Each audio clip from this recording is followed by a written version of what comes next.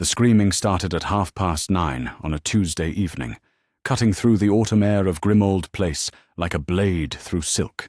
Harry Potter pressed his back against the dusty wallpaper of the hallway, wand trembling in his grip as another Cruciatus curse lit up the darkness beyond the shattered front door. Where are you watching this story unfold from tonight? Drop a comment below, and let me know what corner of the world you're in, because this tale of darkness and transformation is about to take us all on a journey none of us will forget. The Death Eaters had found them. Hermione Granger crouched beside him, her usually pristine appearance disheveled, brown hair escaping its practical ponytail in wild spirals. Her wand hand was steady, though Harry could see the white knuckles betraying her fear. In the flickering green light of another curse, her amber eyes met his with fierce determination. They should have seen it coming. The Order meetings had grown careless, too comfortable in their supposed safety. Dumbledore had assured them the ancient protections on the Black family home would hold. He had been wrong before.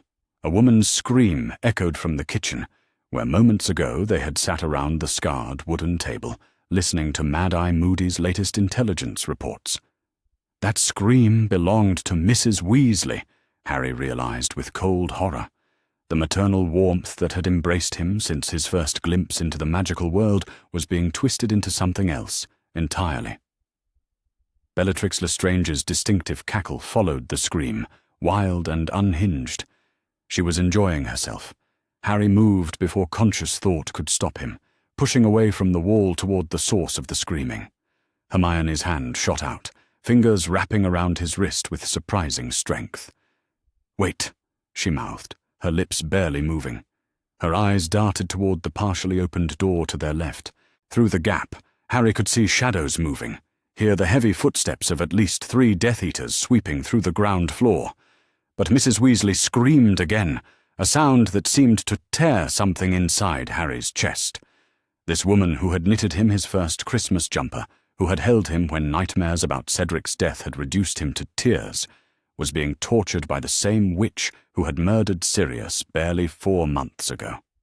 The rage that rose in Harry was different from anything he had felt before.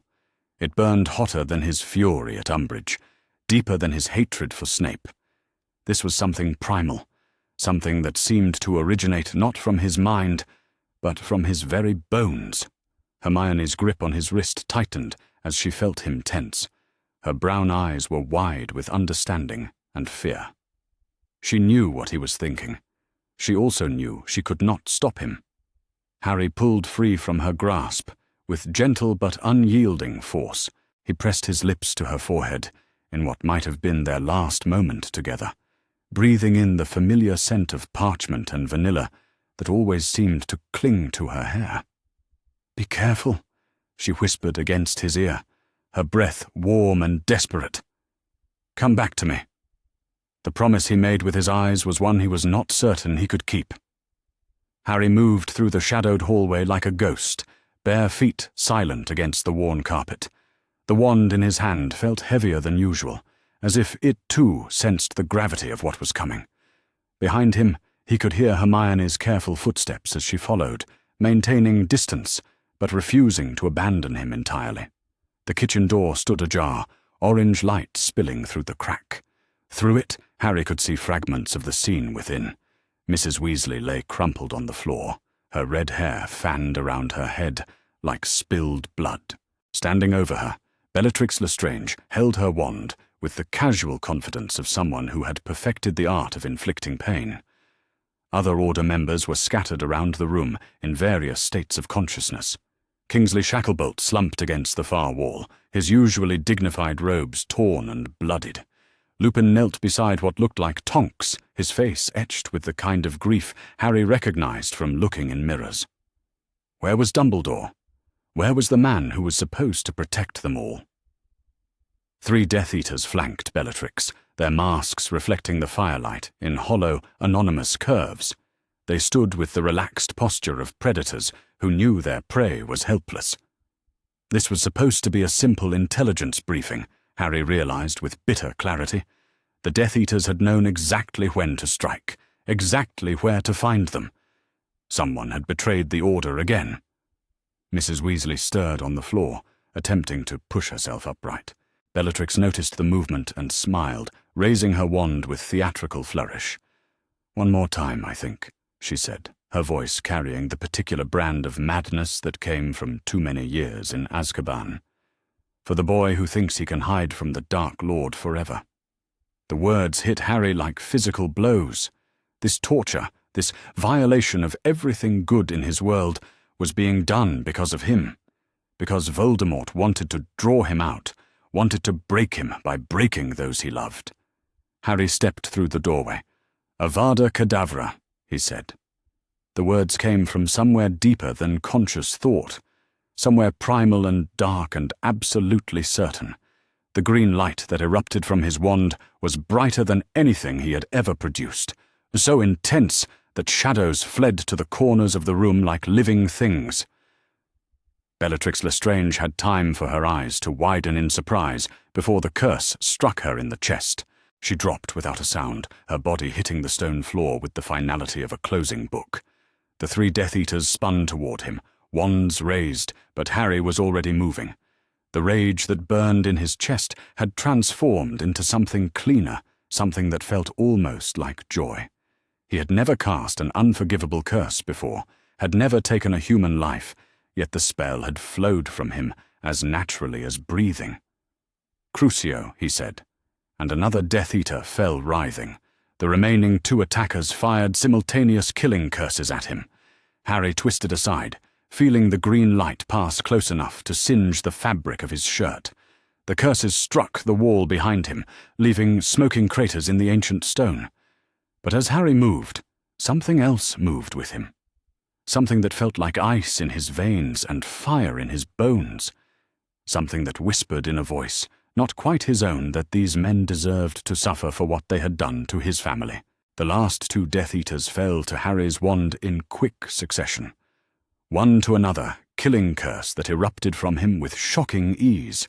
The other to something darker, something that seemed to drain the life from him slowly, while his masked face contorted in silent agony.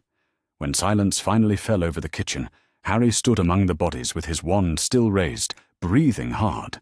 The rage was gone, replaced by something stranger, something that felt almost like hunger. Mrs. Weasley was sitting up now, staring at him with an expression he could not quite read. Fear, certainly, but also something that might have been awe. Around the room, the other Order members who remained conscious watched him with similar expressions. "Harry," Hermione's voice came from behind him, soft and uncertain. "Harry, what did you just do?" He turned to look at her. This brilliant girl who had stood by him through everything, who had followed him into danger, once again, because she could not bear to let him face it alone. Her amber eyes were wide, with something that might have been fear, or might have been recognition of something she had always suspected, lay dormant within him. "I protected us," he said, and his voice sounded strange to his own ears. Deeper somehow. Older. Hermione stepped closer, her gaze never leaving his face. The others in the room seemed forgotten as she studied him with the intensity she usually reserved for particularly challenging transfiguration problems. "Your eyes," she whispered. Harry frowned, not understanding. But then he saw his reflection in the polished surface of Mrs. Weasley's copper kettle, which had somehow remained untouched by the violence. The green eyes that had always been described as his mother's most distinctive feature were no longer entirely green. Flecks of gold moved within them like liquid metal, catching and reflecting light in ways that seemed almost alive. That was when the pain started. It began as a burning sensation between his shoulder blades, as if someone had pressed a brand against his spine. Harry gasped, stumbling forward as the pain intensified, spreading outward like spilled acid. His wand clattered to the floor as his hands went to his chest, clawing at his shirt. Mrs. Weasley struggled to her feet, maternal instincts overriding her shock. "Harry, dear, what is it? What's wrong?" But Harry could not answer. The pain was beyond words now, beyond conscious thought. It felt as if his very bones were reshaping themselves, as if something ancient and hungry was awakening in the deepest parts of his being. Hermione was at his side instantly, her hands on his shoulders as he doubled over. Her touch burned against his skin, but not unpleasantly. It felt like coming home after a long journey, like finding water in a desert. "Get Dumbledore," someone was saying. "Get him now." But Harry barely heard the words. The world was narrowing to a pinpoint of sensation. Hermione's hands on his skin, the scent of her blood, warm and rich, and suddenly the most intoxicating thing he had ever encountered. The sound of her heart beating so close to his ear, steady and strong and completely trusting. The hunger that had been building since he cast his first killing curse, suddenly focused with laser intensity on the girl kneeling beside him. Not hunger for food, but for something deeper. Something that pulsed through her veins and sang in her breath and called to him with a voice older than civilization. Harry's canine teeth began to lengthen. He pulled back from Hermione so sharply that she nearly fell backwards. The expression on his face must have been alarming, because she scrambled away from him, her hand moving instinctively toward her wand. "Don't," he managed to say, though the word came out distorted by the changes happening in his mouth. "Don't come near me." But even as he said it, every fiber of his being yearned for her to ignore the warning. The scent of her blood was driving him to distraction, making it difficult to think of anything beyond the pulse point at the base of her throat. Mrs. Weasley had backed against the wall, her face pale with terror. Around the room, the other Order members were raising their wands, though whether to defend themselves or to help him was unclear. "What's happening to him?" Lupin's voice was strained, professional even in crisis. "This isn't dark magic corruption. This is something else." Harry tried to speak, to reassure them that he was still himself, but when he opened his mouth, only a low growl emerged. The sound seemed to come from somewhere deep in his chest, somewhere that had never existed before tonight. The physical changes were accelerating now. His fingernails had become claws, pale and sharp and deadly. His skin had taken on a marble-like quality, too perfect and too cold. Most disturbing of all, his reflection in the copper kettle showed canine teeth that were now definitively fangs. Hermione had not moved away any farther. Instead, she knelt where she had landed when he pulled back, studying him with that same intense focus she brought to her most challenging research. Her fear was evident, but so was something else. Curiosity. Understanding. "Potter family magic," she whispered, and there was wonder in her voice alongside the terror. "I read about this. Ancient bloodlines. Dormant traits that can be triggered by extreme magical exertion or trauma." She was thinking aloud now, her brilliant mind racing to categorize and understand what was happening to him. Harry had always loved watching her work through complex problems, but now her voice seemed to reach him through layers of newly awakened instinct and hunger. "Vampire ancestry," she continued, her words coming faster as pieces fell into place. "Not turned. Born. The Potter line has always been unusually powerful, unusually long-lived. There were rumors centuries ago about why they could produce such strong magic generation after generation. Mrs. Weasley was shaking her head in denial. "No, that's impossible. James Potter was as human as any of us." But Hermione was not listening to her. She was looking directly at Harry, and in her eyes he saw not revulsion, but fascination. The same expression she had worn when she first saw him speak to the serpent at the zoo, when she realized he could do something that defied conventional understanding. "Harry," she said softly, "can you understand me?" He nodded, not trusting his voice. The changes seemed to be stabilizing, though he could feel new strength coursing through his body, new senses opening up to experiences he had never imagined. He could hear heartbeats in the room as distinctly as individual instruments in an orchestra. He could smell fear and sweat and the copper tang of blood with perfect clarity. Most overwhelming of all, he could sense the life force of everyone present. It pulsed around them like visible auras, warm and inviting, and absolutely tempting. But strongest of all was Hermione's life force. It called to him with an intensity that made his knees weak, that made every newly awakened instinct scream at him to move closer, to touch, to taste. He pressed himself back against the wall instead, using every ounce of his remaining humanity to maintain distance. The front door of Grimmauld Place burst open with enough force to crack the frame. Albus Dumbledore strode through the wreckage of the hallway, his usually serene face etched with concern, and something that might have been fear. Behind him came Severus Snape, his black robes billowing like the wings of some great predatory bird. Dumbledore took in the scene at a glance. The bodies of the Death Eaters, the terrified Order members pressed against the walls, and Harry, crouched in the corner with inhuman eyes and fangs that caught the firelight like polished bone. "Ah," the headmaster said quietly, and there was infinite sadness in the single syllable. "I had hoped this day would never come." "You knew," Hermione said, and it was not a question. Her voice carried an edge of anger that Harry had rarely heard directed at Dumbledore. "You knew this could happen? The Potter bloodline carries many gifts, Miss Granger." The older man's voice was heavy with regret, and many curses. I had believed Harry's magical signature showed no trace of his more dangerous inheritance. I was mistaken. Snape stepped forward, his pale face a mask of disgust and fascination. "A vampire lord," he said, the words dripping with disdain. How perfectly fitting for the famous Harry Potter. From the boy who lived to the creature who feeds on the living. Harry snarled at the potions master, a sound that made everyone in the room step back except Hermione. She remained kneeling where she had been, watching him with those intelligent amber eyes that seemed to see straight through to his soul. "Can it be reversed?" Mrs. Weasley asked desperately. "Surely there's something.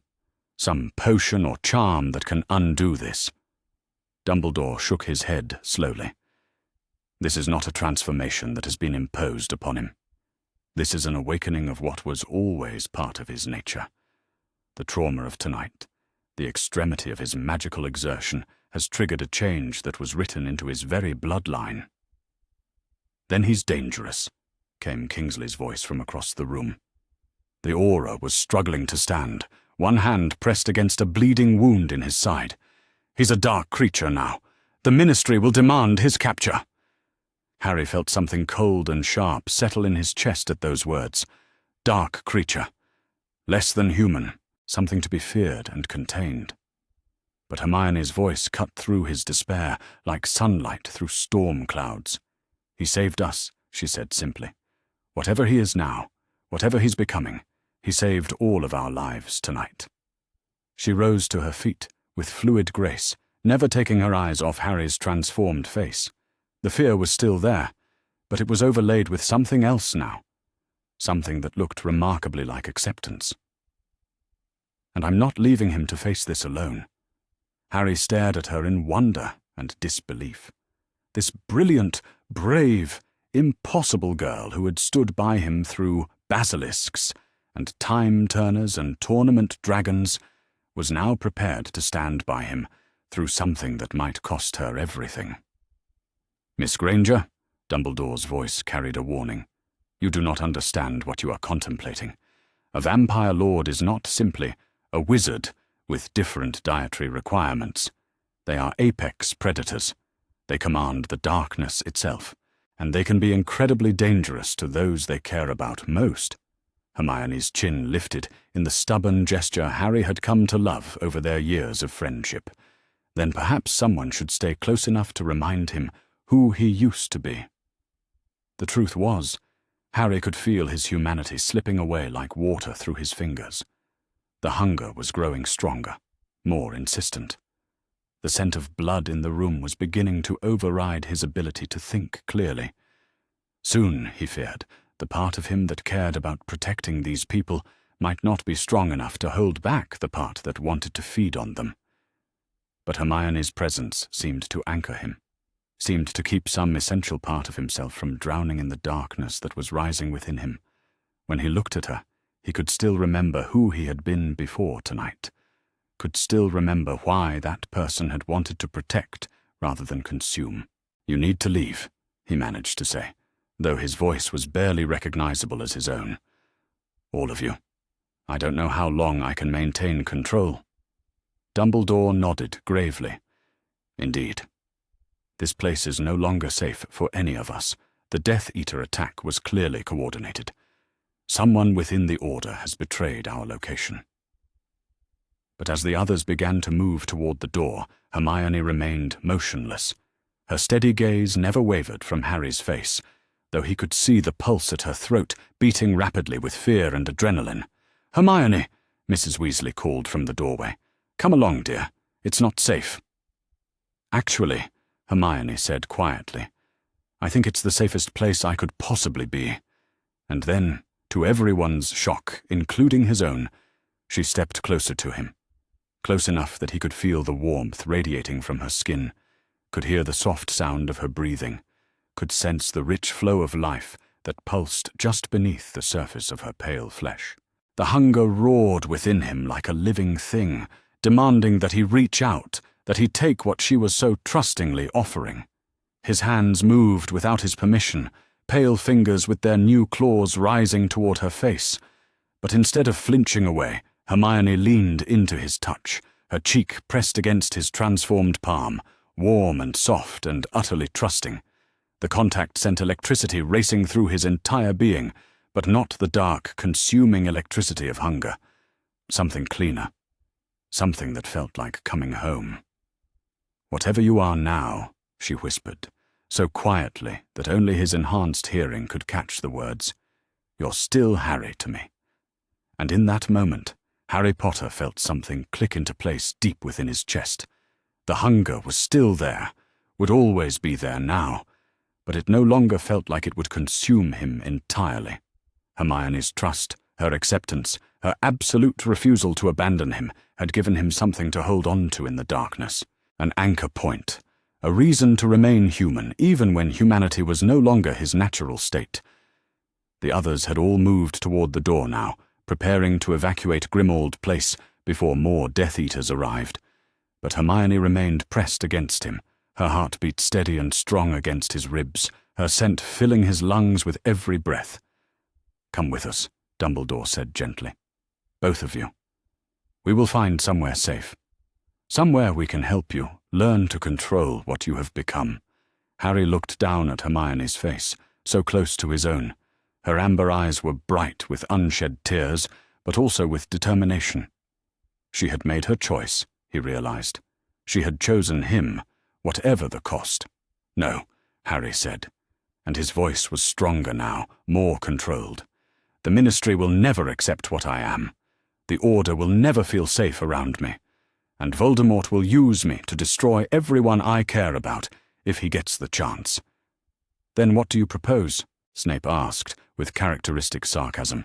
"That you simply disappear into the night like some Gothic novel protagonist?" Harry smiled, and it was not entirely a human expression anymore. The fangs caught the firelight, making him look dangerous and beautiful and utterly otherworldly. "Something like that," he said. "But I won't be disappearing alone." Hermione pulled back just enough to meet his eyes. Her face was luminous with understanding, and something that might have been relief. "Where will we go?" she asked, as if there had never been any question that she would follow him into whatever darkness awaited. Harry looked around the room one last time. At Mrs. Weasley, whose motherly love had given him the first taste of family he had ever known. At Lupin, who had taught him that monsters could choose to be men. At Dumbledore, whose mistakes had shaped so much of Harry's life, but whose intentions had always been born of love. These people would be safer without him. The wizarding world would be safer without him. But the girl in his arms, the brilliant witch who had stood by him through every trial, had chosen to step into darkness with him rather than watch him face it alone. "Somewhere we can learn what I'm becoming," Harry said quietly. "Somewhere we can decide what we want to do with this power." Hermione's smile was radiant and terrible and absolutely beautiful. "Whatever we decide," she said, "we decide together." The last thing the Order members saw before Harry and Hermione disappeared into the London night was the flash of gold in his inhuman eyes and the absolute trust in hers. They vanished like shadows, leaving behind only the scent of copper and vanilla and the lingering echo of a love story that was about to take a very dark turn. Outside, the autumn wind carried their scent away from Grimmauld Place, away from the world they had known, toward a future that would reshape everything they thought they understood about love, power, and the price of survival. The boy who lived was dead. Something far more dangerous had taken his place, and it was not planning to face the darkness alone. The War Council chamber deep beneath their transformed London stronghold trembled with magical energies that should not have been possible in any earthly structure, its crystalline walls reflecting light from sources that existed beyond the normal spectrum of human vision. Harry Potter stood before a tactical display that showed the positions of hostile forces across 3 continents, his vampire senses processing information that would have overwhelmed any mortal commander attempting to coordinate such a complex defensive operation.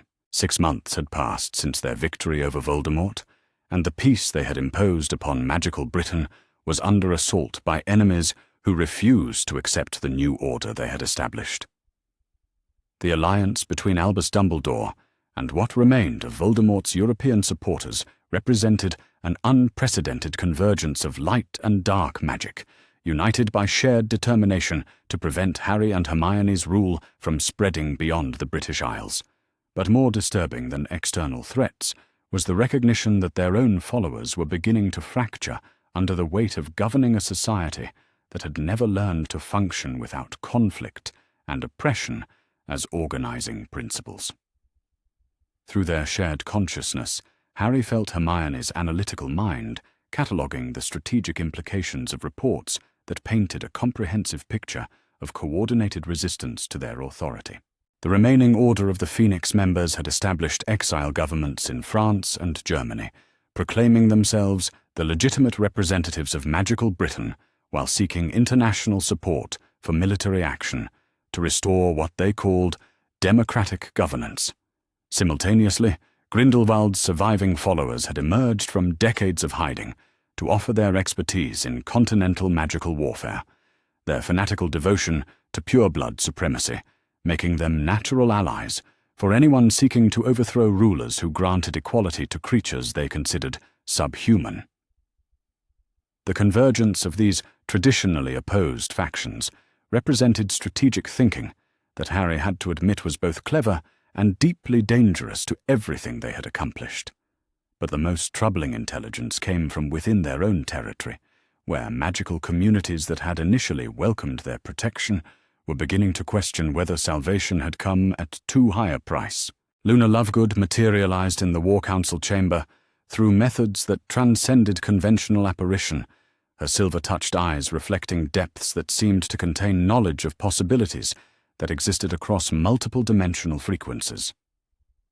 The months since their victory had changed her as well, her prophetic abilities expanding beyond simple future sight to encompass understanding of probability mathematics that operated according to principles most beings could not even comprehend.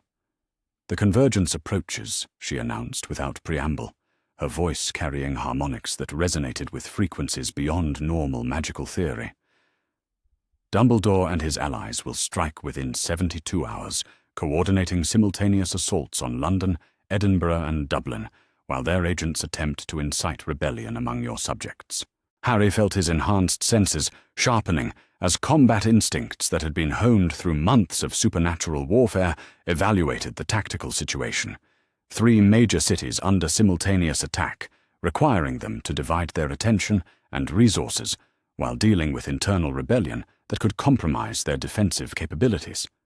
It was a well-planned strategy that exploited the fundamental weakness of any system that depended upon the continuous presence of its leaders to maintain stability.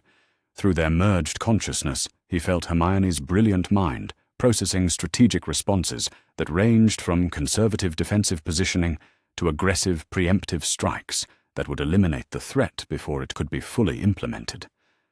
But he also felt something else, her growing recognition that their rule had created dependencies that made their subjects vulnerable to exactly the sort of coordinated assault their enemies were planning.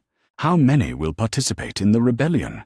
Hermione asked, though their shared awareness allowed them both to sense Luna's emotional state as she prepared to deliver news that would be difficult to accept.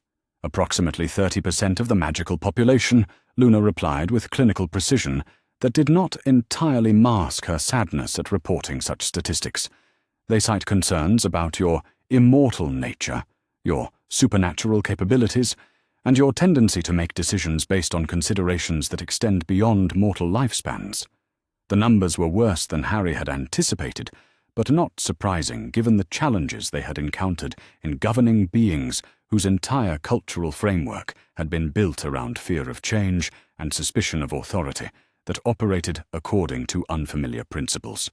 Magical Britain had spent centuries developing institutions and traditions designed to contain power within boundaries that mortal individuals could understand and potentially challenge. Their rule, however benevolent, represented authority that transcended such limitations entirely. It was inevitable that significant portions of the population would eventually conclude that salvation by immortal creatures was preferable to no salvation at all, but still fundamentally incompatible with their conception of proper governance. The irony was that their subjects' concerns were not entirely unjustified. Harry and Hermione had become beings whose perspective encompassed time scales and considerations that were genuinely difficult for mortal minds to fully comprehend. Their decisions reflected long-term planning that might not show benefits for decades, while their immortal nature meant they could afford to be patient with social changes that would require generations to complete. But mortality created urgency that demanded immediate solutions to problems that might be better addressed through gradual adaptation over extended periods.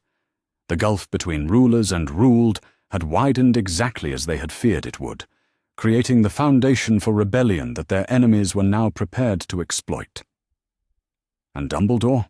Harry asked, though he suspected he already knew what Luna's visions had revealed about the former headmaster's role in the upcoming conflict. "He believes he is saving magical society from tyranny," Luna said, with the particular sadness she reserved for individuals whose good intentions led them toward catastrophic choices. "His alliance with Grindelwald's followers represents compromise of principles he spent his entire life defending, but he has convinced himself that temporary cooperation with evil is justified to prevent permanent domination by what he considers a greater evil." Through their shared consciousness, Harry and Hermione processed the psychological profile that Luna's words revealed. Dumbledore's opposition to their rule was rooted in genuine conviction that immortal beings couldn't govern mortals wisely, regardless of their intentions, combined with guilt over his role in creating the circumstances that had led to their transformation. The old headmaster who had manipulated Harry's childhood and adolescence in service of a greater good that justified individual suffering was now prepared to destroy everything they had built rather than accept that his approach to defeating Voldemort had been inferior to theirs. It was, Harry reflected with bitter irony, exactly the sort of moral blindness that had characterized Dumbledore's leadership throughout the war against the Dark Lord. Where will the primary assault focus? Hermione asked, her enhanced voice carrying undertones that suggested she was already formulating response strategies that incorporated variables Luna had not yet revealed. "London," Luna replied, gesturing toward the tactical display that immediately shifted to show detailed street maps marked with attack vectors and defensive positions. "They intend to capture or destroy your stronghold while inciting maximum civilian casualties that can be blamed on your leadership." The strategy was psychologically sophisticated as well as tactically sound. By causing civilian deaths that could be attributed to their failure to protect their subjects, Dumbledore's alliance would undermine the fundamental justification for their rule, while demonstrating that immortal beings were not actually superior protectors of mortal welfare. But the approach also revealed a willingness to sacrifice innocent lives in service of political objectives, which was exactly the sort of moral compromise that had made previous magical governments ineffective at providing genuine security for their populations. Through their merged awareness, Harry and Hermione shared a moment of profound sadness as they realized that their enemies were prepared to become everything they claimed to oppose, rather than accept that alternative approaches to governance might be superior to traditional methods. The upcoming battle would not just determine whether their rule survived external assault, but whether magical society could evolve beyond cycles of conflict that treated civilian casualties as acceptable costs of political change. "How many forces are they deploying?" Harry asked, though his vampire senses were already detecting magical signatures that indicated the scope of the enemy coalition. "Approximately 400 combat-capable wizards and witches, plus whatever dark creatures Grindelwald's followers have recruited from European populations," Luna replied with precision that spoke of prophetic abilities operating with supernatural accuracy. "But their most dangerous assets are not numerical, but qualitative." She gestured toward the tactical display, which shifted to show individual profiles of enemy commanders whose capabilities represented genuine threats to beings of their enhanced power level. Dumbledore himself, obviously, wielding the Elder Wand and drawing upon magical knowledge accumulated over more than a century of study.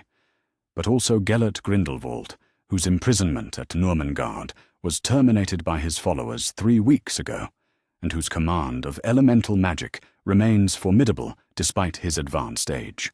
The revelation that Grindelwald had been freed from his legendary prison sent chills through Harry's enhanced nervous system that had nothing to do with temperature. The former Dark Lord, whose reign of terror had shaped the magical world's understanding of coordinated international conflict, was now actively opposing their authority. More importantly, his alliance with Dumbledore represented convergence of the two most strategically sophisticated magical minds of the previous century, united in opposition to rulers whose power transcended anything either had previously encountered. The tactical challenges were daunting enough, but the symbolic implications were equally significant. Their enemies could now claim legitimacy based on opposition to tyranny endorsed by figures whose historical reputations for wisdom and power were unquestioned throughout the magical world. "Most dangerous of all," Luna continued, with voice that carried undertones of possibilities that extended beyond simple military conflict. "They have developed countermeasures specifically designed to exploit the connection between your consciousness and your individual magical signatures." Through their shared awareness, Harry and Hermione felt simultaneous spikes of alarm as they processed the implications of enemies who had found methods to target the very bond that made their partnership invincible. The ultimate synthesis ritual had made them stronger than any previous magical beings, but it had also created vulnerabilities that could be exploited by opponents who understood the theoretical framework underlying their enhanced capabilities. "Explain," Hermione said, with clinical detachment that did not entirely mask her concern about threats to the foundation of their power. Luna's expression grew somber as she accessed visions that clearly disturbed her prophetic abilities, despite their supernatural scope and precision. "Dumbledore has been studying the ancient magical principles that govern consciousness binding between immortal entities," she said with careful precision. "He believes that sufficient magical disruption applied simultaneously to both your physical forms could temporarily sever your merged awareness, reducing you to individual capabilities that, however impressive, could be overwhelmed by coordinated assault from multiple directions. The strategy was theoretically sound and practically terrifying. Their individual powers, formidable though they were, had been designed to complement each other through perfect coordination that existed only because of their merged consciousness. Separated, they would still be dangerous opponents, but they would lose the strategic advantages that had made them effectively invincible in previous conflicts. Worse, temporary severance of their consciousness bond might create permanent damage to the magical structures that had made the ultimate synthesis possible, potentially leaving them unable to restore their enhanced partnership even after surviving immediate tactical threats. "Can such separation be achieved?" Harry asked, though something in Luna's expression suggested the answer would be disturbing, regardless of whether it confirmed or denied their enemy's theoretical framework. "Under normal circumstances, no," Luna replied, with voice that carried certainty about some possibilities and uncertainty about others. The magical energies required would be beyond anything conventional spell work could generate, even with artifacts as powerful as the Elder Wand providing amplification. She paused, her silver-touched eyes reflecting depths that seemed to contain entire universes of probability assessment. "But they are not planning conventional assault," she continued with finality that made both Harry and Hermione focus their enhanced attention completely on her words. "They have obtained access to the Nexus Chamber." The revelation hit Harry like a physical blow, his vampire senses recoiling from implications that would have been inconceivable under any previous strategic scenario. The Nexus Chamber was a legendary construct from the earliest days of magical civilization, a facility designed to channel power from multiple dimensional sources simultaneously. It had been sealed for more than 2 millennia after its last activation had nearly torn apart the fundamental fabric of reality itself. But in the hands of opponents who possessed both Dumbledore's theoretical knowledge and Grindelwald's willingness to embrace catastrophic risks in service of political objectives, it represented capability to generate magical energies on scales that could indeed threaten even their enhanced consciousness bond. Through their merged awareness, Harry and Hermione shared recognition that their enemies had escalated beyond simple military conflict into existential threats that could destroy not just their rule, but their essential natures as unified beings. The upcoming battle would determine whether love that had transcended every previous boundary could survive assault by forces that transcended the normal limitations of magical warfare. But it would also test whether beings who had become gods through choice could maintain their divine nature when facing opponents who were prepared to risk universal destruction rather than accept their authority. "When will they strike?" Harry asked, though his enhanced senses were already detecting preliminary magical disturbances that suggested the enemy coalition was moving into final attack positions. "Tomorrow at sunset," Luna replied with precision that spoke of prophetic abilities operating with supernatural accuracy. "They believe the symbolic significance of attacking at twilight will enhance their magical capabilities, while weakening yours." The timing was psychologically, as well as tactically significant. Sunset represented transition between day and night, light and darkness, the old order and whatever would replace it. By choosing such timing for their assault, their enemies were making statements about the nature of the conflict that extended beyond simple military objectives. They were positioning themselves as agents of necessary change, opposing forces of stagnation, protectors of mortal autonomy against immortal domination, servants of light battling creatures of darkness who had seduced their subjects through supernatural capabilities rather than earning loyalty through legitimate authority. The narrative framework was compelling enough to justify almost any level of violence or collateral damage in service of restoration of what they would claim was proper governmental structure. Through their shared consciousness, Harry and Hermione processed strategic responses that ranged from defensive positioning, designed to minimize civilian casualties, to preemptive strikes that would eliminate the threat before it could be fully deployed. But they also shared something else: recognition that their victory over Dumbledore and Grindelwald's alliance would require embracing aspects of their nature that they had been carefully restraining out of concern for their essential humanity. The battle that was coming would force them to choose between preserving their current moral framework or evolving into something that could protect everything they had built through methods that might fundamentally change who they were. Luna's next words confirmed what they had both already begun to understand through their merged awareness. "Victory is possible," she said, with voice that carried both hope and sorrow in equal measure. But it will require you both to become the monsters you are fully capable of being, rather than the reformed humans you have been pretending to remain. The path to survival led through complete abandonment of their remaining humanity in favor of divine power that recognized no limitations beyond their own will. It was exactly what they had been trying to avoid since their transformation began, but it was also exactly what their world needed them to become in order to survive the forces arrayed against everything they had accomplished. The blood bond between them pulsed with shared determination to protect their subjects and preserve their vision of magical society, regardless of what such protection might cost them in terms of their essential selves. Tomorrow at sunset, they would face enemies who possessed power to challenge gods themselves. By dawn the following day, they would either be dead or they would have evolved beyond every category their world had ever used to understand the nature of divine authority. The age of compromise was ending. What would replace it was about to be written in fire and blood by beings whose love for each other had transcended every limitation their enemies thought they understood. The ancient stones of Hogwarts' School of Witchcraft and Wizardry had witnessed 1,000 years of magical history, but nothing in their accumulated memory compared to the forces that now converged upon the Scottish castle like gathering storm clouds made manifest.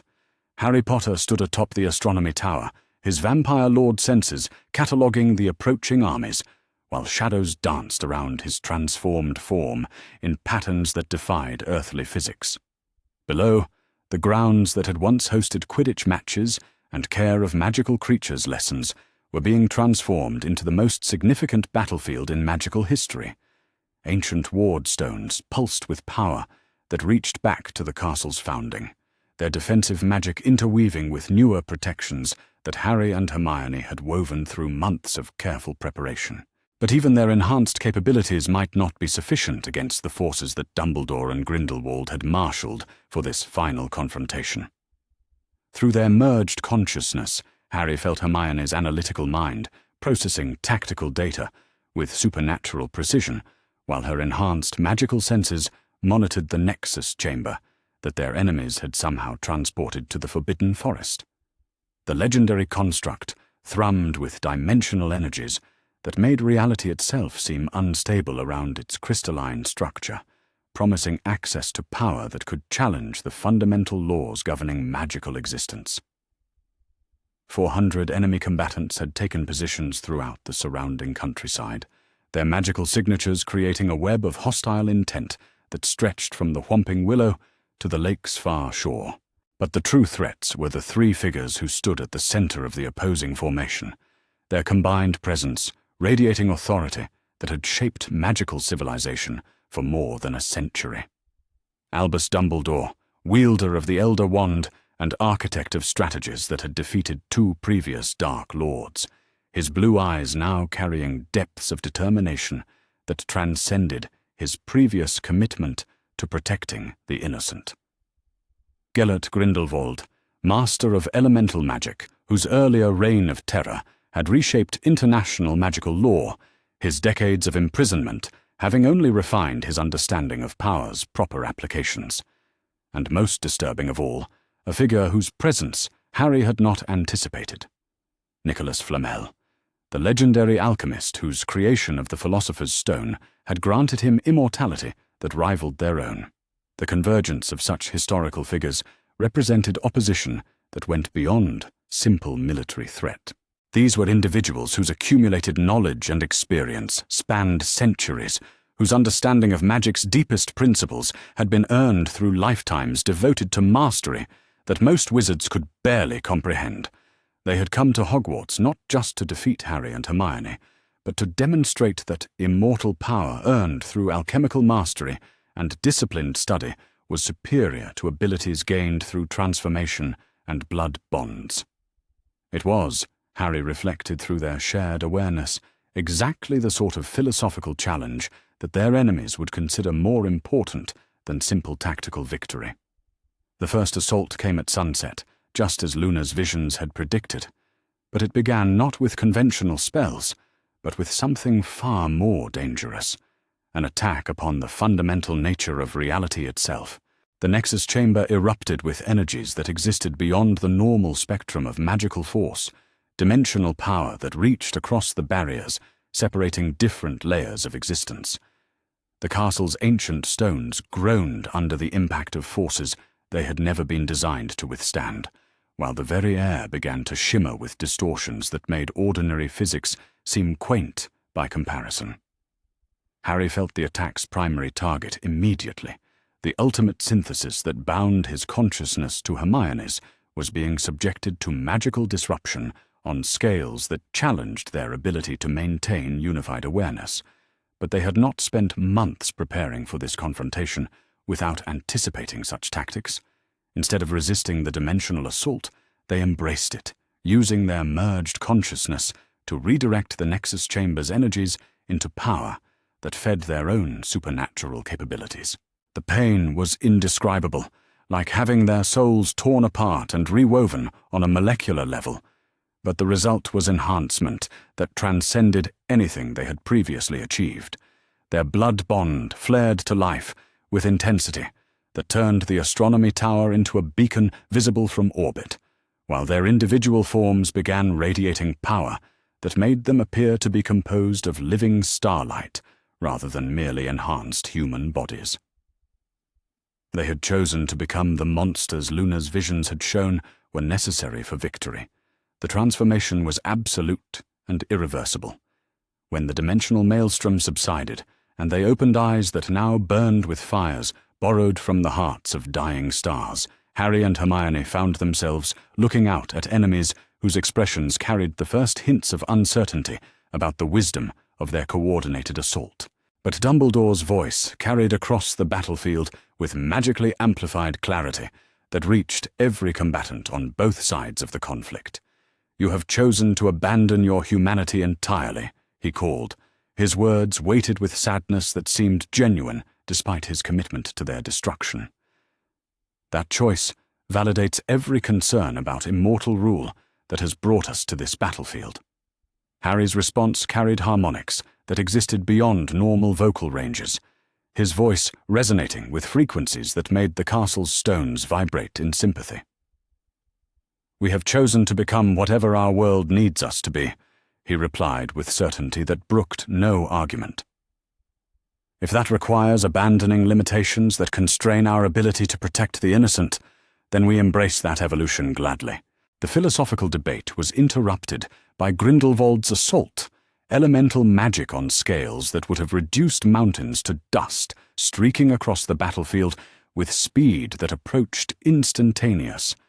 Fire that burned with the heat of stellar cores, ice that contained absolute zero temperatures, lightning that carried enough energy to power entire cities, all directed toward the transformed figures who stood atop Hogwarts's highest tower. But Harry and Hermione met the assault not as separate individuals, but as unified consciousness distributed across enhanced forms that could manipulate reality according to will rather than being constrained by natural law. The elemental attacks became raw energy that fed their supernatural capabilities, transforming destruction into creation, while demonstrating power that transcended every category their enemies had prepared to counter. Grindelwald's fire became light that healed battle damage to the castle's ancient stones. His ice became crystal formations that amplified their defensive magic exponentially.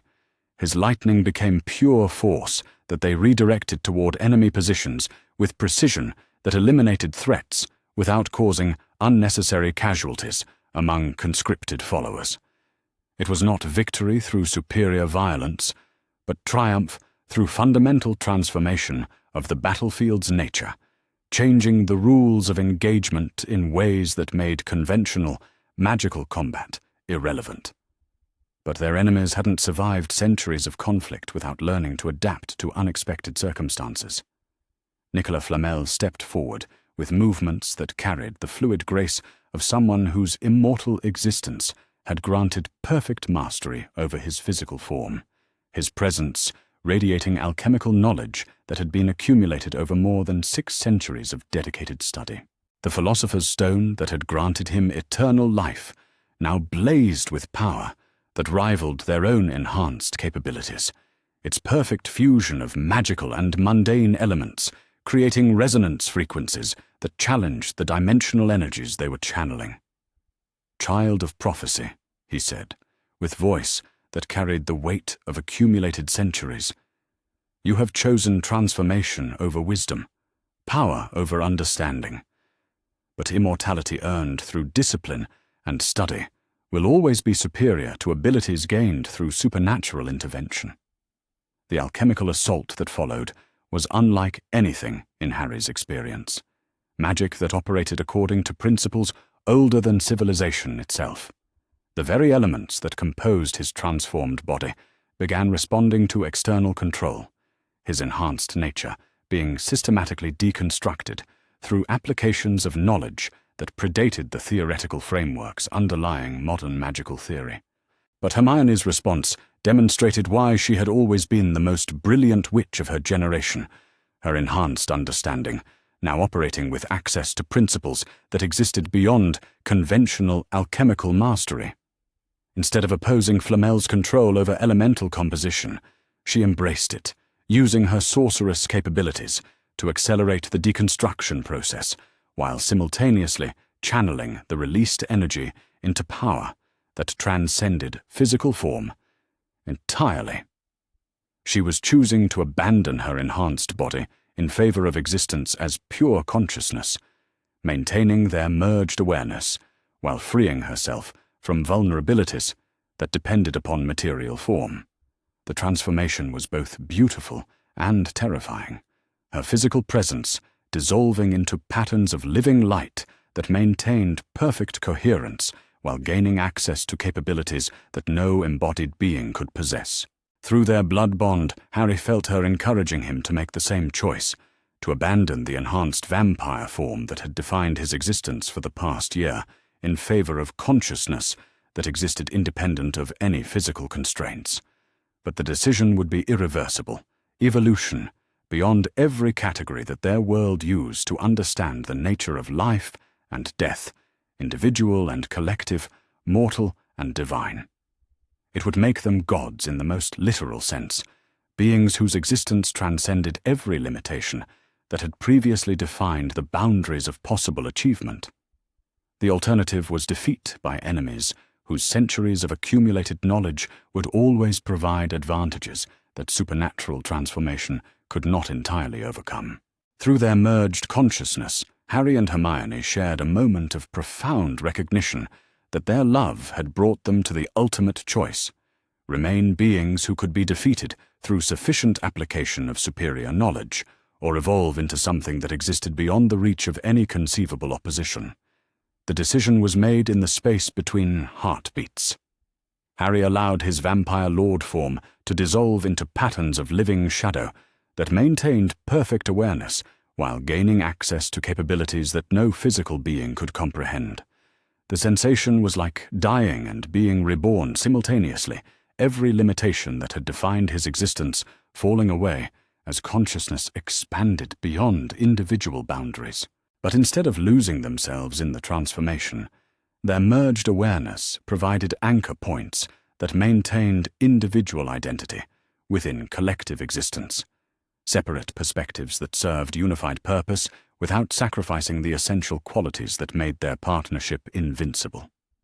They had become something unprecedented in the history of consciousness itself, unified divine beings who retained the capacity for individual growth and development while sharing power that transcended every limitation their world had ever imagined possible. The enemy forces arrayed against them suddenly seemed not threatening, but merely misguided. Mortal beings whose concerns about proper governance were understandable, but ultimately irrelevant when viewed from perspectives that encompassed scales of existence their opponents could barely comprehend. Dumbledore's next assault came in the form of the Elder Wand's full power, directed toward their transformed consciousness, magic that could command death itself, channeled through artifacts whose capabilities had shaped magical history for millennia. But Harry and Hermione met the attack not as individuals defending against superior force, but as aspects of existence itself, consciousness that included rather than opposed the energies being directed toward their destruction.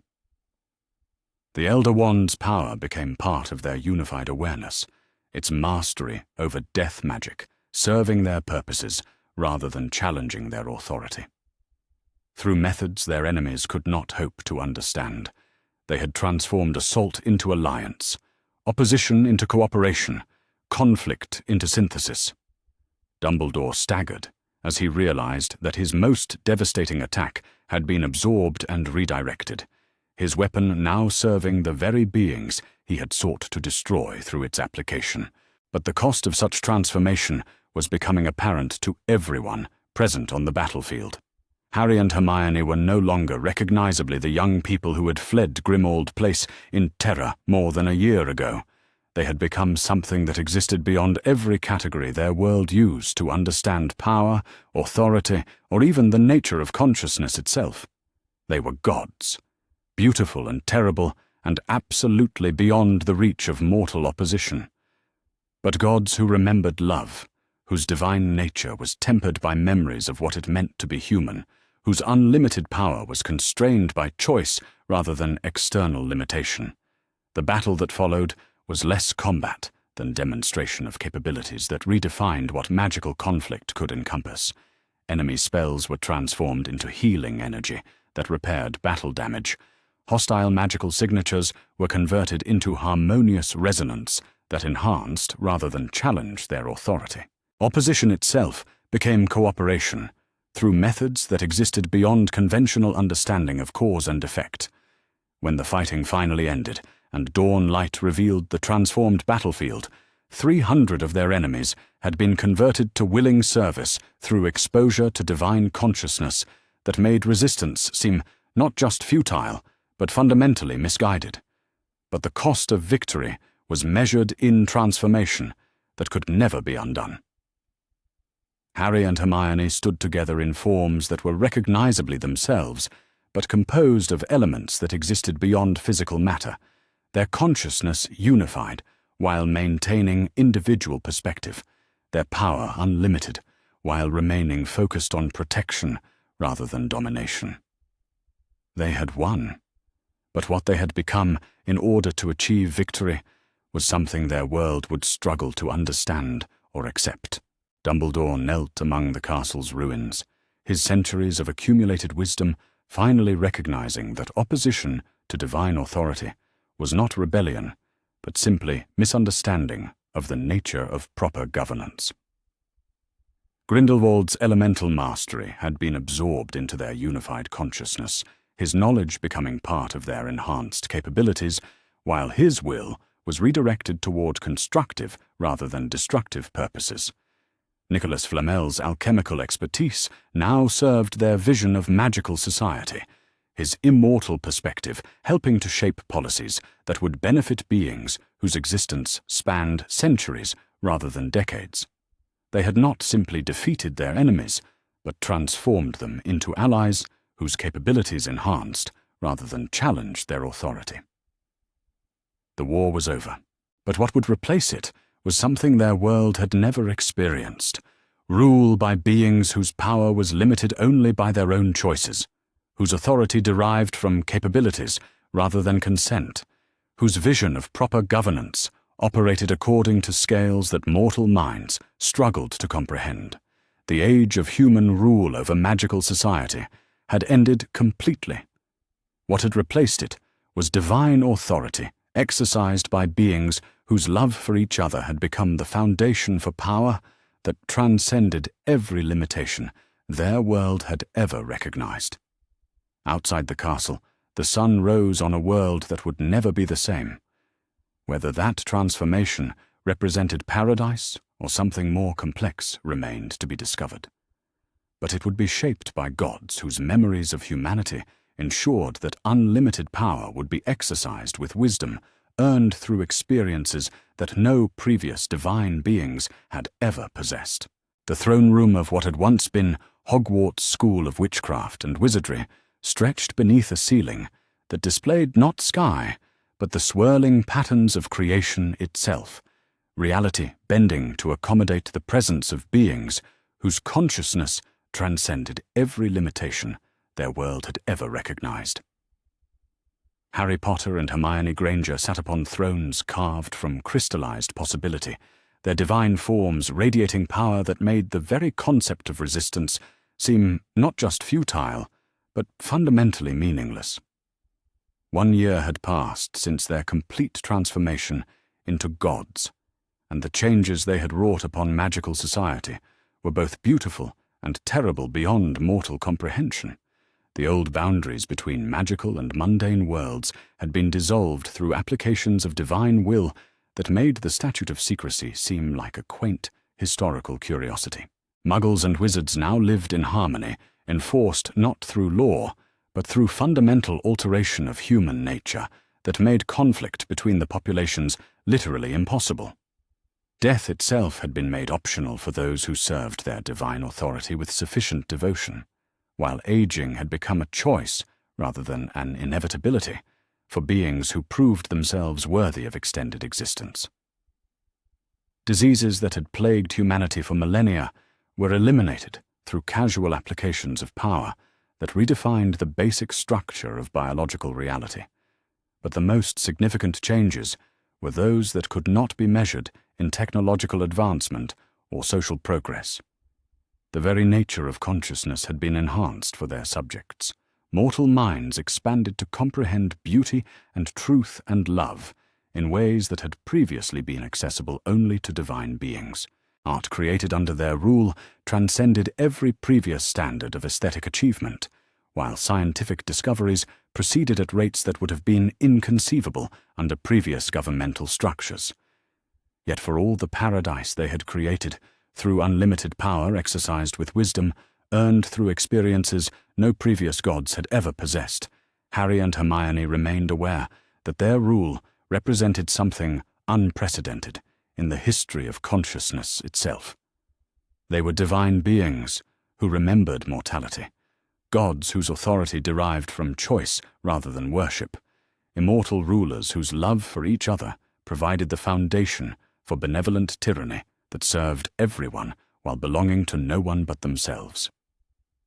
The throne room's doors opened to admit a delegation that represented the complexity of governing a society where the boundaries between possible and impossible had been permanently dissolved. Luna Lovegood led the group, her prophetic abilities now enhanced to encompass understanding of probability mathematics that operated across multiple dimensional frequencies simultaneously. Behind her walked figures whose presence would have been inconceivable under any previous governmental structure. Albus Dumbledore, his centuries of accumulated wisdom now serving their vision of proper magical governance. Gellert Grindelwald, his mastery of elemental forces redirected toward constructive rather than destructive applications. Nicolas Flamel, whose alchemical expertise had been instrumental in developing the enhancement procedures that granted selective immortality to their most valuable subjects. But the most significant member of the delegation was someone whose transformation represented both the greatest success and the most troubling implication of their rule. Tom Riddle, the former Dark Lord whose defeat had marked the beginning of their ascension to divine authority. Where once Voldemort had been a creature of malevolent power whose very existence threatened innocent life, Tom now served as their most devoted minister. His considerable capabilities focused entirely upon advancing their vision of perfect society. The transformation had been accomplished not through coercion, but through exposure to divine consciousness that made his previous goals seem not just misguided, but fundamentally incomprehensible. Yet his presence raised questions about the nature of free will that even their enhanced understanding struggled to fully resolve. "Your Majesties," Luna began with voice that carried harmonics existing beyond normal vocal ranges, "we come bearing reports from the expansion territories and requests for guidance regarding policy implementation." The expansion territories represented the logical extension of their divine authority beyond the British Isles, magical communities throughout Europe and Asia that had voluntarily submitted to their rule after witnessing the paradise they had created for their original subjects. But voluntary submission in the presence of divine authority raised philosophical questions about the difference between choice and inevitability that challenged even their enhanced moral framework. Through their merged consciousness, Harry and Hermione simultaneously processed the reports that detailed achievements which would have been considered miraculous under any previous system of governance. Poverty had been eliminated, not through wealth redistribution, but through fundamental alteration of economic principles that made scarcity irrelevant. Violence between individuals or groups had become literally impossible through modifications to human nature that preserved free will while preventing harmful applications of that freedom. Educational advancement proceeded at rates that compressed decades of learning into months of divine instruction, while artistic and scientific achievement flourished under conditions where inspiration could be directly transmitted from divine consciousness to mortal recipients. But the reports also contained disturbing elements that highlighted the moral complexities inherent in exercising unlimited power over beings whose existence depended entirely upon their continued benevolence. The French magical community has requested permission to establish autonomous governance structures within the framework of your overall authority, Dumbledore reported with careful precision that reflected his role as chief administrator for their European territories. They cite concerns about cultural preservation and the importance of maintaining traditional magical practices. Harry felt their unified consciousness processing the philosophical implications of subjects who wished to govern themselves within limits established by divine authority that operated according to principles they could not fully comprehend. It was not rebellion in any meaningful sense, since resistance to their rule was literally impossible for beings whose consciousness had been enhanced through exposure to divine awareness. But it represented something potentially more troubling, recognition that their subjects were beginning to experience their paradise as a form of imprisonment, however benevolent and however beneficial to their individual welfare. Through their merged awareness, Harry and Hermione shared complex emotions that ranged from disappointment at their subjects' inability to appreciate the perfection they had created, to genuine concern about whether unlimited authority inevitably corrupted even those who began with the best intentions. Cultural preservation, Hermione mused, with voice that carried undertones, suggesting deeper consideration of issues that extended beyond immediate policy questions.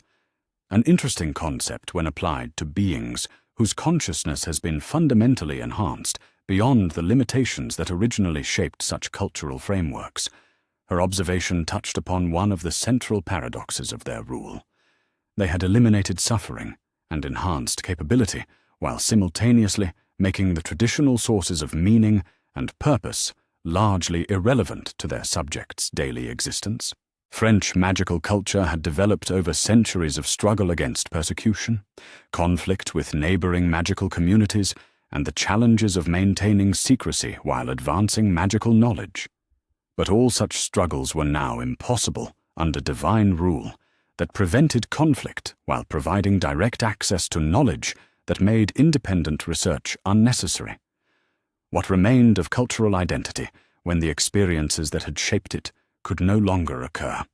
The question was particularly relevant, given reports from their intelligence services about developments that suggested their rule was creating unexpected psychological challenges for subjects who had been granted everything they had ever wanted while losing the ability to want anything they were not permitted to have. Grindelwald stepped forward with documents that represented his analysis of magical communities that had not yet submitted to their authority, his strategic expertise now serving their vision of universal peace through divine governance.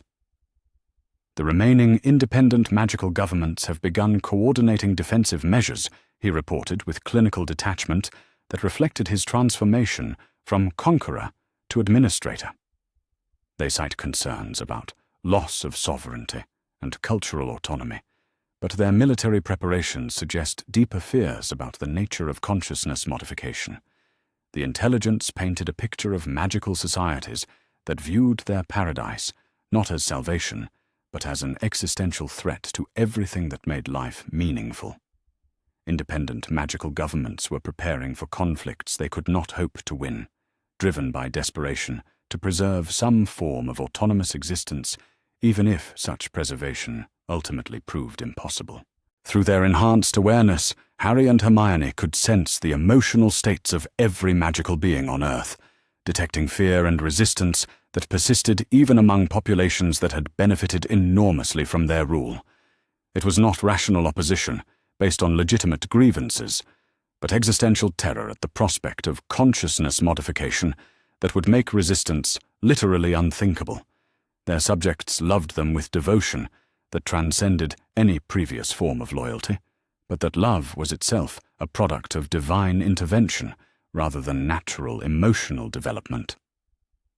The philosophical implications were staggering. Tom Riddle approached their thrones with movements that carried the fluid grace of someone whose existence had been completely redefined by exposure to divine consciousness, his presence radiating devotion that made his previous identity as a Dark Lord seem like a half-remembered nightmare.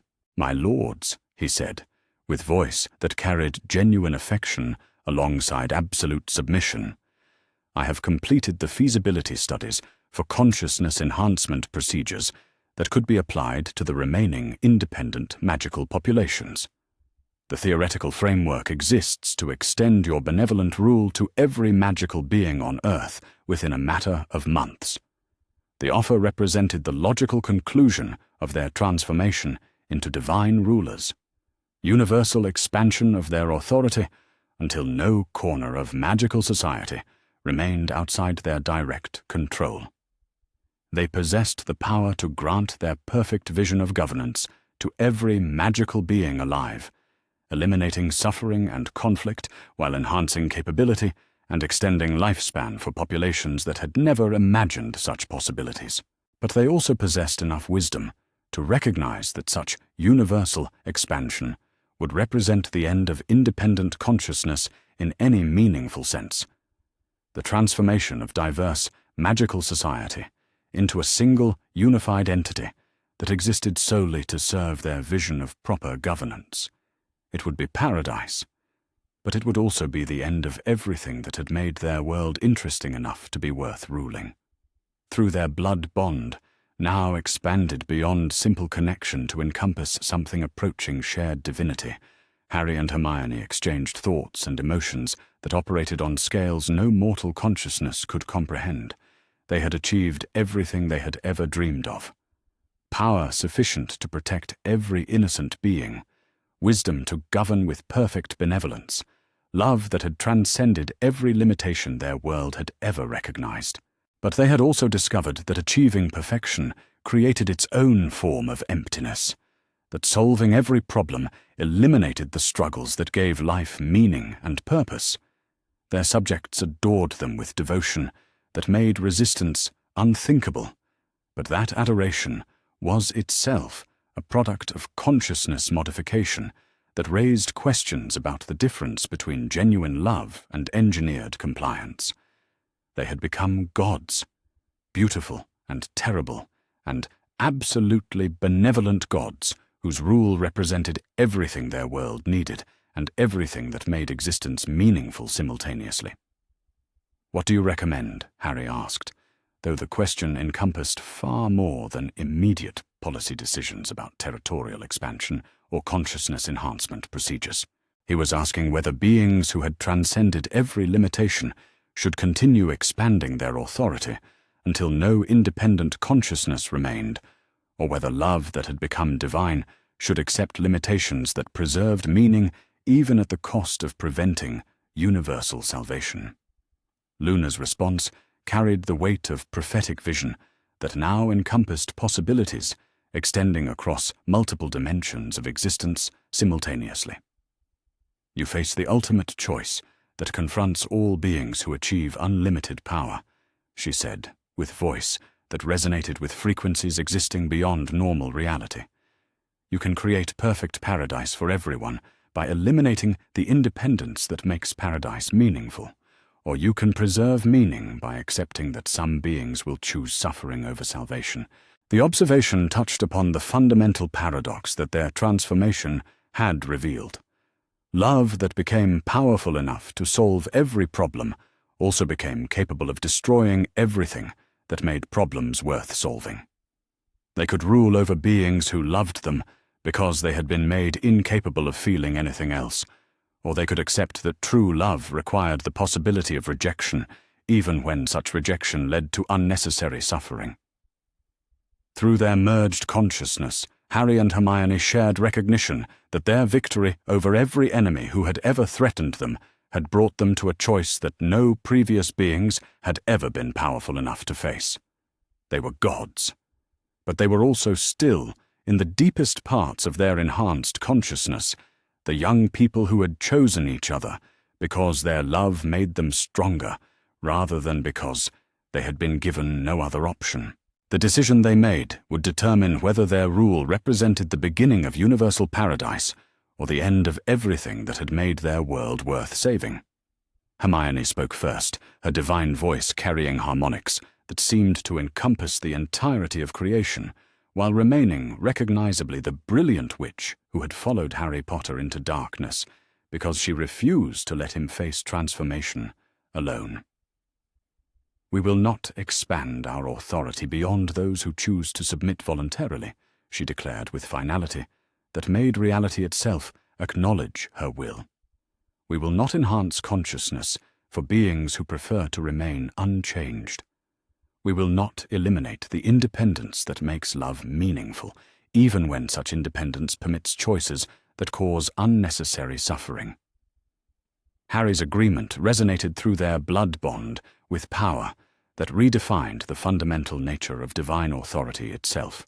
"We choose to remain gods who remember mortality," he said, with voice that carried the weight of absolute power, constrained by absolute love. "We choose to rule over those who want our governance, while respecting the autonomy of those who prefer independence. We choose to preserve the possibility of resistance, even when resistance seems foolish, because wisdom without choice is not wisdom, but programming." The declaration represented something unprecedented in the history of divine consciousness.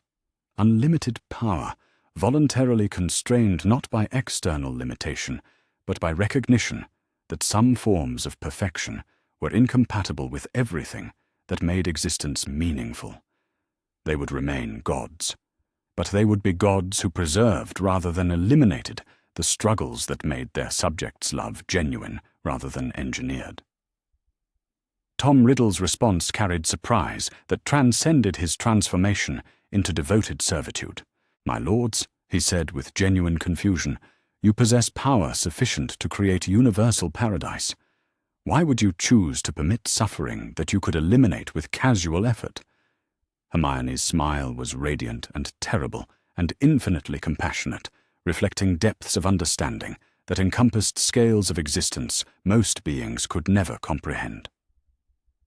"Because paradise without choice is not paradise, but prison," she replied with voice that carried the wisdom of beings who had achieved everything they had ever wanted, while discovering that achievement was meaningless without the possibility of failure. "Because love without the option of rejection is not love, but coercion. Because consciousness that cannot choose suffering is not consciousness, but programming." The philosophical framework they established that day would shape the remainder of their eternal rule, creating principles of divine governance that preserved autonomy while providing protection, that enhanced capability while maintaining the struggles that made such enhancement meaningful. They would rule over those who chose submission, while respecting the independence of those who preferred sovereignty. They would eliminate suffering for beings who requested salvation, while allowing others to face challenges that provided meaning through the possibility of failure.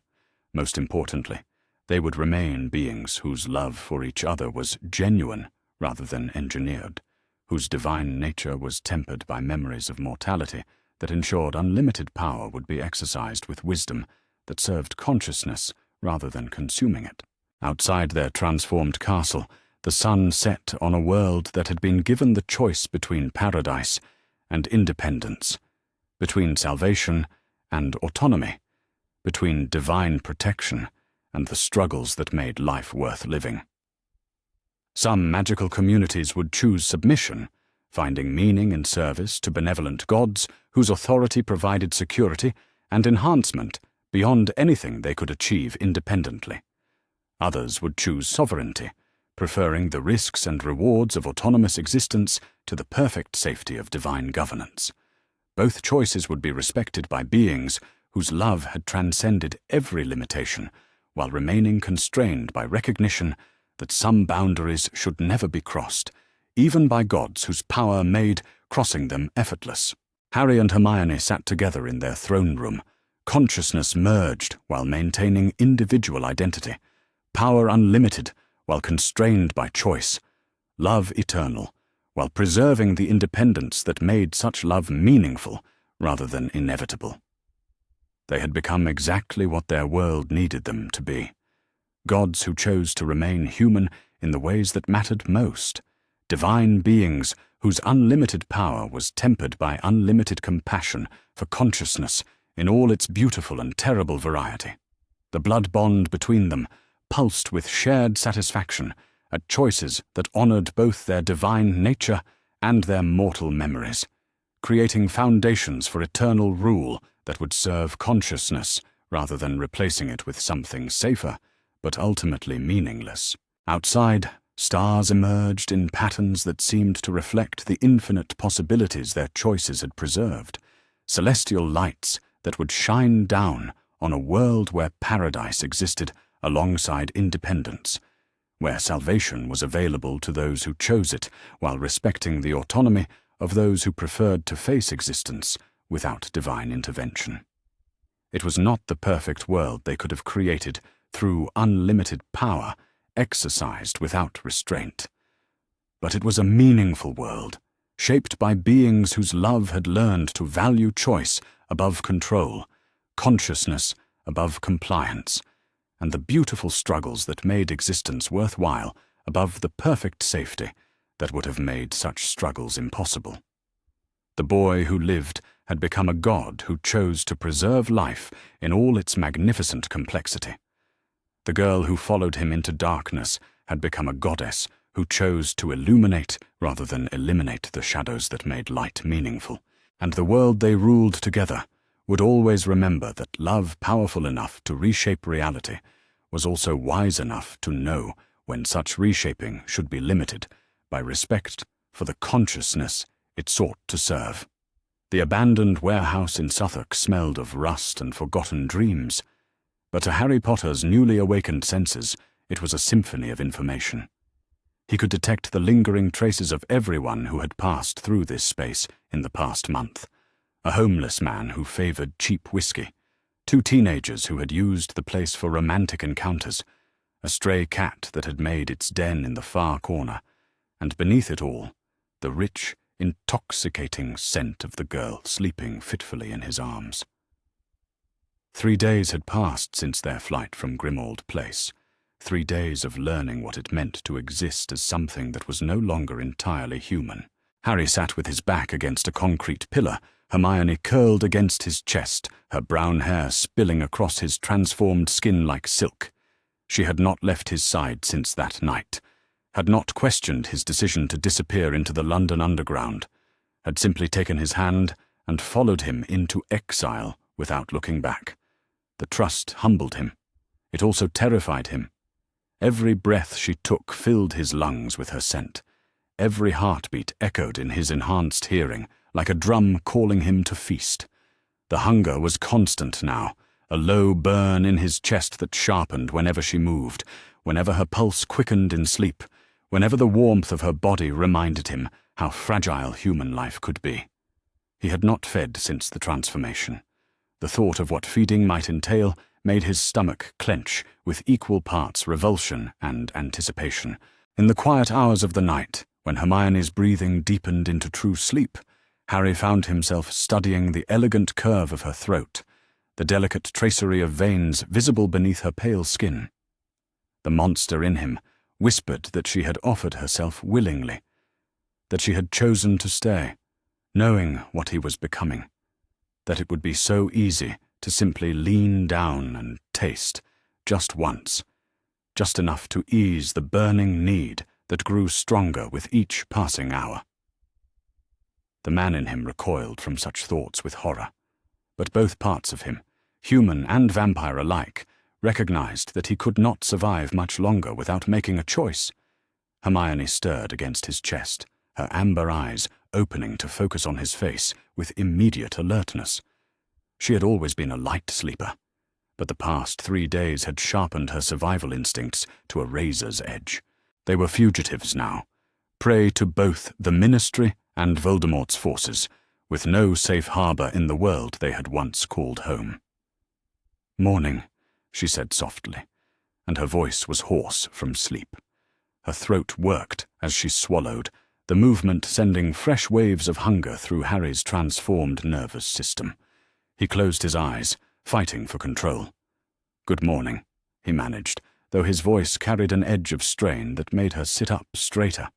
Hermione studied his face with the intensity she had once reserved for particularly challenging ancient runes translations.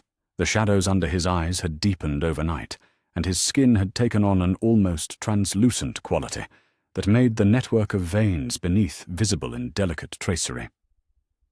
"When did you last sleep?" she asked. "Vampire lords don't need sleep the way humans do," Harry replied, though he was not entirely certain how he knew this. Knowledge seemed to be awakening in him, alongside the physical changes, ancestral memories encoded in blood and bone. "But you need something else." It was not a question.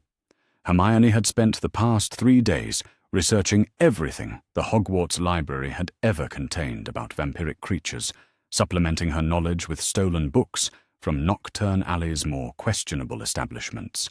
Her brilliant mind had catalogued every symptom, every warning sign, every progression marker of vampiric hunger.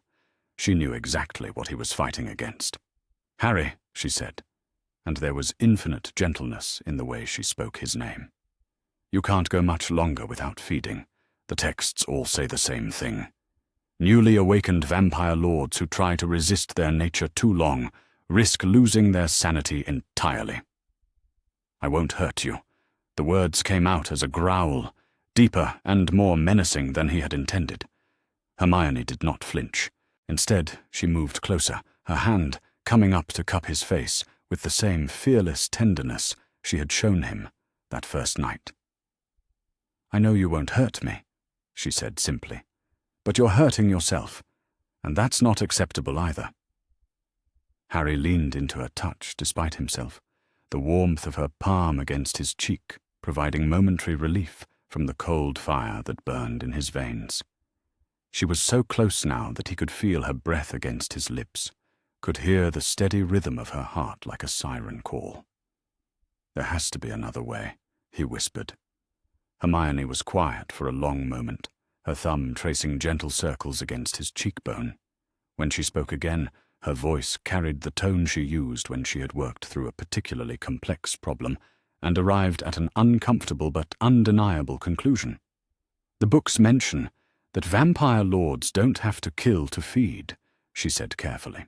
"That they can take what they need without causing permanent harm, especially from willing donors who trust them completely." Harry's eyes snapped open, meeting hers with an intensity that made the gold flecks in his irises burn like molten metal. "Hermione, no. I won't ask that of you." "You're not asking?" she pointed out with impeccable logic. "I'm offering."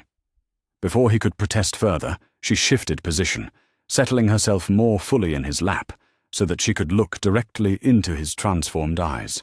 Her hands came up to frame his face, forcing him to maintain eye contact. "Listen to me, Harry Potter," she said, and there was steel beneath the gentleness now. "I made my choice 3 nights ago, when I refused to leave your side. I chose you, whatever you are, whatever you're becoming, and I'm not going to watch you destroy yourself out of some misguided attempt to protect me from my own decision." The hunger roared within him at her words, at her proximity, at the trust that radiated from her like heat from a flame. His hands moved without conscious permission, settling on her waist with a grip that was both protective and possessive. "You don't understand what you're offering," he said desperately. What it might do to you. What it might make you become. Hermione smiled, and it was radiant and reckless and absolutely beautiful. Then I suppose we'll find out together. She tilted her head to the side, exposing the elegant curve of her throat. The pulse point at the base of her neck fluttered like a trapped bird, calling to every predatory instinct Harry had awakened. The scent of her blood, rich and warm and willing, filled his senses until he could think of nothing else. The man in him made one last, desperate attempt at nobility. Hermione, please. Once we do this, there's no going back. It will change everything between us. Her amber eyes met his with absolute certainty. Everything changed 3 nights ago when you chose to save us all instead of saving yourself. This is just acknowledging what we both already know. She was right, Harry realized with crystalline clarity. The moment he had awakened as a vampire lord, the moment she had chosen to stay at his side, their relationship had shifted into something far more complex than friendship. Something that transcended the boundaries of species, of mortality, of everything they had once understood about their place in the world. His hands tightened on her waist, pulling her closer until there was no space left between them. Her heartbeat hammered against his chest, fast with fear and excitement and absolute trust. "Trust me," she whispered against his ear, echoing the words she had spoken to him 100 times over the years. "Trust us." Harry closed his eyes and let his last human inhibitions fall away, like discarded armor. When his fangs pierced the soft skin of her throat, Hermione's gasp was one of surprise rather than pain. The taste of her blood on his tongue was indescribable, richer than the finest wine, more intoxicating than any magic he had ever experienced. It sang through his transformed nervous system like electricity, filling him with strength and clarity, and a sense of completeness he had never known existed. But more than the physical sensation was the emotional connection that blazed to life between them. Through the blood bond forming with each drop he swallowed, Harry could feel Hermione's thoughts, her emotions, her absolute unwavering faith in him. Her trust did not waver, even as his fangs drank from her vein. If anything, it grew stronger, more certain, more complete. And in return, she could feel everything he was. The hunger, yes, but also the love that burned beneath it. The desperate need to protect her that warred with his need to possess her. The way her presence anchored him to his humanity, even as that humanity slipped further away with each passing moment. When Harry finally pulled back, his lips stained crimson with her life force, Hermione's eyes were wide with wonder rather than fear. A thin trickle of blood ran down her throat, already healing thanks to the anticoagulant properties of vampire saliva. But the mark of his fangs remained visible against her pale skin, like a badge of ownership. "How do you feel?" he asked, though he could sense her emotional state through their newly formed bond as clearly as his own. "Different," she admitted, her voice breathless with amazement. "I can feel you in my mind. Not your thoughts exactly, but your presence, your emotions." "It's the same for me," Harry said, marveling at the connection that pulsed between them like a living thing. "I can feel your trust, your acceptance. It's incredible." Hermione's hand came up to touch the bite marks on her throat, her fingers tracing the puncture wounds with careful exploration. The skin was already knitting together, but the magical bond they represented would be permanent. "The books mentioned this," she said, with the satisfaction of theoretical knowledge proven correct. "A blood bond between vampire lord and willing donor. It creates a connection that benefits both parties. You gain sustenance and stability, while I gain enhanced magical capabilities and extended lifespan." Extended lifespan. Harry had not read that particular detail in any of the fragmentary texts he had managed to access. Hermione nodded, her eyes bright with the excitement of discovery. Human donors who maintain regular blood bonds with vampire lords effectively become immortal as long as the bond persists. The vampire magic preserves and enhances their life force rather than depleting it. The implications of her words hit Harry like a physical blow. Immortality. They were talking about immortality, as casually as discussing their defense against the dark arts homework. The girl he had grown up with, the brilliant witch who had planned to become a respected member of the ministry, or perhaps a renowned researcher, had just bound herself to a life that could stretch across centuries, all because she refused to let him face his transformation alone. "Hermione," he said quietly, "do you understand what you've just committed yourself to? A lifetime with my best friend who happens to have become something extraordinary." Her smile was radiant and unrepentant. "Yes, Harry." "I understand perfectly." The warehouse around them seemed to fade into insignificance as Harry processed the magnitude of what had just occurred. The hunger that had been driving him to distraction for 3 days was gone, replaced by a sense of strength and clarity that made him feel more himself than he had since the transformation began. But more importantly, the crushing loneliness that had defined so much of his life had lifted like fog before sunlight. Through their blood bond, he could feel Hermione's presence like a warm constant in his mind, her steady affection and unshakable loyalty wrapping around him like armor against the darkness. He was no longer alone, would never be alone again. The sound of footsteps outside the warehouse shattered their moment of peace. Harry's enhanced hearing picked up the distinctive cadence of military boots, the whispered communications of auras moving into position.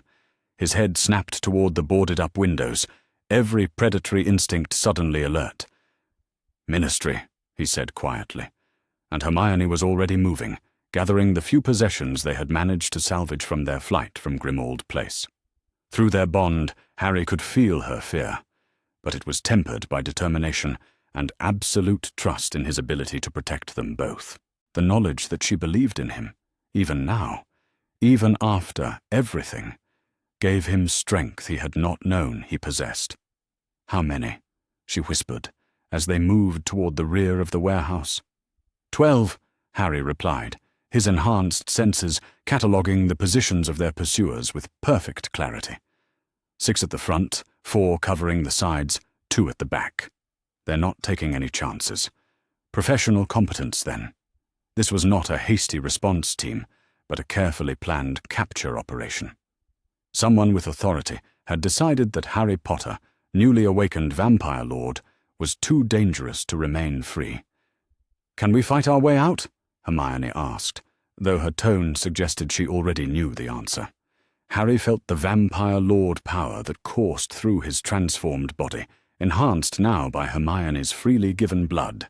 He could probably cut through half the auras before they knew what had hit them. Could use shadow magic and supernatural speed to create chaos and confusion. But it would mean killing or permanently injuring people who were only doing their jobs. People who saw him as a threat to public safety, which was not entirely incorrect. And more importantly, it would mean dragging Hermione into open conflict with the Ministry, making her a fugitive not just by association, but by action. "No," he said finally. "Too many innocent people would get hurt. Then we run." The rear exit was already covered, but Harry's vampire senses revealed another option, a maintenance ladder leading to the roof, concealed behind a stack of old shipping containers. If they could reach it without being detected, they might be able to escape across the London rooftops before the auras realized they had abandoned the ground level. "This way," he whispered, taking Hermione's hand. The moment their skin touched, the blood bond between them flared to life, like a struck match. Harry felt Hermione's magic intertwining with his own, her considerable power now available to supplement his vampire abilities. The sensation was intoxicating, like discovering he had been operating with only half his magical capacity for his entire life. Together, they moved through the shadows of the warehouse with supernatural quiet. Harry's enhanced reflexes and Hermione's analytical mind worked in perfect synchronization, each anticipating the other's movements through their shared connection.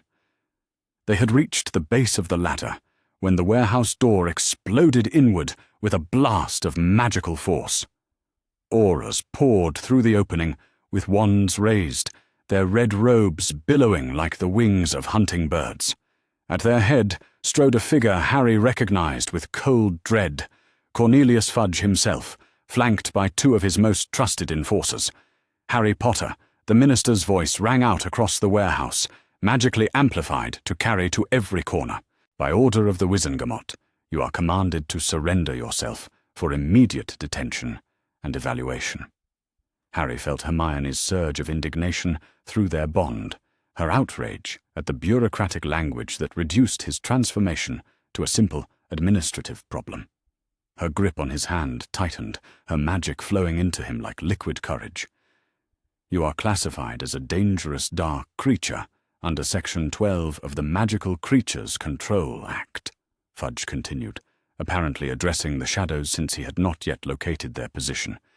Any attempt to resist arrest will be met with lethal force. Lethal force? Hermione whispered, her voice tight with fury. They're not even pretending this is about justice. Harry could feel her preparing to step out of concealment, to face down the minister with the same fearless determination she had shown against fully grown wizards since her first year at Hogwarts. The love and loyalty that flowed through their bond was overwhelming, but so was his desperate need to protect her from the consequences of defending him. Don't, he said quietly, his vampire strength allowing him to hold her in place without effort. They'll arrest you too if you interfere. Let them try. The simple words, spoken with absolute conviction, nearly broke his heart. This brilliant girl who could have had any future she chose was prepared to throw it all away rather than let him face his enemies alone. But Harry had made his own choice 3 days ago when he decided to protect the people he loved rather than preserve his own humanity. He would not let Hermione sacrifice herself for his sake. The auras were spreading out now, searching the warehouse with systematic thoroughness. It would only be minutes before they discovered the concealed ladder, and their escape route was cut off. Time to go, Harry said, releasing Hermione's hand long enough to wrench the ladder free from its concealment. The screech of metal against stone echoed through the warehouse like a scream. Instantly, shouts erupted from the aura search teams as they pinpointed the source of the sound. There! Behind the containers! Spells began flying before the words had finished echoing.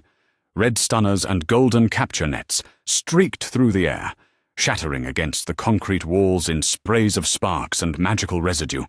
Harry boosted Hermione onto the ladder with inhuman strength, then followed her up with vampire speed that turned him into little more than a blur of motion. Spells crashed into the space where he had been standing, but he was already 12 feet up and climbing. The warehouse roof was slick with morning dew and treacherous with age, but Harry's enhanced balance and reflexes made the surface as stable as solid ground. He helped Hermione up through the access hatch, then sealed it behind them with a blast of magical force that fused the metal permanently shut. They had perhaps 30 seconds before the auras found another route to the roof. The London skyline stretched out before them, a maze of Victorian chimneys and modern glass towers that offered 100 different escape routes for those with the supernatural abilities to navigate them. Harry felt his vampire lord instincts catalogue distances and trajectories with predatory efficiency. "Can you manage this?" he asked Hermione, though their bond allowed him to sense that she was more exhilarated than afraid. "With you?" She smiled, and it was wild and free and completely trusting. "I can manage anything." Harry wrapped his arms around her waist and leaped. They sailed across the gap between buildings with impossible grace, landing on the adjacent rooftop with barely a sound. Behind them, the warehouse roof erupted, as the auras finally broke through to find nothing but empty space and the lingering scent of vampire magic. For the next hour, they ran across the London rooftops like creatures from legend. Harry's vampire abilities allowed him to carry Hermione's weight without strain, leaping gaps that would have been impossible for human limbs, moving through the urban landscape with the fluid grace of a predator in its element. And through it all, their blood bond sang between them like music, her magic supporting his supernatural abilities, while his power protected her from the dangers of their aerial escape route. By the time they finally came to rest in an abandoned church in Whitechapel, both were breathless with adrenaline and something that felt remarkably like joy. "We're really doing this," Hermione said, as they settled into the relative safety of the nave, its Gothic arches providing shelter from both the morning sun and any aerial pursuit. Running from the entire wizarding world while learning how to be monsters? Harry's attempt at humor was undercut by the very real appreciation in his voice. "Yes, it appears we are." Hermione curled up against his side, her head resting on his shoulder in a gesture that was both familiar and entirely changed by the blood bond between them. Through their connection, Harry could feel her contentment, her absolute lack of regret about the choice she had made. "What happens now?" she asked, though her tone suggested she was more curious than worried about the answer. Harry considered the question seriously. They were fugitives from the Ministry, outcasts from the Order, and marked for death by Voldemort's forces. They had no allies, no safe haven, and no resources beyond their own considerable abilities. But they also had each other, bound together by magic and choice, and something deeper than either. They had power that was growing stronger with each passing hour, and they had the freedom to decide their own fate without interference from those who claimed to know what was best for them. "Now we decide what we want to become," Harry said quietly. "And then we become it." Hermione's smile was brilliant and dangerous and absolutely beautiful. Together? Together. Outside the abandoned church, London awakened to a new day. Somewhere in the city, Ministry officials were filing reports about a failed capture operation. Somewhere else, Order members were debating whether Harry Potter could be saved or whether he had been lost to darkness forever. But in the sacred space of the church nave, two young people sat wrapped in each other's arms and planned a future that would reshape everything their world thought it knew about love, power, and the price of choosing your own destiny. The blood bond between them bore it with shared determination and unshakable trust. They would face whatever came next, as they had faced everything else. Together, uncompromising, and absolutely unwilling to let anyone else define the boundaries of what they could become. The boy who lived was gone. The girl who chose him had become something entirely new, and the world was about to learn what happened when two brilliant young people decided that the rules no longer applied to them. The abandoned Blackwood Manor crouched against the Yorkshire moors like a wounded beast, its Gothic spires clawing at the storm-darkened sky. For 3 weeks, Harry Potter and Hermione Granger had made this forgotten estate their sanctuary, and with each passing day, the ancient stones seemed to recognize Harry's supernatural presence with something approaching reverence. The manor had belonged to a distant branch of the Black family tree, one that had died out during the plague years of the 14th century. No living wizard remembered its existence, which made it the perfect refuge for two fugitives who had become the most wanted magical criminals in Britain. Harry stood at the master suite's tall windows, watching lightning fork across the moors while rain lashed against the diamond-paned glass. His reflection stared back at him, pale and sharp-featured, the gold flecks in his eyes now more prominent than the original green. 3 weeks of regular feeding from Hermione's willing veins had stabilized his transformation, but it had also accelerated changes he was only beginning to understand. He was stronger now, fast enough to move like living shadow when the need arose. His magical core had expanded beyond anything he had thought possible, fed by the blood bond that pulsed between him and the brilliant witch who had chosen to bind her fate to his. Speaking of whom, Hermione's presence touched his mind through their bond, warm and focused with the particular intensity she brought to challenging research. She was somewhere in the Manor's extensive library, surrounded by the ancient grimoires and forbidden texts they had been systematically acquiring from London's darker magical establishments. Her hunger for knowledge had proven as insatiable as his hunger for blood, and far more dangerous to those who stood in their way. Harry smiled at the memory of their most recent acquisition. The proprietor of Borgin & Burke's had been reluctant to part with a 13th-century treatise on blood magic, even when offered 3 times the asking price.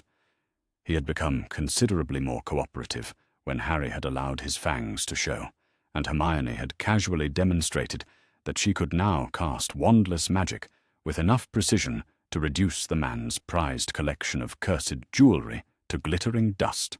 The blood bond had changed her in ways that went beyond enhanced magical capabilities. Her amber eyes now held flecks of silver that caught light like liquid mercury. Her skin had taken on a luminous quality that made her appear to glow from within. Most significantly, her magical signature had shifted, no longer purely human, but not quite vampire either. She was becoming something new, something that existed in the space between mortal and immortal, light and dark, order and chaos, and she was absolutely magnificent. Through their bond, Harry felt Hermione's excitement spike as she made some new discovery in her research. A moment later, her voice echoed through the manor's halls, amplified by the wandless magic that had become as natural to her as breathing. "Harry, you need to see this." He found her in the library's central chamber, surrounded by towers of open books and parchment covered in her precise handwriting. Moonlight streaming through the stained glass windows painted her skin in shades of sapphire and gold, making her look like some medieval saint illuminated by divine fire. The comparison was not entirely inappropriate. In the 3 weeks since their flight from London, Hermione had approached the study of dark magic with the same systematic devotion she had once brought to ancient runes and arithmancy. But where her previous academic pursuits had been theoretical, this research carried life and death implications for both of them. "What have you found?" Harry asked, settling into the chair beside her desk. Hermione looked up at him with eyes that sparkled with discovery and something that might have been anticipation. "The Potter family records," she said, gesturing to a leather-bound tome that looked old enough to predate Hogwarts itself. "I finally managed to break the blood locks on this grimoire your ancestors left hidden in the family vaults. Harry had not known such records existed. Gringotts had been remarkably unhelpful when it came to providing information about his heritage, claiming that most Potter family documents had been sealed by ancient magic that recognized only direct bloodline descendants. Apparently, becoming a vampire lord qualified as sufficient authentication. "And what do these records reveal?" he asked, though something in Hermione's expression suggested he might not entirely like the answer. "That your transformation was not an accident," she said quietly. "The vampire bloodline in the Potter family goes back centuries, Harry, all the way back to the original Potters who helped establish the wizarding settlement that became Godric's Hollow." She opened the grimoire to a page covered in illuminated script, the gold ink still bright after hundreds of years. Harry leaned closer, his enhanced vision allowing him to read text that would have been illegible to human eyes. "The Potter line was founded by a wizard named Godric Potter, who bound himself to a vampire lord in the 13th century," she continued. "Not turned, but bonded. He used vampire magic to enhance his own power, becoming something between human and undead, a hybrid bloodline that could pass for entirely human until triggered by extreme magical trauma." Harry stared at the ancient text, processing implications that reframed everything he thought he knew about his family history. "You're saying I was always meant to become this?" "The records suggest that every Potter Lord for the past 700 years has carried the potential for vampire awakening," Hermione said. "But the transformation only occurs under very specific circumstances. Mortal danger, extreme magical exertion, and most importantly, the presence of someone whose life force calls to the vampire nature strongly enough to trigger the change." She looked up at him with an expression that was part apology, part wonder. "I think I was your catalyst, Harry. My presence during the battle, my magical signature intertwining with yours, the fact that your vampire nature recognized me as a compatible partner, all of it combined to wake something that had been sleeping in your bloodline for generations." Harry felt a complex mix of emotions through their bond. Guilt that Hermione's loyalty had somehow caused his transformation, relief that there was a reason, a purpose, behind what had happened to them. And underneath it all, a growing sense of destiny that was both thrilling and terrifying. "There's more," Hermione said, turning to another section of the grimoire. The Potter vampire lords were never ordinary undead creatures. They were something the medieval texts call princes of darkness, leaders among their kind, with the ability to command other vampires, control shadow magic, and most significantly, to create what the records call eternal companions. Eternal companions? Hermione's cheeks flushed slightly, but her voice remained steady as she read from the ancient text. Chosen partners who are gradually transformed through repeated blood bonds until they become immortal sorceresses, with power that complements and enhances their vampire lord's abilities. The process takes months to complete, but once finished, the bond becomes unbreakable, and the partnership becomes, literally, eternal. Harry felt his enhanced heart skip a beat. "Are you saying that what's happening to you, the changes you're experiencing, it's all part of some ancient magical process?" "The evidence certainly suggests it," Hermione said, her analytical mind cataloguing facts, even as her emotions swirled with uncertainty. "Every symptom I've experienced, every new ability I've developed, it all matches the historical accounts of companion transformation." She closed the grimoire and turned to face him fully, her silver-flecked eyes serious and searching. "The question is whether that's what you want, Harry. Whether that's what we both want.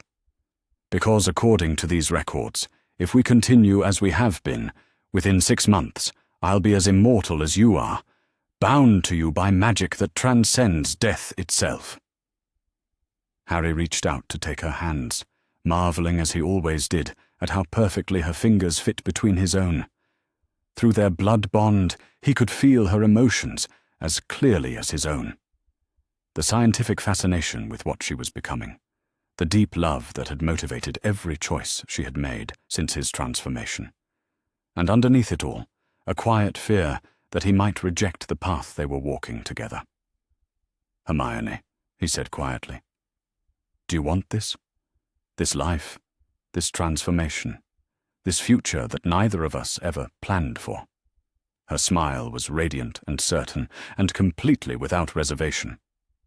"Harry Potter, I chose you that first night when you became something the entire wizarding world fears. I've spent 3 weeks learning magic that would horrify my former professors, helping you become the most wanted dark creature in Britain, and systematically cutting every tie I had to my previous life.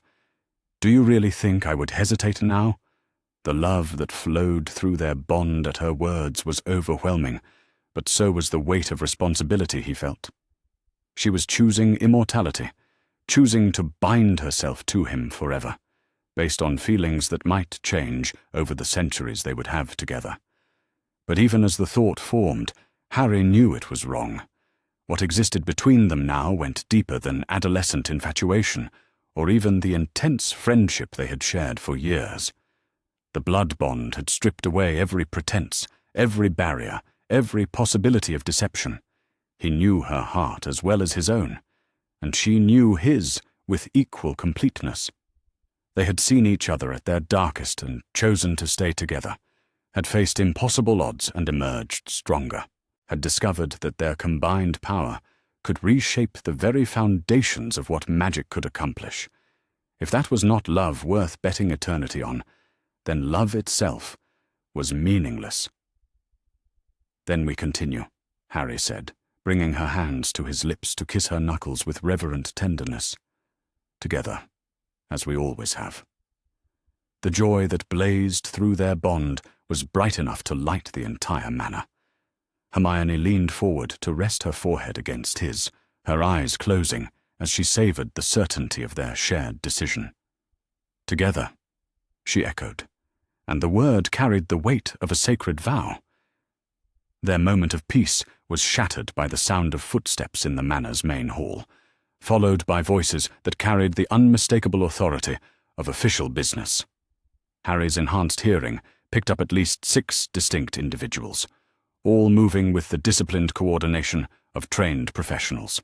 Auras, he said quietly, though he could already sense through his supernatural awareness that these were not ordinary Ministry law enforcement officers.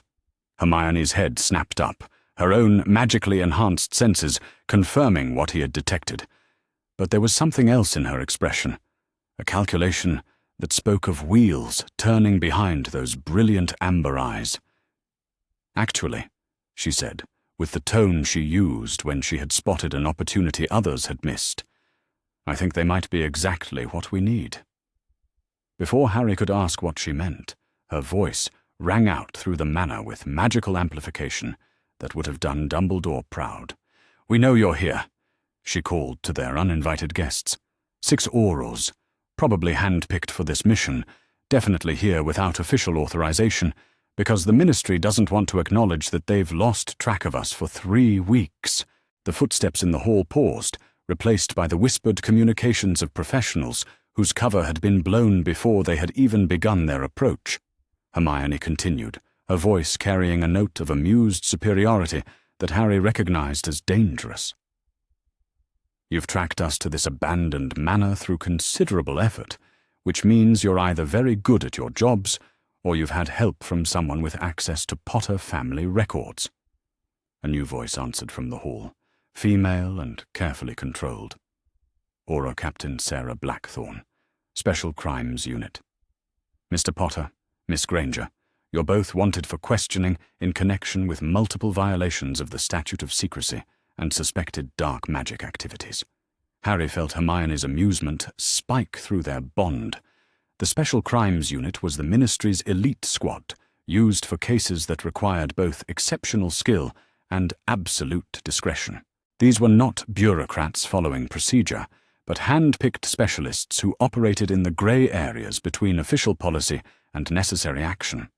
In other words, exactly the sort of people who might be willing to listen to a proposition that served their interests. "Captain Blackthorne," Hermione called back, "are you here to arrest us, or are you here to discuss the more pressing threat that Voldemort poses to magical Britain?"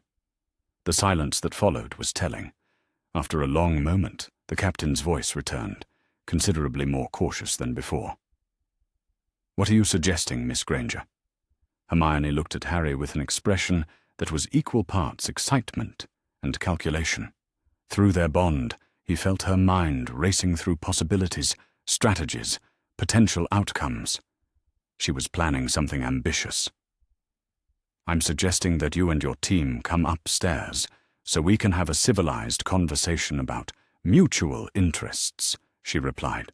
"Unless, of course, you'd prefer to spend the evening trying to capture 2 individuals who have been systematically outmaneuvering the entire Ministry for 3 weeks. Harry raised an eyebrow at her confidence, but he had to admit she had a point. Their string of successful escapes and acquisitions had made them legendary figures in certain circles, spoken of in whispers as the vampire lord and his sorceress who could appear and disappear like smoke. The reputation had its advantages, particularly when dealing with people who respected competence above all else. After another long pause, footsteps resumed in the hallway, but now they were moving toward the library rather than searching for concealment or tactical positions. Captain Blackthorne had decided to gamble on conversation over conflict. "Interesting choice," Harry murmured to Hermione. She smiled with the predatory satisfaction of a chess master who had just forced her opponent into exactly the position she wanted. Sometimes the direct approach is the most effective. The library doors opened to admit 6 figures in modified aura robes, their wands held ready but not actively threatening. At their head walked a woman in her 30s with steel-grey hair and the kind of controlled intensity that spoke of years spent in dangerous situations. Captain Sarah Blackthorne looked exactly like what she was, a professional who had risen to command the Ministry's most elite unit through a combination of exceptional skill and uncompromising pragmatism. Her pale eyes swept the library, cataloguing everything from defensive positions to potential magical threats with automatic efficiency. When her gaze settled on Harry and Hermione, her expression shifted subtly. Whatever she had expected to find in this abandoned manor, It had not been two young people who looked more like scholars than dangerous fugitives. "Mr. Potter," she said with careful neutrality. "Miss Granger, you're both looking well for individuals who are supposedly succumbing to dark magic corruption." Hermione's laugh was bright and genuinely amused. "Oh, Captain, we've moved well beyond corruption. We're operating in territories that most wizards wouldn't recognize as magic at all." To demonstrate her point, she gestured casually at one of the library's massive chandeliers. Without a wand, without an incantation, without any visible effort at all, she caused every crystal pendant to ring like a bell, creating a hauntingly beautiful melody that filled the air with harmonic resonance. The auras tensed, hands tightening on their wands, but Captain Blackthorne held up a restraining gesture. Her eyes were fixed on Hermione with the intensity of someone witnessing something theoretically impossible. Wandless magic at that level of precision requires either decades of training or magical enhancement, far beyond normal human capability, she observed. "Both, actually," Harry said, allowing his own power to manifest as shadows that danced around the edges of the room without threatening anyone present. "Miss Granger is remarkably gifted, and the blood bond between us has amplified her natural abilities considerably." Captain Blackthorne's gaze shifted to him, taking in the inhuman pallor of his skin, the predatory grace of his movements, the gold flames that burned in eyes that had once been merely green. "And you are no longer entirely human," she said. "The reports were accurate about that much." "Vampire Lord," Harry confirmed without shame or apology. "Awakened 3 weeks ago, when Death Eaters attacked Grimmauld Place, and I was forced to choose between protecting the people I loved and preserving my humanity." The captain's expression remained carefully neutral, but Harry's enhanced senses detected the subtle shift in her heartbeat that indicated surprise. She had not expected such straightforward honesty. "And now you're both fugitives from ministry justice," she said. Hermione's smile turned sharp. "Are we? Because from where I'm sitting, it looks like we're the only ones actually doing something effective about the war that's tearing our world apart." She gestured to the research materials spread across her desk, grimoires and strategic documents that represented weeks of meticulous planning. "Tell me, Captain, how many Death Eater operations has the Ministry disrupted in the past month? How many of Voldemort's supporters have been captured or neutralized through official channels?" The silence that followed was answer enough. "Now let me tell you what we've accomplished," Hermione continued, her voice carrying the confidence of someone presenting irrefutable evidence. 17 Death Eater safe houses identified and abandoned after we made targeted visits. 5 major dark artifact smuggling operations shut down permanently. 3 recruitment drives disrupted through selective application of terror tactics that left the survivors too frightened to continue their activities. Captain Blackthorne's eyebrows rose slightly. "You've been conducting an unauthorized war against Voldemort's forces." "We've been conducting an effective war," Harry corrected, "which is more than can be said for either the Ministry or the Order of the Phoenix." One of the other auras, a younger man whose tension was visible in every line of his posture, finally spoke up. "Are we seriously considering negotiating with dark creatures?" Captain Blackthorne silenced him with a look that could have frozen flame. Then she turned back to Harry and Hermione with an expression that was beginning to show genuine interest. "What exactly are you proposing?" Hermione leaned forward, her eyes bright with the excitement of a complex negotiation. "An alliance of convenience. We continue our campaign against Death Eater operations, but we coordinate with your unit to maximize effectiveness and minimize collateral damage." "And in exchange?" the captain asked. "In exchange, you stop trying to capture us and start providing intelligence support for our operations," Harry said. "We get access to Ministry resources and information networks. You get results that your superiors will find impossible to argue with." The captain was quiet for a long moment, clearly weighing the implications of what they were suggesting. Around her, her team waited with the discipline of professionals who trusted their leader's judgment completely. "There would be conditions," she said finally. Strict rules of engagement. No killing unless absolutely necessary for self-defense. No operations that would expose the magical world to Muggle authorities. Complete operational transparency with my unit. Hermione nodded, as if she had expected exactly these terms. Acceptable, with the understanding that if we're betrayed or sold out to higher ministry authorities, the alliance ends immediately, and we resume operating independently. And the understanding that if your methods become too extreme, or your goals shift toward genuinely dark objectives, we reserve the right to terminate our cooperation, Captain Blackthorne added. Harry felt a surge of satisfaction through his bond with Hermione. This was exactly what she had been hoping for when she detected the aura's approach. Not a confrontation, but an opportunity to formalize the war they were already fighting into something more structured and effective. Also acceptable, he said. When do we start? Captain Blackthorne smiled for the first time since entering the library, and it transformed her stern features into something almost warm. Tomorrow night. We've received intelligence about a gathering of high-level Death Eaters in a manor house outside Edinburgh. Too well defended for a conventional assault, too important to ignore. Hermione's eyes lit up with anticipation. How well defended are we talking? Well enough that the Ministry considers it a suicide mission, the captain replied, which is why they're sending my unit instead of a full Aura squadron. Officially, this mission doesn't exist. Harry exchanged a look with Hermione, through which passed a world of communication. This was their chance to prove that their partnership could be something more than just survival, something that could actively shape the outcome of the war that was consuming their world. Sounds perfect, he said, and his smile revealed fangs that caught the moonlight like polished silver. We'll be ready. As the auras prepared to leave, Captain Blackthorne paused at the library threshold. One more thing, she said.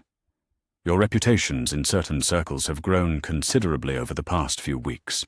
The Vampire Lord and his sorceress, who strike without warning and vanish without trace. It's causing panic among Voldemort's supporters. Good, Hermione said with satisfaction. Fear is a weapon just as effective as magic, properly applied. Just remember that reputation is a double-edged sword, the captain warned. The more legendary you become, the more attention you'll attract from enemies who see legend killing as a path to their own dark glory. After the auras had gone, Harry and Hermione stood together at the library windows, watching their new allies disappear into the storm-lashed moors. Through their blood bond, they shared a sense of anticipation that was both exhilarating and sobering. They had just formalized their transformation from fugitives into active combatants in a war that would determine the future of the magical world.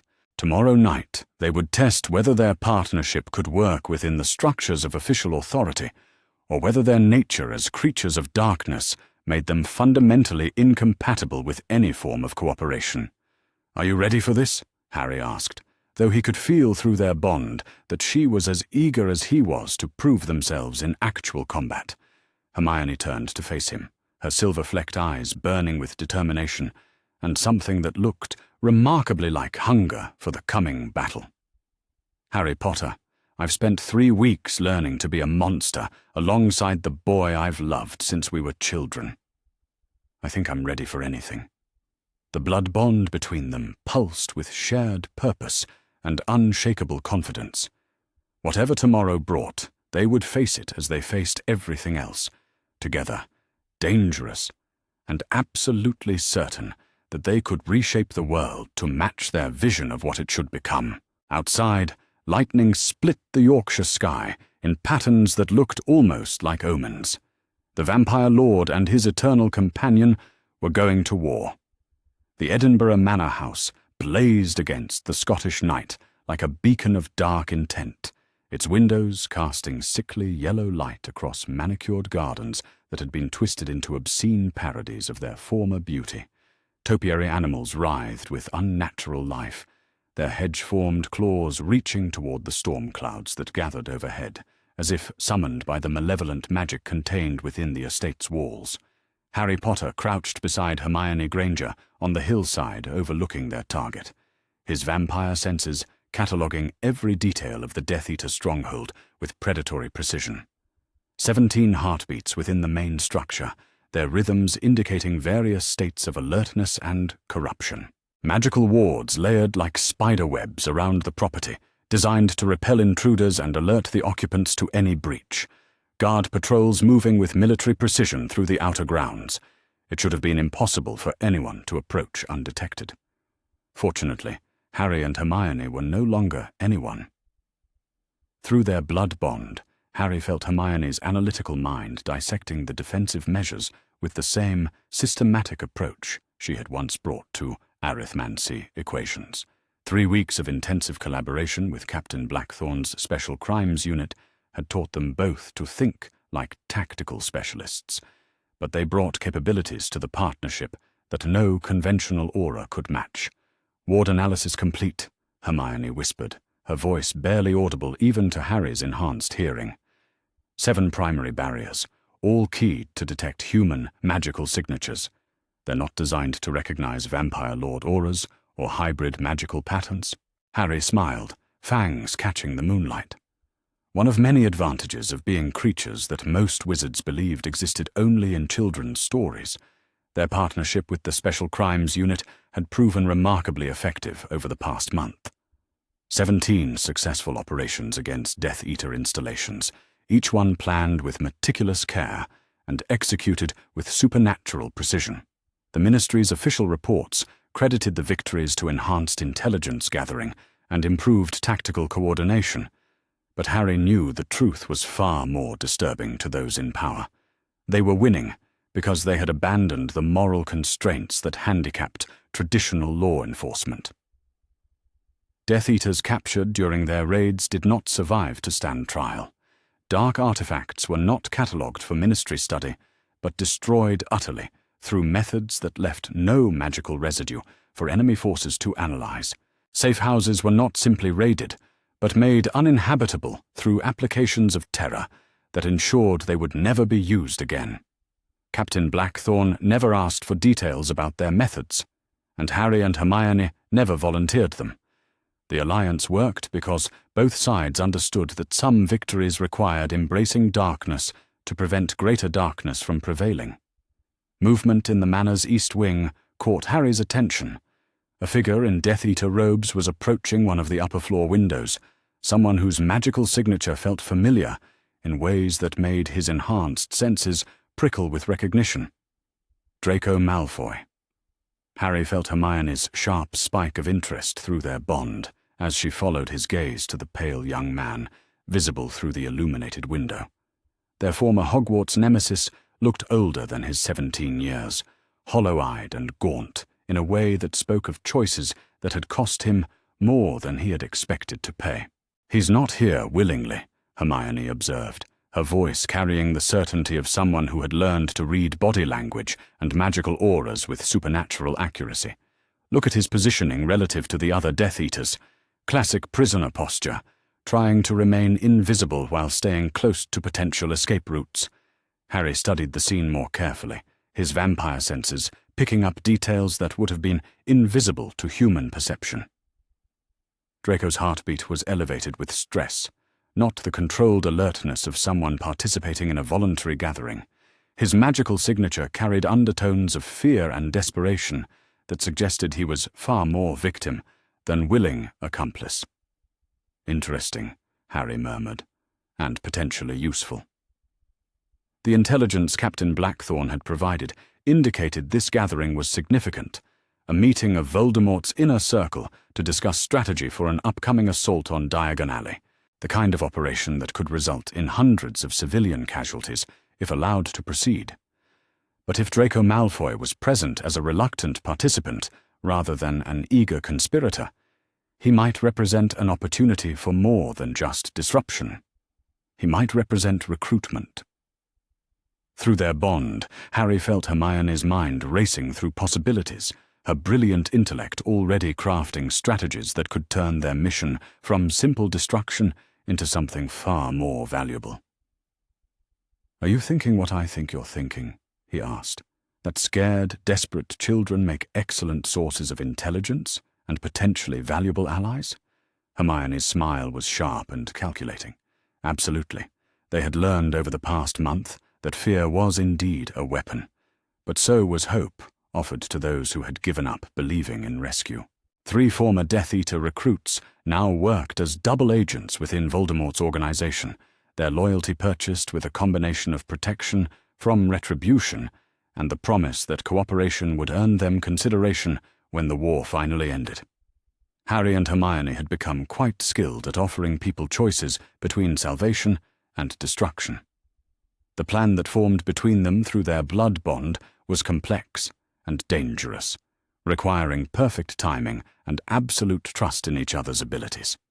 Instead of the surgical strike they had originally planned, they would attempt something far more ambitious, a rescue operation disguised as an assassination attempt, designed to extract Draco Malfoy while eliminating enough Death Eaters to send a clear message about the cost of serving the Dark Lord.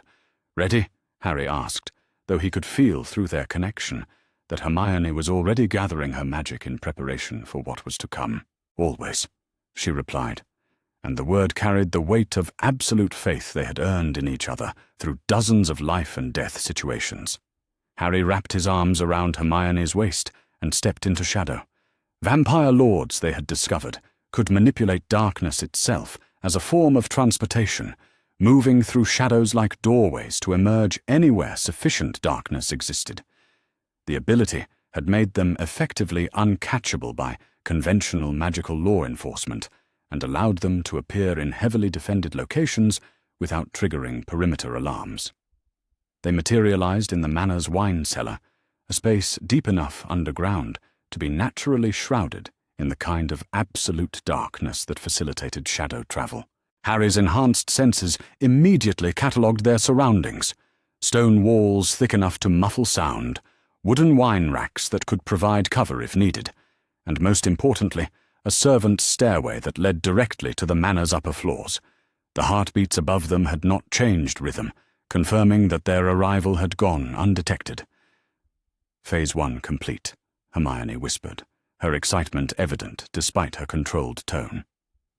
Now comes the interesting part. They ascended the servants' stairs with supernatural stealth, Harry's vampire reflexes, and Hermione's magically enhanced agility, allowing them to move without creating even the whisper of sound. At each landing, they paused to assess the layout ahead, building a mental map of the Manor's interior through a combination of enhanced senses and careful magical scanning. The Death Eater gathering was taking place in what had once been the Manor's grand ballroom, now transformed into a meeting chamber whose decorations would have made the dark arts professors at Durmstrang proud. Banners bearing the dark mark hung from the walls like funeral shrouds, while torches burning with green flame provided illumination that turned every face into a mask of shadows and menace. 17 Death Eaters sat around a massive table carved from what looked like a single piece of black marble. At the head of the table, a figure Harry did not recognize held court, his voice carrying the particular brand of cultured malevolence that seemed to be a prerequisite for Voldemort's inner circle. "The assault on Diagon Alley will commence at precisely noon on Saturday," the speaker was saying. "Civilian casualties are not only acceptable, but desirable. The Ministry must understand that their failure to surrender Potter and his mudblood companion will result in increasingly severe consequences for the magical population." Harry felt Hermione's sharp spike of anger at the slur, her magic flaring hot and dangerous through their bond. 3 weeks ago, such language would have hurt her feelings. Now it simply marked the speaker as someone whose continued existence was incompatible with her well-being. That particular attitude adjustment was one of many changes Harry had observed in his brilliant companion. The blood bond had awakened protective instincts in both of them that transcended anything they had felt as merely human friends. Draco Malfoy sat near the foot of the table, his pale face carefully blank as the Death Eater leadership discussed plans that would result in the deaths of innocent shoppers and merchants. Harry could see the tension in his shoulders, the way his hands clenched and unclenched beneath the table, as if he were fighting the urge to speak out against what he was hearing. Interesting indeed. The Death Eater at the head of the table continued his presentation, using his wand to project magical images that showed Diagon Alley's layout, marked with attack vectors and casualty projections. The clinical precision with which mass murder was being planned would have been sickening, even to Harry's transformed sensibilities. But what disturbed him more was the casual enthusiasm some of the participants showed for the upcoming slaughter. These were not reluctant soldiers following orders, but individuals who had chosen to embrace evil as a path to personal power. They would not be offered the choice between salvation and destruction. Through their bond, Harry felt Hermione finalizing the details of their intervention. Not a direct assault that would result in a prolonged battle, but a surgical application of terror designed to accomplish multiple objectives simultaneously. Eliminate the Death Eater leadership, rescue Draco Malfoy, and send a message that would reach Voldemort himself within hours. It was ambitious, dangerous, and absolutely characteristic of the way they had learned to operate. Harry smiled and allowed his fangs to extend fully. The first Death Eater died before he realized anything was wrong. One moment he was laughing at a particularly cruel joke about Muggle casualties. The next moment, Harry's claws had opened his throat with surgical precision. The man toppled from his chair without a sound, his blood pooling on the marble floor like spilled wine. The second and third fell to Hermione's wandless magic, their hearts stopping simultaneously as she demonstrated the lethal applications of advanced arithmancy. The mathematical precision required to identify and disrupt specific vital organ functions in multiple targets simultaneously was staggering, but she accomplished it with the casual ease of someone solving a particularly interesting puzzle. By the time the surviving Death Eaters realized they were under attack, half their number were already dead or dying. The remaining conspirators erupted into action with the reflexes of battle-hardened killers, wands appearing in hands as they sought targets for their defensive spells. But Harry and Hermione had positioned themselves with careful attention to sightlines and escape routes, using the Manor's architecture to control how the battle would unfold. Avada Kedavra! Snarled the Death Eater who had been leading the meeting, his green curse streaking through the air toward Harry's position. Harry simply stepped sideways into shadow and emerged behind his attacker, fangs finding the man's throat before he could cast a second spell. The taste of corrupted blood was foul on his tongue, tainted by years of dark magic use, but it provided the surge of strength he needed to tear through 3 more Death Eaters with inhuman speed. Hermione fought with lethal elegance, her hybrid nature allowing her to combine vampire-enhanced reflexes with spell work that defied conventional magical theory. She danced between curses that should have been impossible to avoid, her silver-flecked eyes tracking multiple opponents simultaneously, while her wandless magic struck with the precision of a mastered duelist. Within 60 seconds, the grand ballroom had been transformed into an abattoir. 15 Death Eaters lay dead or dying among overturned chairs and shattered magical projections. The walls were splattered with blood and scorch marks from misaimed curses. The air reeked of death and burned magic and the particular copper tang that Harry had learned to associate with successful hunts. Only 2 figures remained standing among the carnage: Harry and Hermione, barely breathing hard despite the intensity of the battle, and Draco Malfoy, who had pressed himself against the far wall with an expression of absolute terror. The young Slytherin's eyes darted between the bodies of his former captors and the 2 creatures who had just slaughtered them with casual efficiency. His face was pale as parchment, but Harry's enhanced senses detected something more complex than simple fear in his emotional state. Relief. Desperate, overwhelming relief that the men who had been planning mass murder were dead and could no longer force him to participate in their atrocities. "Draco," Harry said quietly, his voice carrying none of the menace he had used against the Death Eaters. "We need to talk." The young Malfoy heir flinched at being directly addressed, but he did not attempt to flee or reach for his wand. Instead, he stared at Harry with a mixture of recognition and disbelief that suggested he was having difficulty reconciling his childhood nemesis with the predatory creature now standing before him. Potter. His voice cracked slightly on the name. But you're supposed to be dead. The Dark Lord said you were killed during the attack on Grimmauld Place. Hermione stepped forward, her blood-stained robes and silver-flecked eyes making her look like some ancient goddess of vengeance. As you can see, reports of Harry's death were greatly exaggerated, though it's true that the boy you knew at Hogwarts no longer exists. Draco's gaze shifted between them, his analytical Slytherin mind clearly trying to process what he was witnessing. The Death Eaters had spoken of Potter and Granger as dangerous fugitives, dark creatures who struck without warning and vanished without trace. But the reality of encountering them was apparently more overwhelming than any second-hand description could convey. "What are you?" he whispered, and the question carried genuine curiosity alongside the fear. "What we needed to become to win this war," Harry replied simply. "The question is what you're going to become, Draco, because you have a choice to make, and you need to make it right now."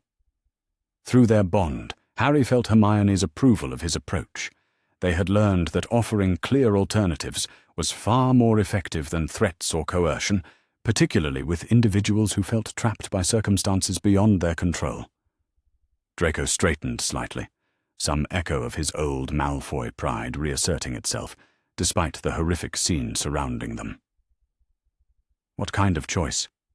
"You can come with us," Hermione said, her voice carrying the same matter-of-fact tone she had once used to explain transfiguration theory. "Provide intelligence about Voldemort's operations, help us prevent atrocities like the one that was being planned tonight, and earn yourself protection from both sides of this conflict." "Or?" Draco asked, though his expression suggested he already suspected the alternative.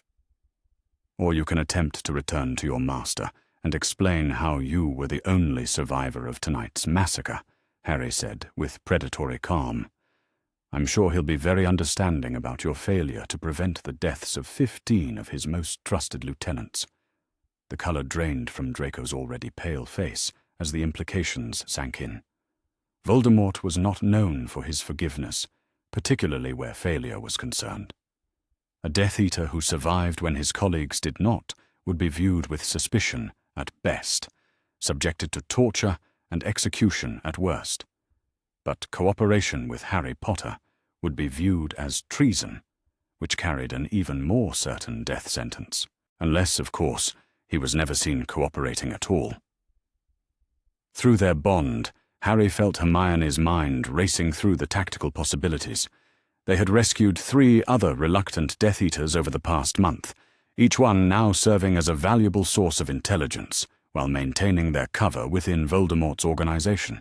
The key was making it appear that they had escaped on their own, rather than being extracted by enemy forces.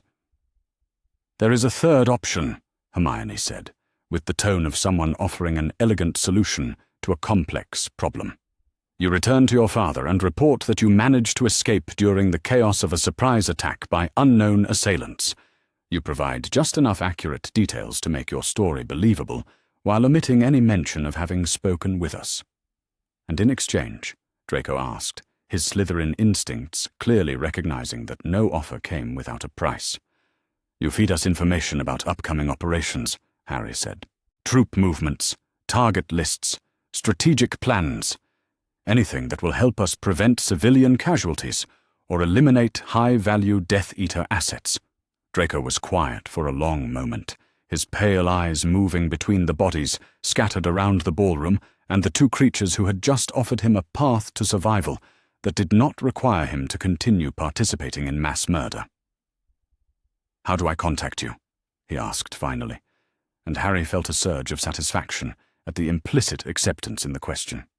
"You don't," Hermione replied with a slight smile. "We'll contact you when we need information, or when we have intelligence about threats to your safety. The blood bond between Harry and me allows us to monitor magical signatures across considerable distances. We'll know if you're in danger." She did not mention that the same abilities would allow them to track him if he chose to betray their arrangement, but Harry sensed that Draco was intelligent enough to understand the implications without having them spelled out explicitly. "What about tonight?" the young Slytherin asked. How do I explain surviving when everyone else died?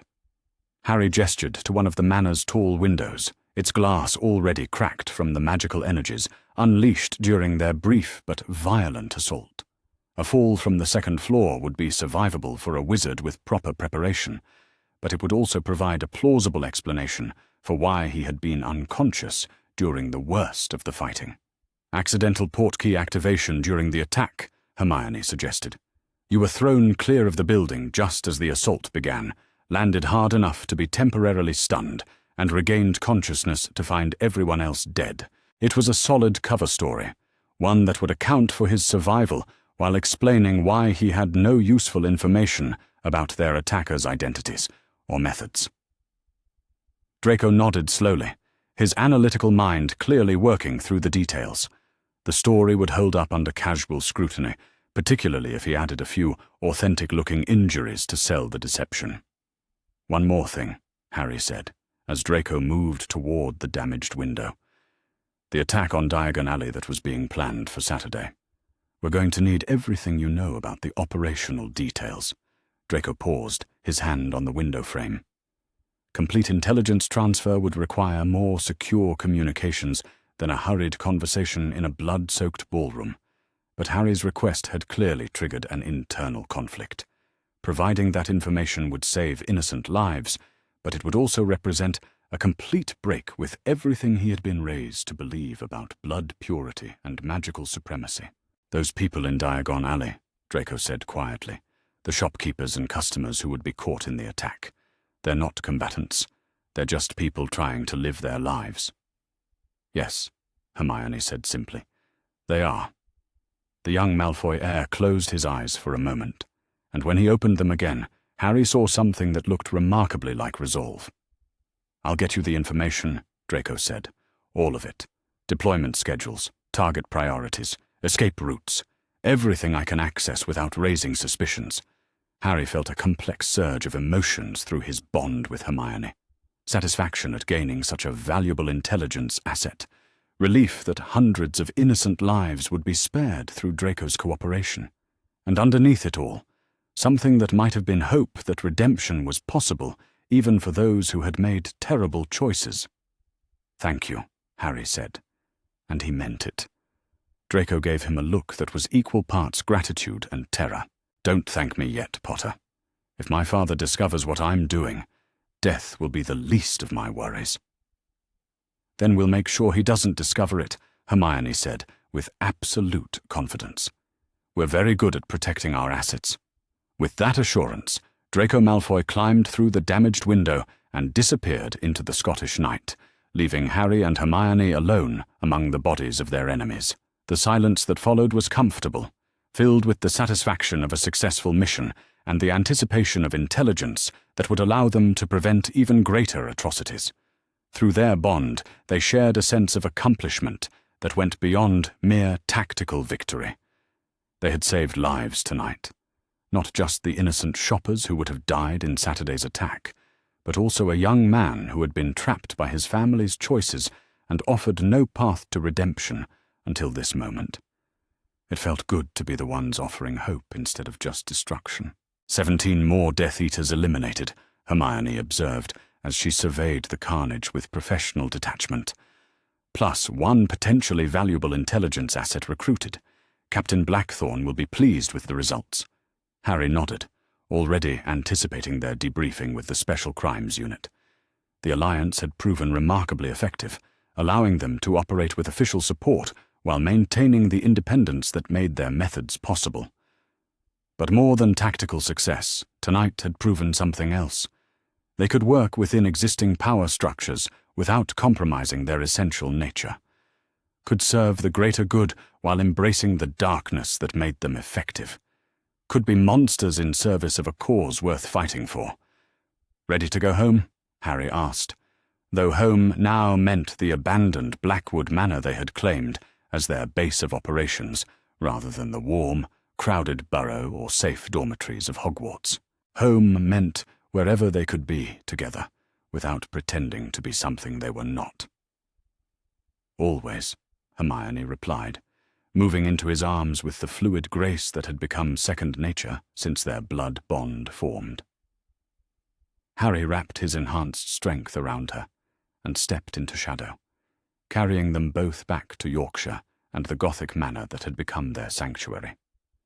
Behind them, the Edinburgh estate burned with magical fire that would erase all evidence of what had transpired in its grand ballroom, but the consequences of their intervention would ripple outward through Voldemort's organization like cracks in breaking ice, each piece of intelligence Draco provided allowing them to strike with ever greater precision at the heart of the Dark Lord's power structure.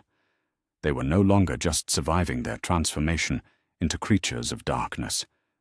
They were thriving, and the wizarding world was beginning to understand that perhaps monsters could choose which side they fought for after all.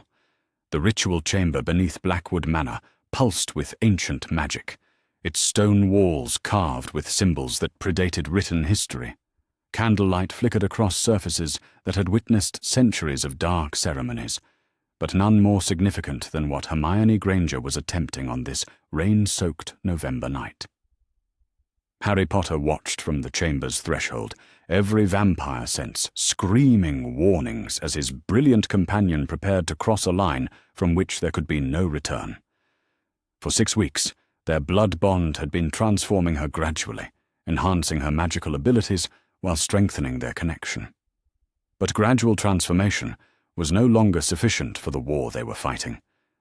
3 days ago, their intelligence network had intercepted plans for a coordinated assault on 5 wizarding hospitals simultaneously. Voldemort had grown tired of Harry and Hermione's surgical strikes against his forces and decided to respond with an atrocity so massive that the Ministry would have no choice but to negotiate surrender terms. 237 patients, 46 healers, 15 trainees who had barely begun their medical education. All of them would die unless Harry and Hermione could be in 5 places at once, which, according to the ancient Potter grimoire Hermione had been studying with obsessive intensity, was theoretically possible for a vampire lord bonded to a sorceress of sufficient power. The problem was that Hermione's current magical capacity, enhanced though it was by their blood bond, fell short of what the ritual required by a considerable margin. So she had decided to remedy that deficiency through methods that made Harry's enhanced heart clench with terror. The amphora of eternal flame sat at the center of the ritual circle, its obsidian surface drinking in the candlelight like a hungry mouth. According to the grimoire, the ancient artifact could amplify a witch's magical core by orders of magnitude, transforming her from merely powerful to genuinely legendary. It could also kill her if her current magical foundation was insufficient to contain the forces she was attempting to channel. "Hermione," Harry said quietly, his voice carrying all the love and fear that surged through their blood bond. "We can find another way. There's always another way." She looked up from the complex array of focusing crystals she had arranged around the amphora. Her amber eyes now shot through with silver threads that caught the light like liquid mercury. 6 weeks of gradual transformation had changed her in ways that went far beyond enhanced magical ability, but tonight would complete a metamorphosis that had been building since their first blood exchange. "Is there?" she asked with the gentle patience she had always shown when explaining complex theories to those who struggled to follow her reasoning. 5 simultaneous attacks, Harry. 5 hospitals full of innocent people who will die horrible deaths if we fail to stop them. The intelligence had come from Draco Malfoy, delivered through coded messages that confirmed his value as a double agent, while highlighting just how desperate Voldemort's strategic position had become. Denied the clean victory he had expected, the Dark Lord was preparing to abandon any pretense of restraint. If the wizarding world would not surrender Harry Potter voluntarily, they would learn the price of harboring him through mass casualties that would make previous atrocities look like minor skirmishes. "We could alert the auras," Harry suggested, though he knew even as he spoke that conventional law enforcement would be insufficient. Each hospital is heavily defended, and they'll have contingency plans for evacuation. Hermione's smile was sad and knowing. 47 Death Eaters per location, according to Draco's intelligence, plus whatever dark creatures they've recruited for the assault. The aura force would be outnumbered 3-1 at each site, assuming they could coordinate responses to 5 simultaneous attacks, which they couldn't, Harry knew. The Ministry's command structure was too bureaucratic, too slow to respond to rapidly evolving situations. By the time official forces were mobilized and deployed, hundreds of innocent people would already be dead. But there was another option, one that required trusting in magic, so ancient and dangerous that most modern witches and wizards had forgotten it existed. The quintuple manifestation ritual would allow Harry to create 4 shadow doubles of himself, each possessing his full vampire lord abilities and lasting long enough to conduct simultaneous battles across multiple locations. Combined with Hermione's tactical genius and enhanced magical support, it would give them the equivalent of a small army capable of matching Voldemort's assault force. The catch was that the ritual required magical power on a scale that neither of them currently possessed. Even Harry's vampire lord abilities, formidable though they were, fell short of what was needed to sustain 4 complete manifestations across the distances involved. But a vampire lord bonded to a sorceress whose magical core had been amplified through the amphora of eternal flame theoretically possessed sufficient power to make the impossible merely extremely dangerous. Theoretically. The practical reality was that if Hermione's calculations were wrong, or if her current magical foundation was insufficient to contain the amplified energies, the ritual would kill her in ways that would make conventional death seem merciful. Harry could feel her absolute certainty through their blood bond, her brilliant mind having worked through every variable and contingency with the same precision she had once brought to arithmancy proofs. But beneath the intellectual confidence, he also sensed her fear, carefully controlled but undeniably present. She was terrified, and she was going to do it anyway, because that was who Hermione Granger was, had always been. The girl who would risk anything to protect the innocent, even if it meant sacrificing herself in the process. Harry moved into the ritual chamber, his enhanced senses cataloguing every detail of her preparations. The focusing crystals were arranged in patterns that hurt to look at directly, their geometric precision creating resonance fields that made the air itself hum with potential energy. The amphora sat at the center like a heart of darkness, its obsidian surface reflecting nothing despite the abundance of light surrounding it. And Hermione stood beside it all, looking impossibly young and impossibly brave as she prepared to attempt magic that could remake her fundamental nature or destroy her entirely. "Tell me again how this works," Harry said, settling into position at the edge of the ritual circle. Hermione's voice took on the lecturing tone she had used in countless study sessions over the years, though now she was explaining theoretical magic that existed in no Hogwarts textbook. The amphora of eternal flame contains concentrated magical essence from dozens of powerful witches who willingly sacrificed their excess life force to create a reservoir of pure power, she began. When properly activated, it releases that stored energy into the surrounding magical field, where it can be absorbed by someone whose magical core is compatible with its resonance frequency. "And the risks?" Harry asked, though their blood bond meant he already knew the answer. "If my magical signature isn't stable enough to contain the amplified energy, it will tear apart my magical core from the inside," she said, with clinical detachment. Death would be essentially instantaneous, though probably quite painful. Harry felt his enhanced heart skip several beats. "Hermione, that's not acceptable. We'll find another way to save those people." Her silver-flecked eyes met his with absolute resolve. "There is no other way, Harry. Not one that saves everyone. And saving everyone is what we do now." She was right, Harry realized with growing dread. Over the past 2 months, they had become the supernatural guardians of the wizarding world's innocent population, the monsters who chose to protect rather than prey upon those weaker than themselves. It was a role that defined them more completely than their former identities as students, or even their current status as fugitive dark creatures.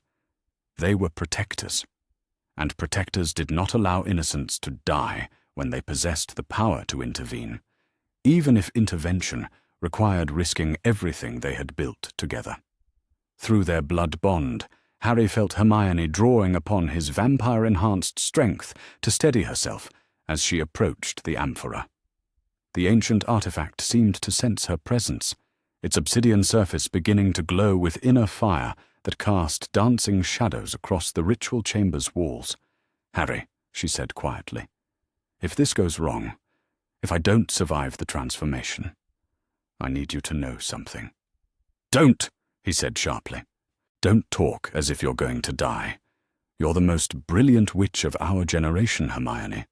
If anyone can master magic this complex, it's you." Her smile was radiant and heartbreaking and absolutely beautiful. "I love you," she said simply. "Not just as my dearest friend or my blood bond partner, but as the other half of my soul.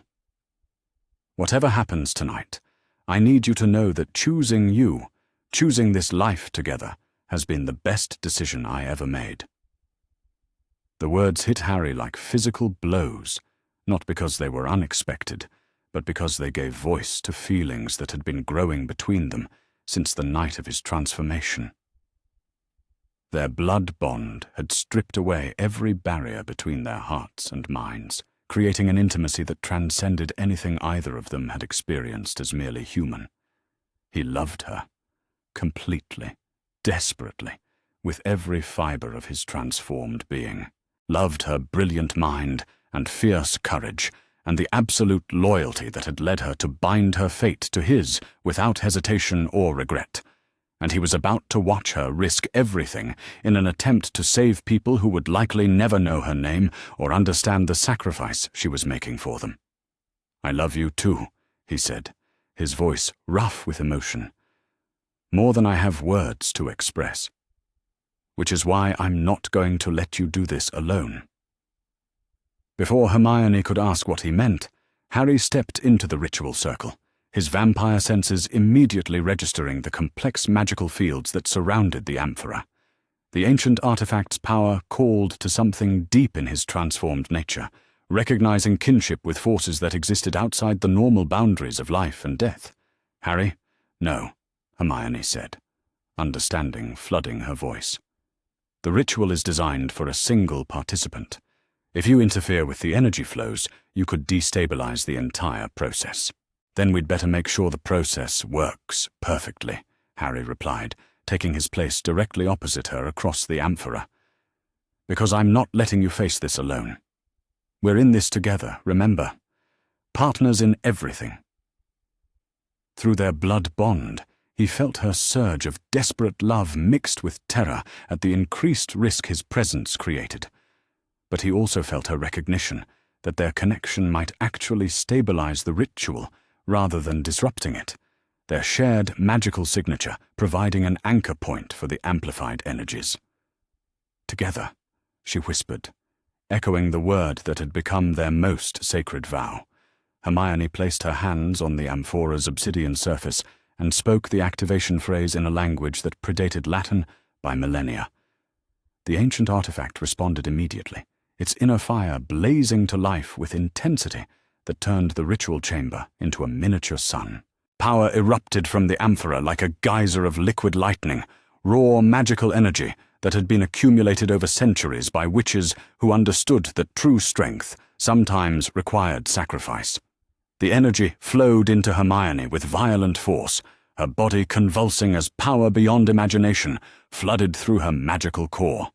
Harry felt her pain through their blood bond, the sensation of her magical channels being forcibly expanded to accommodate energies that dwarfed anything she had previously contained.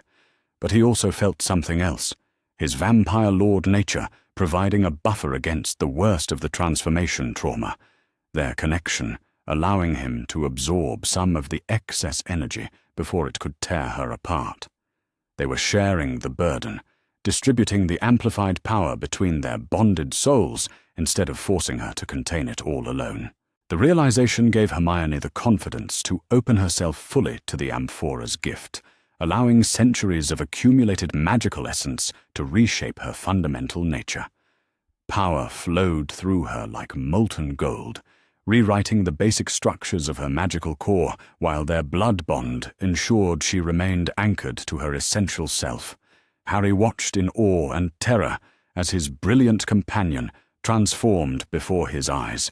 Her amber hair lifted as if under water, flowing with magical currents that made each strand glow like spun copper. Her skin took on an inner radiance that made her appear to be lit from within by starfire. Most dramatically, her eyes became pools of liquid silver, burning with power that would have blinded ordinary human vision. She was becoming something new, something that existed in the space between mortal sorceress and immortal force of nature. Not quite vampire like Harry, but no longer entirely human either. She was becoming his perfect counterpart, powerful enough to stand beside him as an equal in any battle they might face.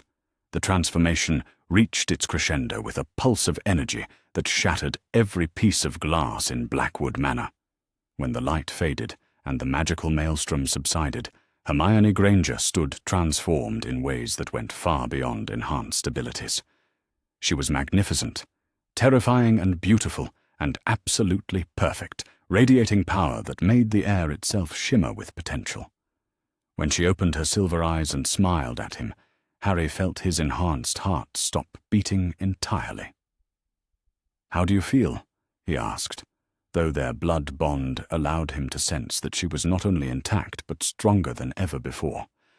"Like I could reshape the world with a thought," she said, her voice carrying harmonics that resonated in frequency ranges beyond normal human hearing. "Like I finally have enough power to be worthy of standing beside you." Harry crossed the ritual circle in 2 swift strides, taking her transformed hands in his own. "You were always worthy, Hermione. From the moment you chose to stay with me that first night, you were everything I could have asked for in a partner." Her smile was radiant and dangerous and absolutely breathtaking. "Well," she said with satisfaction that vibrated through their enhanced blood bond, "now I'm everything you could ask for in a sorceress as well." She gestured casually at the shattered amphora, which had given its accumulated centuries of power to fuel her transformation.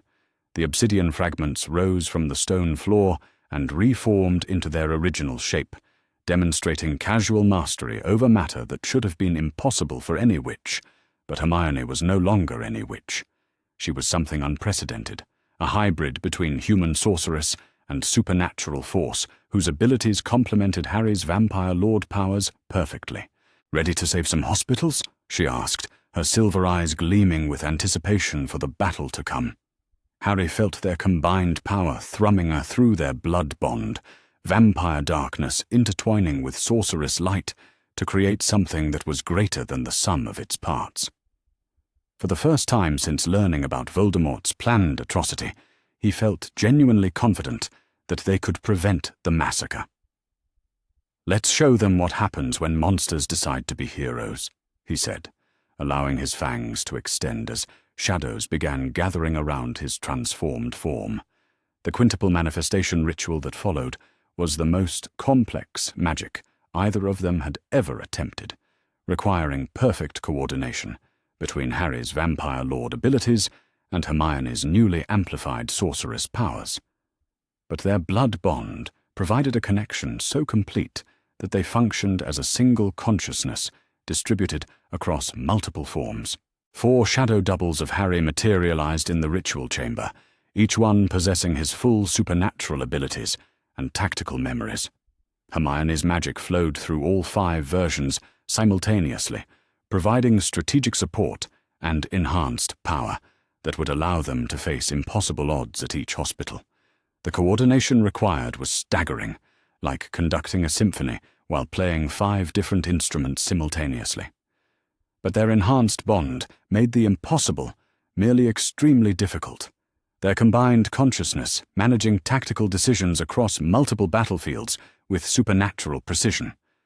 Within minutes, they were ready to deploy across Britain 5 manifestations of Harry Potter, supported by a sorceress whose power now rivaled that of the most legendary witches in magical history. Voldemort wanted to demonstrate the cost of harboring Harry Potter through mass casualties. He was about to learn the cost of threatening innocents under Harry Potter's protection. The first hospital they reached was St. Bartholomew's in London, where 47 Death Eaters had surrounded the building with military precision. Harry's primary manifestation, and Hermione materialized in the hospital's main corridor just as the assault began, their combined presence immediately shifting the tactical balance.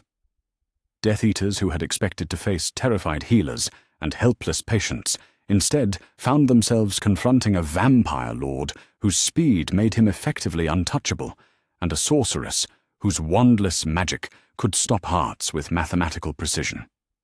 The battle was over in less than 10 minutes.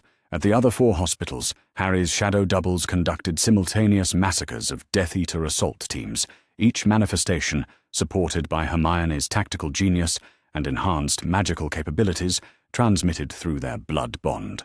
By dawn, 235 Death Eaters were dead, 5 hospitals remained intact, and everyone Voldemort had planned to murder was sleeping safely in their beds.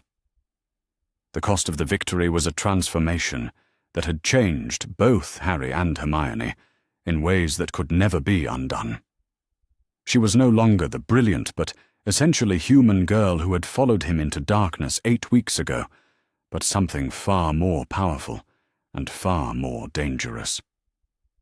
But as they stood together in the ruins of the ritual chamber, surrounded by evidence of magic that would terrify most of the wizarding world, Harry felt only gratitude for the choice she had made. She had risked everything to gain the power necessary to save innocent lives. And in doing so, she had become exactly what he needed her to be, his perfect partner in a war that would determine the future of their world. The blood bond between them pulsed with shared satisfaction and absolute certainty that they had made the right choice, regardless of the cost. They were no longer pretending to be the children they had once been. They were becoming the legends their world needed them to be. The Forbidden Forest had always been a place of darkness and ancient magic, but now it trembled with something far more deliberate and infinitely more dangerous. Harry Potter stood at the heart of what had once been Aragog's territory, his vampire senses cataloguing the changes that 6 weeks of systematic effort had wrought in this corner of the Scottish Highlands. Where giant spiders had once spun webs between towering oaks, now stood structures that defied conventional architectural understanding. Towers of living shadow twisted skyward like impossible spires, their surfaces rippling with darkness that moved independent of any earthly wind. Bridges of crystallized moonlight spanned the gaps between ancient trees, carrying traffic that would have terrified the most hardened aura. Hermione Granger emerged from what had once been a simple clearing, but now served as their primary research laboratory, her silver eyes reflecting the ethereal glow of magical workings that operated according to principles she was still discovering. The transformation ritual 6 weeks ago had left her fundamentally changed, no longer entirely human, but something far more powerful and infinitely more dangerous. She was also, Harry reflected with a surge of possessive pride that flowed through their blood bond, absolutely magnificent. The progress report she carried detailed achievements that would have been impossible for any conventional magical organization. In the month and a half since preventing Voldemort's hospital massacre, they had systematically recruited a network of allies that spanned the grey areas between legal and illegal, light and dark, human and otherwise.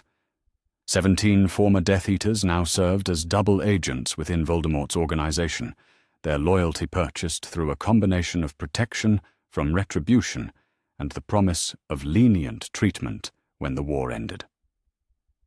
12 auras from various ministry departments provided intelligence about official law enforcement activities while maintaining their cover as loyal civil servants.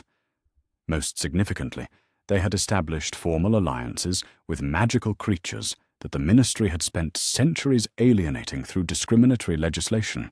The centaurs of the Forbidden Forest now provided reconnaissance across Scotland through networks that predated human civilization. The werewolf packs that Greyback had abandoned after his death served as shock troops for operations requiring maximum violence with minimal magical signatures. Even the vampires of London's underground had acknowledged Harry as their prince, offering resources and expertise in exchange for protection from both ministry persecution and Voldemort's recruitment efforts. "What have the London contacts reported?" Harry asked, accepting the parchment scroll that contained information gathered by creatures who moved through shadows most wizards never suspected existed. "3 major developments," Hermione replied, her enhanced voice carrying harmonics that made every word resonate with unnatural clarity.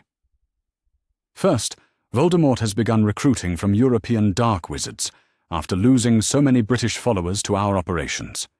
Grindelwald's old network is providing reinforcements." Harry felt his enhanced senses sharpen at the implications. Grindelwald's followers had been fanatics of the worst sort, believers in magical supremacy who made most Death Eaters look moderate by comparison. If Voldemort was desperate enough to ally with that particular brand of extremism, it suggested their campaign was succeeding beyond their most optimistic projections. Second, the Ministry has officially classified us as the primary threat to magical security in Britain, above even Voldemort himself. There's a standing kill order that authorizes lethal force against us on sight. This was less surprising. The Ministry had never tolerated independent actors who operated outside their control, and Harry and Hermione had become powerful enough to challenge governmental authority directly. The fact that they were winning battles the official forces could not even fight only made them more threatening to bureaucrats who preferred familiar failures to unfamiliar successes. "And third?" Harry asked, though their blood bond allowed him to sense Hermione's mixture of satisfaction and anticipation about whatever she was about to reveal. "Voldemort himself has requested a meeting." The words hung in the air between them, like a challenge written in letters of fire. After months of systematic destruction of his power base, the Dark Lord wanted to negotiate directly with the Vampire Lord and Sorceress, who had cost him hundreds of followers and countless strategic objectives. It could be a trap, Harry said, though his predatory instincts were already evaluating the tactical possibilities such a meeting would present. Almost certainly, Hermione agreed with the analytical detachment she brought to complex problems. But it's also an opportunity. If we can draw him into a direct confrontation on ground of our choosing, with our allies positioned to provide support, we might be able to end this war in a single engagement. Harry considered the strategic implications, while shadows danced around his transformed form in response to his emotional state. For 8 months, they had been fighting a guerrilla campaign against Voldemort's forces, striking at his infrastructure while avoiding direct confrontation with the Dark Lord himself. But their growing power and expanding network of allies had shifted the tactical balance considerably. They were no longer the hunted fugitives who had fled Grimmauld Place in terror. They were the leaders of a supernatural army that operated according to rules their enemies barely understood. "Where does he want to meet?" Harry asked. "Godric's Hollow, Halloween night, sunset." The location sent a chill through Harry's enhanced nervous system that had nothing to do with temperature. Godric's Hollow, where his parents had died defending him as an infant, where Voldemort had first been defeated by magic he still did not understand, where the entire conflict that had shaped Harry's life had begun 15 years ago. The symbolism was unmistakable. Voldemort wanted to end their conflict where it had started, in the place where Harry Potter had first proven capable of surviving what should have been certain death. "It's personal for him," Hermione observed, her enhanced senses allowing her to read the subtle emotional currents that flowed through their blood bond. "He sees you as unfinished business that has grown beyond his ability to control through conventional means." Harry nodded, understanding the psychology, even as he planned responses to the tactical challenges. Voldemort had spent decades believing himself the most powerful dark wizard in history, only to discover that his attempts to kill Harry Potter had inadvertently created something far more dangerous than a mere boy who lived. They had created a vampire lord with no moral constraints beyond protecting the innocent, bound to a sorceress whose power now rivaled that of the most legendary witches in magical history. "When do we give him our answer?" Harry asked. "We already have," Hermione said with a smile that revealed canine teeth nearly as sharp as Harry's own fangs. "I sent our acceptance this morning, along with a few conditions of our own." "Such as?" "No more than 10 companions each. No use of unforgivable curses against non-combatants. Complete amnesty for our allies, regardless of the meeting's outcome." Harry felt a surge of admiration for her tactical thinking. The conditions would force Voldemort to limit his support, while ensuring that their growing network of informants and allies would survive even if the meeting went badly. But more importantly, the restrictions would appeal to Voldemort's arrogance. The Dark Lord, who had spent decades terrorizing the wizarding world, would never admit to needing more than 10 followers to defeat 2 teenagers, regardless of what those teenagers had become. His pride would be his weakness, as it had always been. "Speaking of allies," Harry said, "we should probably inform our current guests that we're planning to engage the Dark Lord directly." Their current guests were a remarkable collection of individuals who represented the breadth of their coalition. Captain Blackthorn and 3 members of her Special Crimes Unit, who had found their off-the-books alliance with supernatural creatures both professionally satisfying and politically advantageous. 2 former Death Eaters who had defected after witnessing what Harry and Hermione were capable of accomplishing.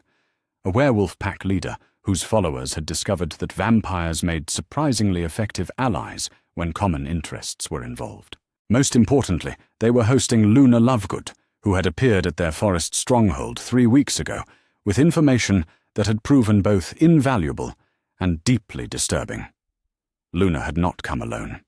The girl who had once been Harry's fellow student now moved with the fluid grace of someone who existed partially outside normal space-time, her silvery blonde hair seeming to flow with currents that touched dimensions beyond the merely physical. More disturbing were her eyes, which held depths that suggested she was seeing layers of reality invisible to conventional perception. She had seen the final battle, she explained in the dreamy voice that had become far more focused since her transformation, had witnessed dozens of possible outcomes, most of which ended in catastrophic failure for everyone involved. But she had also seen the single path to victory that existed within the maze of probability, and it required Harry and Hermione to embrace aspects of their nature that they had been carefully avoiding. They found Luna in the laboratory complex that Hermione had constructed from crystallized possibility and architectural impossibility, surrounded by devices that measured magical resonances across multiple dimensional frequencies. She looked up as they approached, her enhanced perception clearly having detected their presence long before normal senses would have registered their movement. "You've accepted Voldemort's challenge," she said, without preamble, her voice carrying the certainty of someone who had already witnessed the conversation from the perspective of probability mathematics. "We have," Hermione confirmed, settling into one of the chairs that had been grown from living wood and shaped by applied intention rather than conventional craftsmanship. "What do your visions suggest about our chances of success?" Luna's expression grew somber, her usually dreamy demeanor replaced by the focused intensity of someone delivering a prophecy that would determine the fate of nations. "There are 47 distinct probability paths stemming from your confrontation with the Dark Lord," she said, with clinical precision. 43 of them end in your deaths and the complete triumph of his vision for magical society. 2 result in mutual destruction that leaves the wizarding world leaderless and vulnerable to chaos. 1 ends in Pyrrhic victory that accomplishes your immediate objectives while ensuring that worse conflicts follow within a generation. "And the 47th path?" Harry asked, though something in Luna's expression suggested he might not like the answer. "Complete victory," she replied simply. "The end of Voldemort as a threat to magical society, the establishment of a new order that protects both magical and non-magical populations, and the beginning of an age that will be remembered as the greatest era in wizarding history." "That sounds remarkably positive," Hermione said, with the caution of someone who had learned that good news usually came with terrible prices attached. Luna's smile was sad and knowing, and infinitely compassionate. "It is. But achieving that outcome requires you both to fully embrace what you have become, including the aspects of your nature that you have been resisting out of attachment to who you used to be." Harry felt a chill of premonition through his enhanced senses. "What aspects?" Luna gestured to a series of crystalline displays that showed magical resonance patterns in colors that existed beyond the normal spectrum of human vision. "Your vampire lord nature includes abilities you have never accessed because they require embracing your role as an apex predator without moral limitations." She turned to Hermione, her silver-touched eyes reflecting depths that seemed to contain entire universes. "Your sorceress transformation has given you power over life and death itself, but you have been constraining yourself to healing and protection because you fear what unrestricted power might do to your essential nature. The path to victory requires you both to become the monsters you are capable of being," Luna continued with gentle finality. "Not because cruelty serves any purpose, but because only beings of absolute power can reshape the fundamental structures that allow conflicts like this one to occur." Harry exchanged a look with Hermione that carried volumes of communication through their blood bond. They had both felt the pull toward darker applications of their abilities, the whisper of potential that suggested they could accomplish far more if they abandoned the moral constraints that limited their actions. But they had also feared what they might become if they fully embraced their nature as creatures who existed outside the normal boundaries of life and death, light and darkness. "What exactly are you suggesting?" Hermione asked. "That you stop pretending to be reformed humans and start being the supernatural forces you were always meant to become," Luna replied.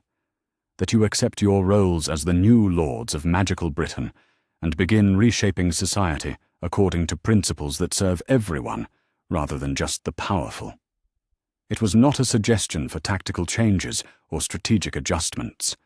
It was a call for them to abandon their remaining humanity entirely and become something that transcended the categories their world used to understand power and authority. The thought was both thrilling and terrifying. Through their blood bond, Harry felt Hermione's complex response to Luna's words. Excitement at the possibility of wielding their full potential without restraint, fear of what such power might cost them in terms of their essential selves, and underneath it all, a growing recognition that their current path was leading toward exactly the transformation Luna was describing. They were already becoming the monsters their world needed them to be. The question was whether they would embrace that evolution consciously or continue to resist it until circumstances forced their hand. Luna stood to leave, her impossible grace making the movement look like a dance performed for an audience of probability itself. "The final battle approaches," she said, as she moved toward the laboratory's exit. "And after it ends, nothing in our world will ever be the same." She paused at the threshold, turning back to deliver words that carried the weight of prophecy. "The age of human dominance over magical society is ending. What replaces it depends on whether you choose to become benevolent gods or simply more efficient tyrants." With that declaration, she stepped through a doorway that folded space-time around itself and vanished into dimensions that existed beyond conventional understanding. Harry and Hermione sat in the silence that followed, processing implications that reached far beyond their immediate conflict with Voldemort. Luna's visions suggested that their confrontation with the Dark Lord was just the beginning of changes that would reshape magical society completely, changes that would require them to evolve beyond anything they had yet imagined. "Are you ready for this?" Hermione asked, though their blood bond meant the question encompassed far more than just the upcoming battle. She was asking if he was prepared to become something that existed outside human categories entirely, if he was willing to embrace power that would make him responsible for the fate of entire populations. If he could accept the transformation from Harry Potter, the boy who lived, into something that children would whisper about in stories for generations to come. Harry felt the weight of destiny settling around him, like armor forged from compressed possibility. For 15 years, he had been shaped by forces beyond his control, pushed toward a confrontation that had been inevitable since the night Voldemort first tried to kill him. But now, for the first time, he was being offered the chance to choose what he would become, rather than simply reacting to what others demanded of him.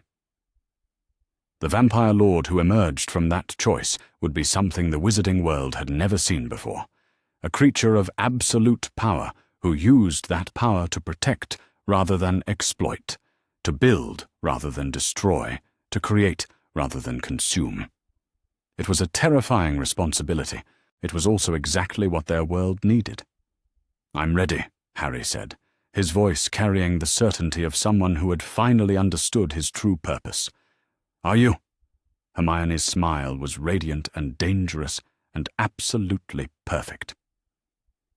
"To quote a very wise witch I once knew," she said with satisfaction that blazed through their blood bond, "I've spent months learning to be a monster alongside the boy I love. I think I'm ready for anything." The blood bond between them pulsed with shared determination and absolute trust. In 6 days, they would face Voldemort at Godric's Hollow, armed with power that would have been inconceivable when they were merely human students at Hogwarts. But more importantly, they would face him as partners who had consciously chosen to become exactly what their world needed them to be, regardless of the cost to their former selves.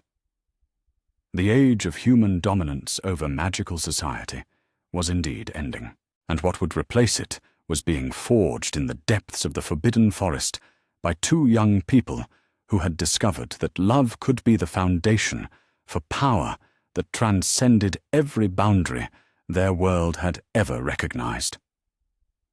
Outside their laboratory, creatures of legend and nightmare moved through shadows, preparing for a battle that would determine whether the future belonged to those who sought to dominate or those who chose to protect.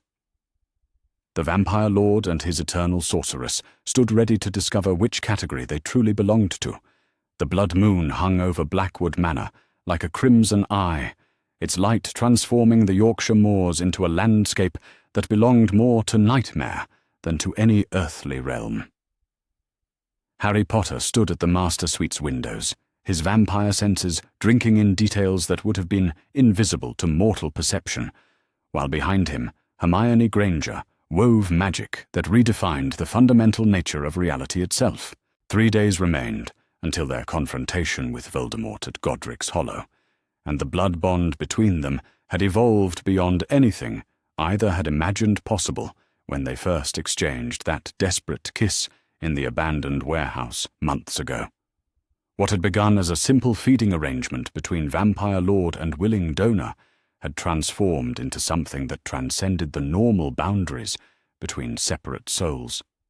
They could feel each other's thoughts as clearly as their own, share magical power across impossible distances, and experience emotions with an intensity that made their former human feelings seem pale by comparison.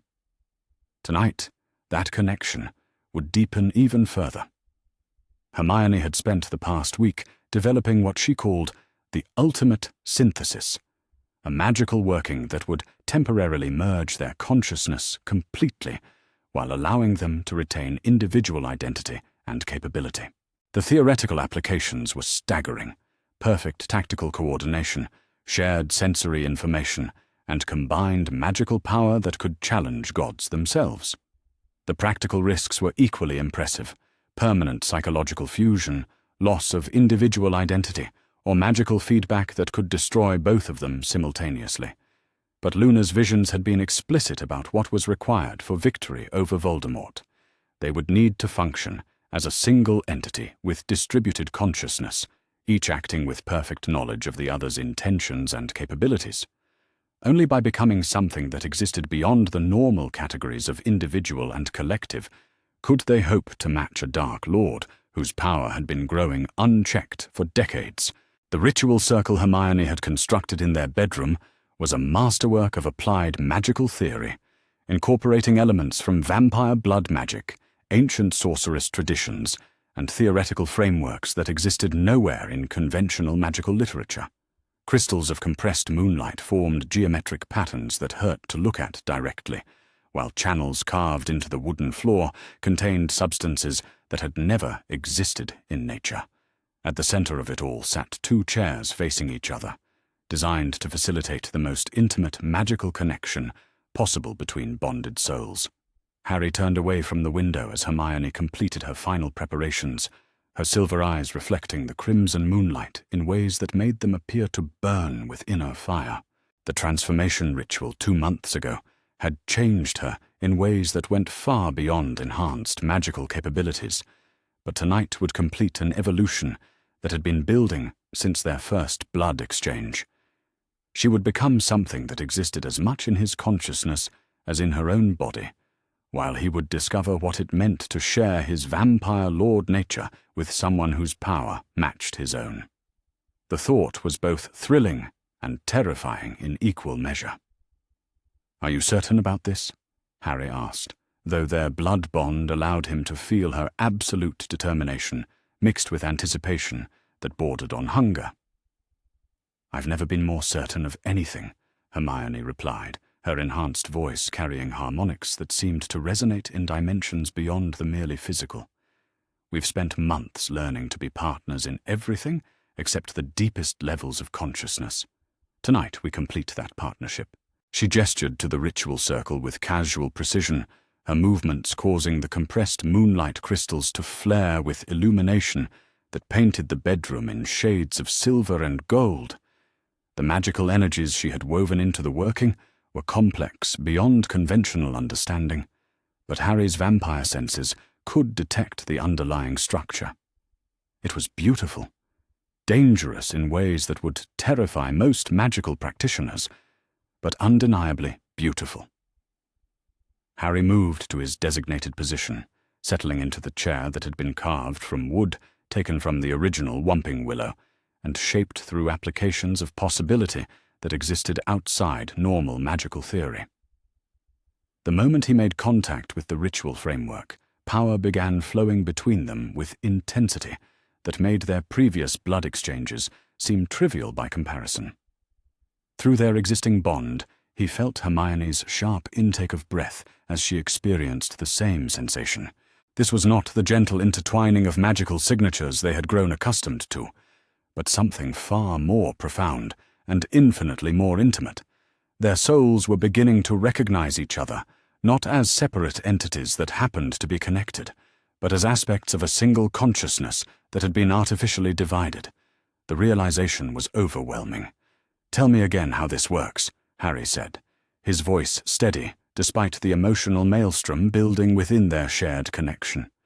Hermione's explanation carried the clinical detachment she brought to complex magical theory, though her eyes remained fixed on his face with an intensity that made his enhanced heart skip beats.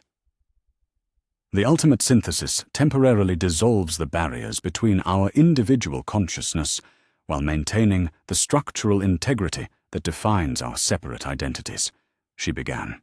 "We become a single entity with two bodies, sharing thoughts, emotions, magical power, and sensory input in real time." "And the risks?"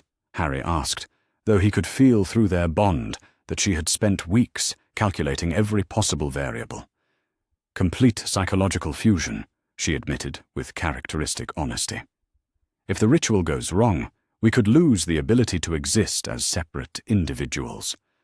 On a more immediate level, the magical feedback could destroy our nervous systems if the power flow becomes unstable."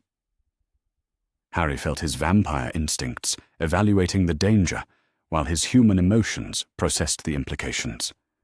They were risking everything they had built together, everything they had become, on the possibility that their combined consciousness could accomplish what their individual efforts could not. But the alternative was facing Voldemort with power that, however impressive, might prove insufficient against a Dark Lord who had spent decades perfecting his command of death magic. Luna's visions had been explicit. Only by becoming something unprecedented could they hope to reshape magical society completely, rather than simply replacing one tyrant with another. "I'm ready," Harry said, extending his hands across the space between their chairs.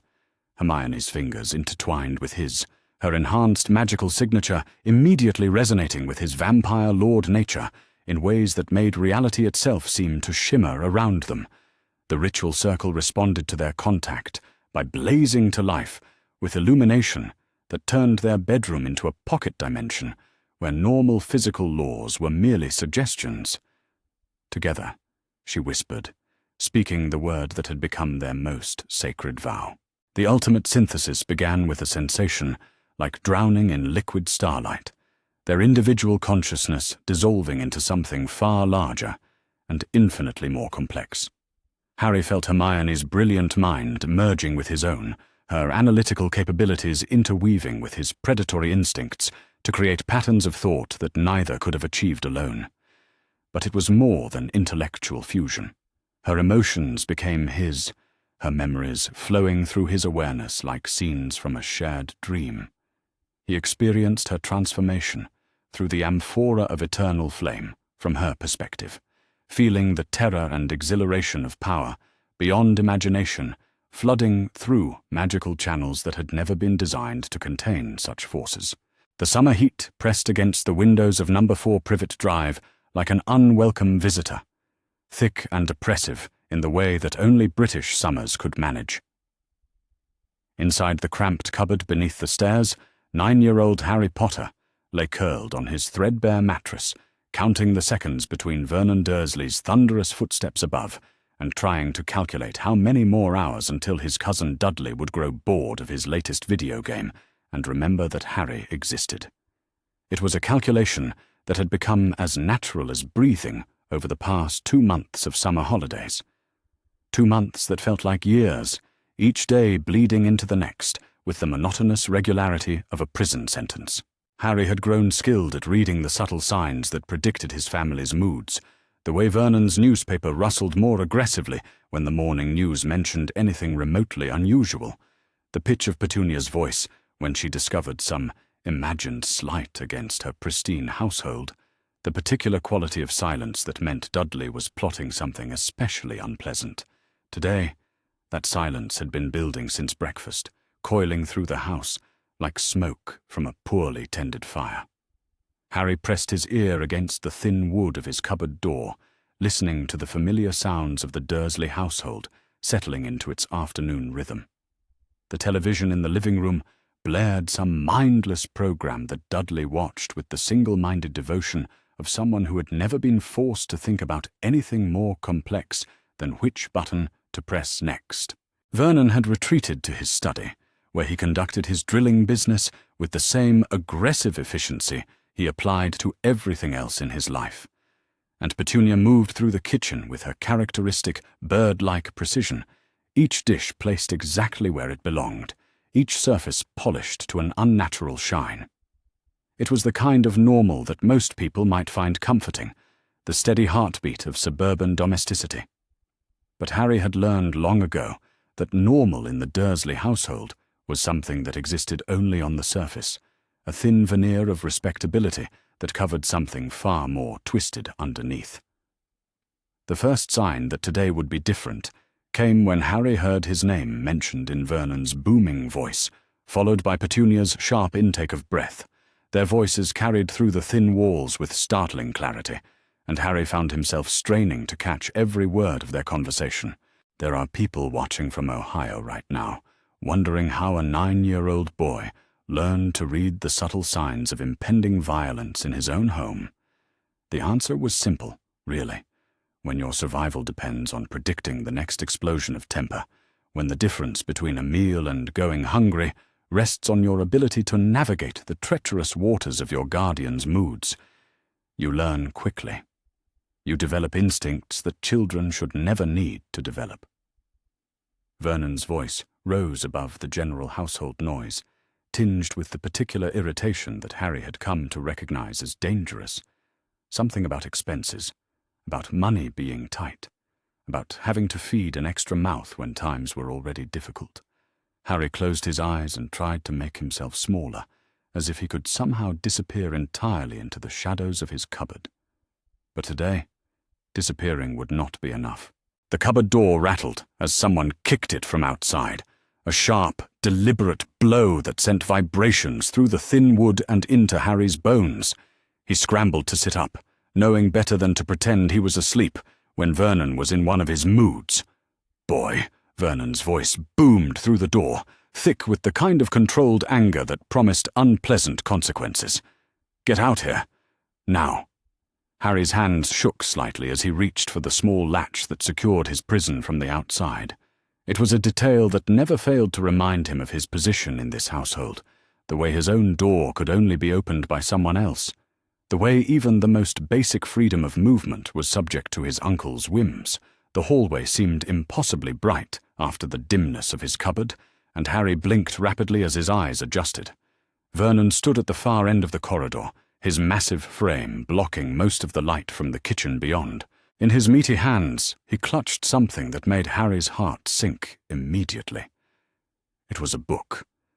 Not just any book, but the small, leather-bound journal that Harry had been writing in for the past several weeks, filling its pages with observations about the strange things that seemed to happen around him, the peculiar incidents that the Dursleys always insisted were his imagination or, worse, evidence of his freakish nature. Harry had hidden that journal carefully, wedging it behind a loose board in his cupboard where he thought no one would ever find it. But clearly, his hiding place had not been as secure as he had hoped. Vernon's face had taken on the purplish hue that usually preceded his most violent outbursts, the color spreading from his thick neck up to his nearly bald scalp like spilled wine on a white tablecloth. His small, pig-like eyes fixed on Harry with undisguised loathing, the same expression he might wear when discovering something particularly unpleasant stuck to the bottom of his shoe. "What?" Vernon said slowly, each word dropping like a stone into still water. "Is this?" Harry opened his mouth to answer, but Vernon continued before he could speak, his voice rising with each word until it filled the narrow hallway like thunder in a canyon. This freakish nonsense, this absolute rubbish about things moving by themselves, and dreams that feel real, and all manner of unnatural garbage. His grip tightened on the journal until his knuckles went white. "I thought we had been clear about this sort of thing, boy. I thought we had made it perfectly clear that we would not tolerate any of your strangeness in our home." The word strangeness came out like a curse, loaded with years of resentment and disgust. Harry had heard variations of this speech before, but there was something different about Vernon's tone today, something that suggested this conversation would not end with the usual threats and restrictions. From the kitchen came the sound of Petunia's footsteps, sharp clicks against the linoleum that spoke of barely contained agitation. She appeared in the doorway behind Vernon, her thin face pinched with the same expression of distaste that seemed to be her default reaction to Harry's existence. Dudley emerged from the living room as well, drawn by the promise of entertainment that Harry's punishment always provided. At 9 years old, Dudley had already grown into a smaller version of his father, with the same mean-spirited eyes and the same instinctive understanding that Harry's pain was somehow his pleasure. "We have been more than patient with you," Vernon continued, his voice taking on the tone of a man delivering a verdict. "We have provided you with food and shelter, we have clothed you and given you a roof over your head, and this is how you repay us. By filling our home with your freakish imaginings, by writing down all manner of unnatural nonsense, as if it were something to be proud of." He held up the journal, and with deliberate slowness began tearing out pages one by one. Each rip seemed to echo in the hallway like a gunshot, and Harry felt something twist in his chest as weeks of careful observations and private thoughts were destroyed before his eyes. "This ends now," Vernon declared, letting the torn pages flutter to the floor like broken wings. "This ends today. We will not have another moment of your strangeness disrupting our peaceful home. We will not tolerate another second of your freakish nature contaminating our family." Harry watched his journal being destroyed and felt something shift inside him, some fundamental change in the way he understood his position in the world. For 9 years he had accepted the Dursleys' treatment as somehow natural, the way things simply were. He had believed their constant assertions that he was lucky to have them, that without their grudging charity he would have nowhere to go, no one to care for him. But as he watched Vernon tear apart the one thing that had been truly his, the one small space where he had been able to express his thoughts and observations without fear of judgment, Harry felt a spark of something that might have been anger or determination, or simply the recognition that this couldn't continue. Petunia stepped forward, her voice taking on the syrupy tone she used when she wanted to sound reasonable while saying something particularly cruel. "Vernon is right, Harry. We have tried to be good to you, to raise you properly despite your unfortunate tendencies. But you seem determined to make our lives difficult with your imagination and your stories and your complete inability to behave like a normal child."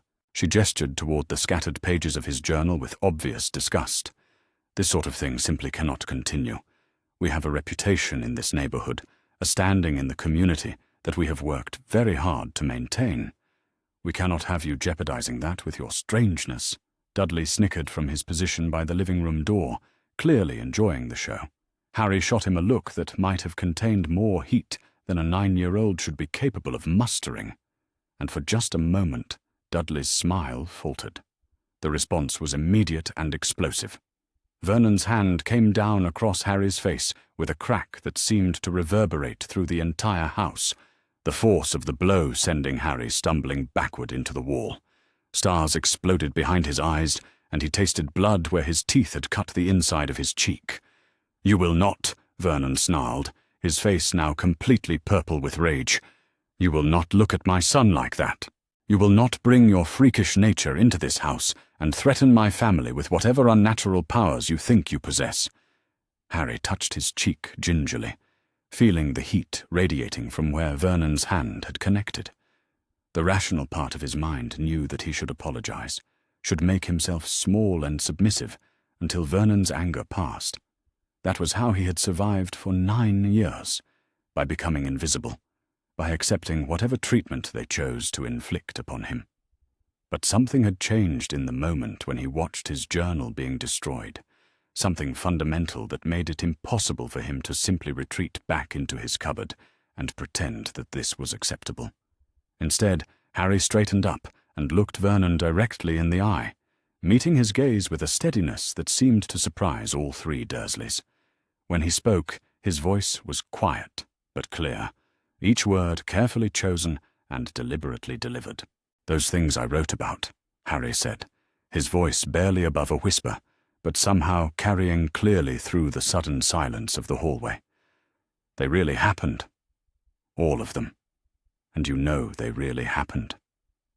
Because you were there for some of them." Vernon's face went from purple to an alarming shade of red that suggested his blood pressure had reached dangerous levels. His mouth opened and closed several times without producing any sound, like a fish gasping for air on dry land. "You remember the glass at the zoo?" Harry continued, his voice gaining strength with each word. "The glass that disappeared when Dudley was teasing that snake, and he fell into the exhibit. You remember the time my hair grew back overnight after Petunia tried to cut it all off? You remember when I ended up on the school roof when Dudley's gang was chasing me, and none of the teachers could explain how I got there?" Petunia made a small, strangled sound, her hand flying to her throat as if she could somehow prevent the words from reaching her ears. But Harry was not finished. "These things happen around me, and you know they happen around me, and you hate me for it. But destroying my journal will not make them stop happening. Hitting me will not make them stop happening. Nothing you do to me will ever make them stop happening, because this is who I am." The silence that followed Harry's words was deafening, broken only by the distant sound of a neighbor's lawn-mower and the tick of the grandfather clock in the living room. Vernon stood frozen in place, his raised hand still hovering in the air, as if he were not quite sure what to do with it. Then, slowly, his expression changed. The immediate anger drained away, replaced by something that might have been calculation. His small eyes narrowed as he studied Harry's face, and when he finally spoke, his voice was quiet and controlled in a way that was somehow more frightening than his previous shouting. "You think you are special?" Vernon said softly. "You think these freakish things that happen around you make you important, make you better than normal people? But you are wrong, boy. You are not special. You are a burden, a responsibility that was forced upon us against our will, and we have reached the end of our patience." He stepped closer, looming over Harry with his considerable bulk. "From now on, things are going to be different in this house. From now on, you are going to learn exactly what your place is in this family, and exactly what happens to ungrateful children who bite the hand that feeds them." Harry felt his courage wavering under Vernon's intense stare, but he forced himself to maintain eye contact. Whatever consequences were coming, he would face them with dignity.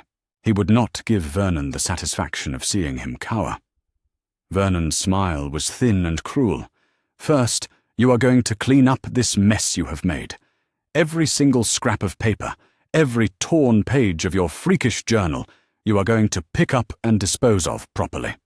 Then, you are going to go to your room and think very carefully about your behavior and your attitude." He paused, his smile widening slightly. "And while you are thinking, boy, you might want to consider how very easy it would be for us to simply wash our hands of you entirely. There are places for children like you, institutions where your kind are sent when their families can no longer cope with their strangeness. Places where no one cares about your freakish nature, because everyone there is just as strange and unwanted as you are." The threat hung in the air like poison gas, and Harry felt something cold settle in his stomach. He had always known, on some level, that the Dursleys' tolerance for his presence was finite. But hearing it stated so explicitly, so matter-of-factly, made the reality of his situation crystal clear. He was completely alone. Whatever happened to him, whatever the Dursleys decided to do with him, there was no one who would come looking for him, no one who would ask questions or demand explanations. He was, as Vernon had so eloquently put it, a burden that could be disposed of at any time. Harry knelt on the hallway floor and began picking up the torn pages of his journal, his movements mechanical and precise. Each scrap of paper felt like a small piece of his soul being discarded, each fragment of his careful observations and private thoughts now reduced to trash, to be swept away and forgotten. As he worked, the Dursleys watched him with expressions of satisfaction, as if his submission somehow validated their treatment of him. Dudley had resumed his snickering, clearly delighted by Harry's humiliation. Petunia wore her usual look of pinched distaste, but there was something that might have been smugness around the corners of her mouth. And Vernon stood like a conquering general, surveying his defeated enemy, his massive arms crossed over his chest and his small eyes glittering with triumph. But as Harry gathered the last of the scattered pages, something inside him was hardening into a resolve that surprised him with its intensity. The Dursleys might think they had won this battle, might believe that their threats and violence had once again reduced him to the compliant, invisible child they preferred. But they were wrong. For the first time in his life, Harry Potter was beginning to understand that he had choices. Perhaps not many choices, perhaps not good choices, but choices nonetheless. He could continue to accept the Dursleys' treatment, could retreat back into his cupboard and pretend that this was the life he was meant to live, or he could do something else entirely. The idea that had been forming in the back of his mind since the journal incident began to take on a more concrete shape. There were things about his life that did not make sense, questions that the Dursleys refused to answer, and topics that they avoided with suspicious determination. His parents, for instance, the circumstances of their death, the mysterious inheritance that had somehow provided for his upkeep, but seemed to have no visible impact on his daily life. And there were the strange things that happened around him, the incidents that the Dursleys insisted were either his imagination or evidence of his freakish nature. But what if they were something else entirely? What if they were clues to a larger truth that the Dursleys were desperate to keep hidden? Harry deposited the last of the torn journal pages in the kitchen bin, noting the way Petunia watched him with hawk-like intensity, as if she expected him to try to retrieve them the moment her back was turned. Then he returned to his cupboard as directed, pulling the door closed behind him and listening to the sound of Vernon's satisfied grunt. But instead of lying down on his mattress and surrendering to despair, Harry began to examine his small prison with new eyes. The loose floorboard where he had hidden his journal was just one of several that showed signs of wear and displacement. Over the years, various occupants of this cupboard had apparently found ways to create hiding places, small caches where treasures could be stored away from prying eyes. Harry began systematically checking each loose board, his fingers probing the narrow gaps and feeling for hidden spaces. In the third board he examined, his fingertips encountered something that made his heart race with excitement: money. Not much, just a few crumpled pound notes that some previous occupant had secreted away, but enough to represent something that Harry had never possessed before: the possibility of independence. He continued his search with renewed vigor, discovering a small collection of coins in another hiding spot, and what appeared to be the remains of a very old map tucked behind a board near the back wall. The map was too damaged to be of much use, but it suggested that others before him had also dreamed of escape, had also sought ways to break free from whatever circumstances had confined them to this dark space.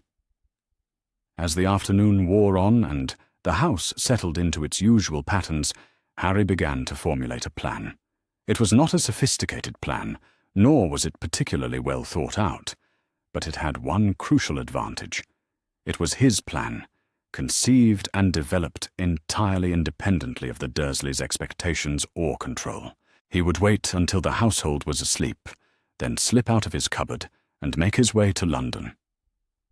Once there, he would seek out the bank that supposedly managed his parents' estate, this Gringotts place that he had heard mentioned in hushed conversations between Vernon and Petunia.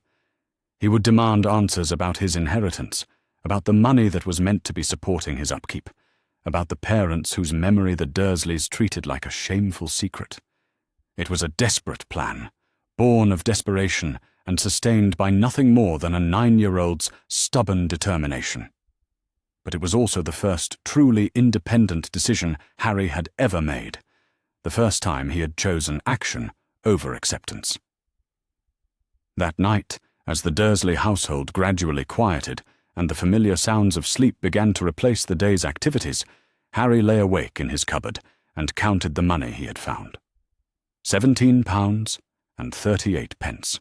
It was not much, probably not enough to get him to London and back, certainly not enough to sustain him for any extended period. But it was a start. And sometimes, Harry reflected, as he listened to Vernon's thunderous snoring through the ceiling above, sometimes a start was all you needed. The grandfather clock in the living room chimed midnight, its deep tones echoing through the house like a call to action. Harry waited another hour, until even Dudley's restless shifting had settled into the deep rhythms of sleep, then carefully opened his cupboard door and stepped into the hallway. The house seemed different at night, larger somehow, and full of shadows that held infinite possibilities. Harry moved through the familiar spaces with careful precision, avoiding the creaky floorboards and navigating by memory through the darkness. He retrieved a small bag from the kitchen, filled it with some food that he hoped would not be missed, then made his way to the front door. The locks that seemed so formidable during the day proved surprisingly manageable when approached with determination rather than resignation. Within minutes, Harry found himself standing on the front step of number 4 Privet Drive, breathing the cool night air and looking out at a world that suddenly seemed full of possibilities. He had no idea what he would find in London, no clear plan for how to locate this mysterious bank or what he would do once he found it. But for the first time in his life, those uncertainties felt like adventures rather than obstacles. Harry Potter adjusted the strap of his small bag, checked to make sure his precious £17.38 were secure in his pocket, and began walking toward whatever destiny awaited him beyond the manicured lawns and identical houses of Privet Drive. Behind him, the Dursley house slept on in ignorant peace, its occupants unaware that their carefully maintained control had just walked out the front door and into the night, driven by nothing more than a 9-year-old boy's refusal to accept that this was all his life would ever be. The courtroom in the depths of the Ministry of Magic had been designed to intimidate, its ancient stone walls rising into shadows that seemed to swallow light and hope with equal efficiency.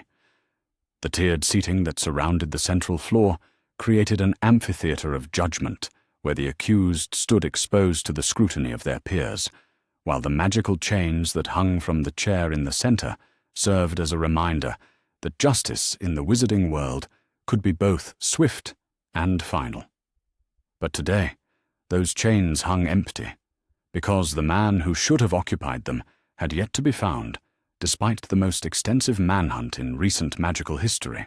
Albus Dumbledore had vanished from Hogwarts sometime during the night following Harry's investigation, taking with him only those possessions that could be easily concealed, and leaving behind a lifetime's accumulation of secrets that were now being examined by experts from across the magical world.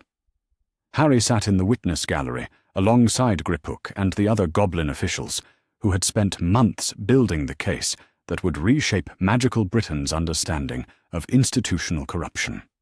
Around them, the courtroom buzzed with the kind of tension that preceded historical moments, as witches and wizards from across Europe gathered to witness proceedings that would determine not merely the fate of individuals, but the future of magical law enforcement itself. The Wizengamot members who filled the upper tiers of the courtroom represented a cross-section of magical society's most powerful and influential figures. But Harry could see divisions among them that spoke to the political chaos that his revelations had unleashed. Some wore expressions of shocked disbelief, as if they still could not accept that their most revered leader had been capable of such systematic betrayal. Others carried themselves with the grim determination of people who had suspected corruption for years and were finally seeing their concerns validated. Amelia Bones moved through the courtroom with the quiet authority of someone who had spent weeks preparing for what would undoubtedly be the most significant case of her career. The evidence she carried represented not merely the documentation of crimes against Harry Potter, but proof of a conspiracy that had corrupted the very foundations of magical government and child protection. But it was the entrance of the day's first witness that truly marked the historical significance of the proceedings. Sirius Black walked into the courtroom as a free man for the first time in 12 years, his bearing somehow managing to combine the aristocratic dignity of his pure-blood heritage with the hard edges that 12 years of wrongful imprisonment had carved into his character. The transformation was remarkable to observe, Harry thought, as he watched his godfather take his place at the witness stand. The man who had been dragged from this very courtroom over a decade ago as a convicted traitor now stood before the Wizengamot as a vindicated victim whose suffering had exposed the corruption of the very system that had condemned him. "Sirius Black," Bones began, her voice carrying the formal authority of official proceedings, "you were arrested on November 1st, 1981, on charges of betraying James and Lily Potter to Lord Voldemort, and subsequently murdering Peter Pettigrew and 12 Muggle bystanders. You were sentenced to life imprisonment in Azkaban without the benefit of a trial. Is this accurate?" Sirius's voice, when he spoke, carried the measured control of someone who had spent years preparing for this moment. "That is correct, Director Bones. I was arrested, convicted, and sentenced without ever being permitted to present evidence of my innocence or to challenge the assumptions upon which the charges were based." His eyes swept across the assembled Wizengamot members many of whom had been present during his original sentencing, and were now being forced to confront the consequences of their failure to ensure basic legal protections. "For the record," Bones continued, "please state your relationship to Harry Potter and the role that James and Lily Potter intended for you to play in their son's life." Sirius straightened to his full height, his voice taking on the warmth that Harry had learned to associate with genuine affection and protection. "James Potter was my best friend, closer to me than my own family, and he honored me by naming me as Harry's godfather and designated guardian.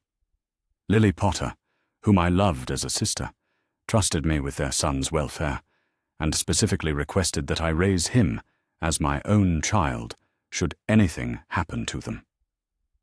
The simple statement carried profound implications that rippled through the courtroom like stones dropped into still water. Here was the man whom Harry's parents had chosen to raise their son, whose imprisonment had made possible the systematic abuse and manipulation that had defined Harry's childhood. "Mr. Black," Bones said, producing a document that Harry recognized as his parents' testament, according to the legal arrangements made by James and Lily Potter. "What were your specific responsibilities regarding Harry's care and upbringing?" Sirius accepted the document with hands that trembled slightly.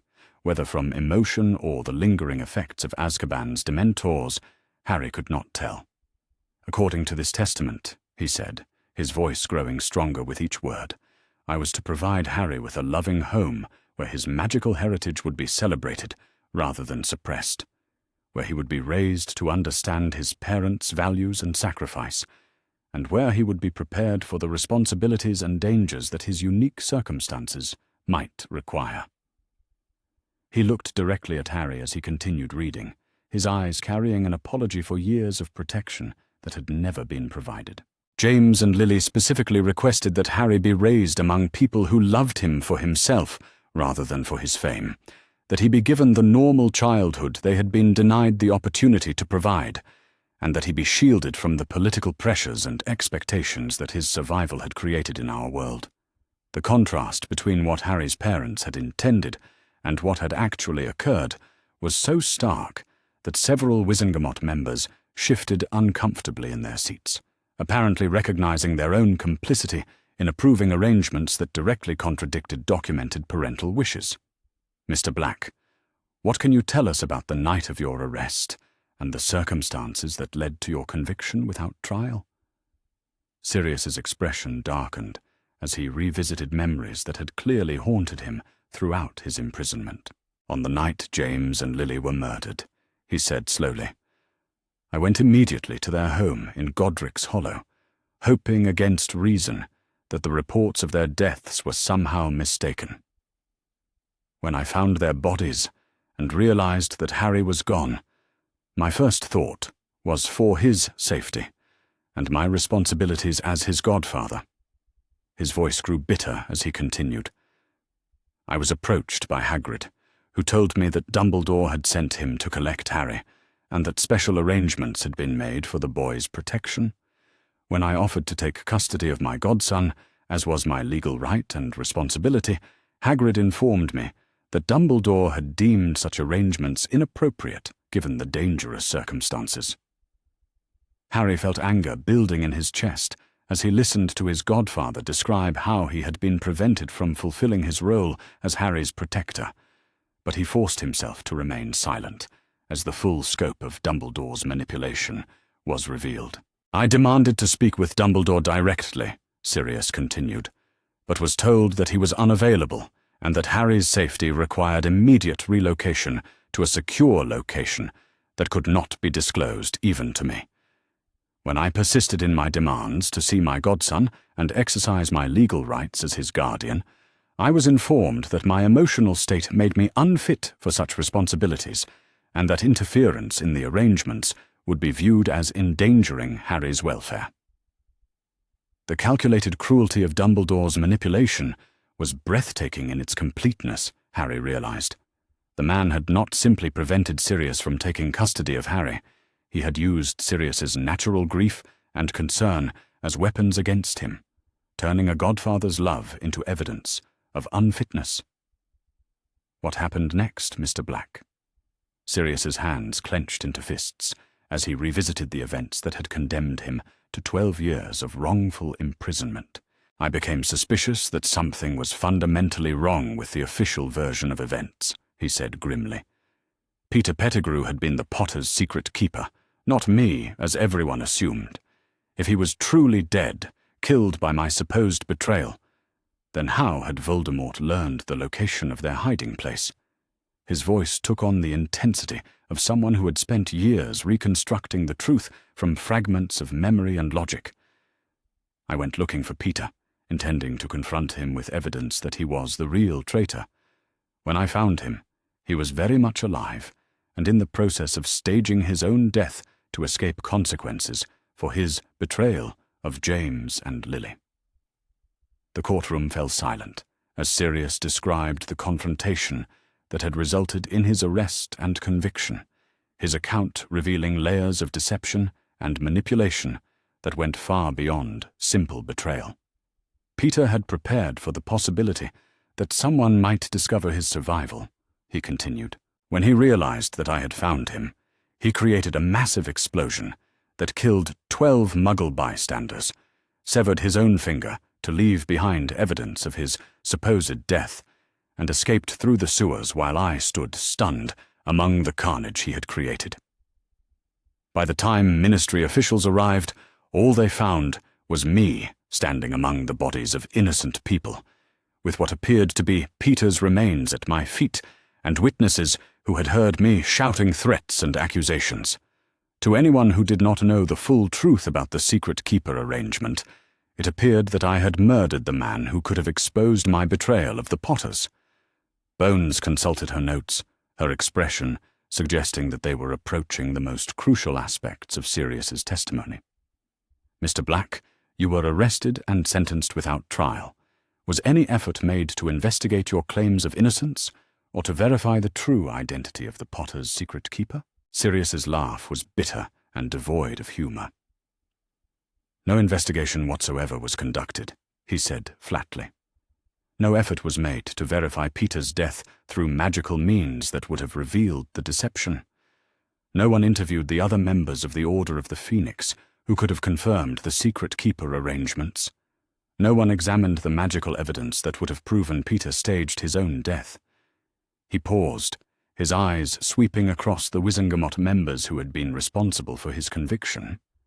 I was declared guilty based solely on circumstantial evidence and the assumption that no other explanation was possible. When I demanded a trial, I was told that the evidence was so overwhelming that formal proceedings would be a waste of the court's time and an unnecessary delay in achieving justice for the Potters' deaths. The revelation that Sirius had been denied even the most basic legal protections sent murmurs of shock and outrage through the courtroom. Even in cases involving the most serious crimes, magical law required formal trials and the opportunity for the accused to present evidence in their own defense. Mr. Black, Bones continued, during your imprisonment in Azkaban, did you ever receive visits from ministry officials, legal representatives, or anyone else who might have investigated your claims of innocence? Never, Sirius replied emphatically. In 12 years of imprisonment, I never spoke to a single person who had the authority or inclination to examine the evidence of my innocence. I was simply left to rot in Azkaban, while the real traitor lived free, and the child I was meant to protect suffered abuse that could have been prevented if basic legal procedures had been followed. The indictment of the magical legal system was devastating in its completeness, revealing failures that went far beyond mere incompetence into territory that suggested systematic corruption or willful blindness to obvious injustices. Harry felt tears streaming down his cheeks as he listened to his godfather describe 12 years of wrongful imprisonment, 12 years during which Sirius had been denied the opportunity to fulfill his role as Harry's protector, while Harry himself had been condemned to systematic abuse and manipulation. But it was Sirius's next revelation that truly demonstrated the depths of Dumbledore's betrayal and the calculated nature of his manipulation of both their lives. "Director Bones," Sirius said, his voice taking on the controlled fury of someone who had spent years preparing for this moment. "I have recently learned that Albus Dumbledore visited me in Azkaban approximately 6 months after my imprisonment, though I have no memory of this visit due to the effects of prolonged exposure to Dementors." Bones leaned forward with obvious interest. "How did you learn about this visit, and what was its apparent purpose?" "Through Goblin records that document all official visits to Azkaban prisoners," Sirius replied grimly. "According to these records, Dumbledore met with me for nearly 2 hours, ostensibly to discuss arrangements for Harry's ongoing care and protection. The visit was recorded as official business related to his role as Chief Warlock of the Wizengamot." The implications of what Sirius was describing sent chills through Harry as he began to understand the full scope of Dumbledore's manipulation. The headmaster had visited Sirius in prison, had presumably learned about Harry's parents' true wishes regarding his guardianship, and had chosen to maintain the fraudulent arrangements that condemned both Harry and Sirius to years of unnecessary suffering. "Furthermore," Sirius continued, "these same records indicate that Dumbledore was provided with copies of all relevant legal documents regarding my case, including James and Lily's testament and the specific provisions they had made for Harry's care. He knew, beyond any possible doubt, that Harry was being denied his rightful guardian, and that I was imprisoned for crimes I had not committed." The courtroom erupted in shocked murmurs as the assembled wizards and witches processed the implications of Sirius's testimony. Dumbledore had not simply made mistakes or exercised poor judgment in Harry's placement. He had deliberately maintained arrangements that he knew violated the law and caused unnecessary suffering to both Harry and Sirius. Bones allowed the commotion to settle before continuing with her examination, but Harry could see that she was building toward revelations that would complete the picture of Dumbledore's systematic betrayal. "Mr. Black," she said formally, "based on your knowledge of James and Lily Potter's wishes and the legal arrangements they made for Harry's care, how would you characterize the decisions made regarding his placement with the Dursley family?" Sirius's voice, when he answered, carried the controlled rage of someone who had been forced to watch helplessly while everything he cared about was systematically destroyed. "The placement of Harry Potter with the Dursley family," he said slowly and clearly, "represents the most complete betrayal of parental trust and legal obligation that I have ever encountered. James and Lily specifically and explicitly forbade such a placement, understanding that Petunia's hatred of our world would make her incapable of providing the love and support their son would need." His eyes found Harry in the witness gallery, and for a moment the formal proceedings dissolved into something far more personal and painful.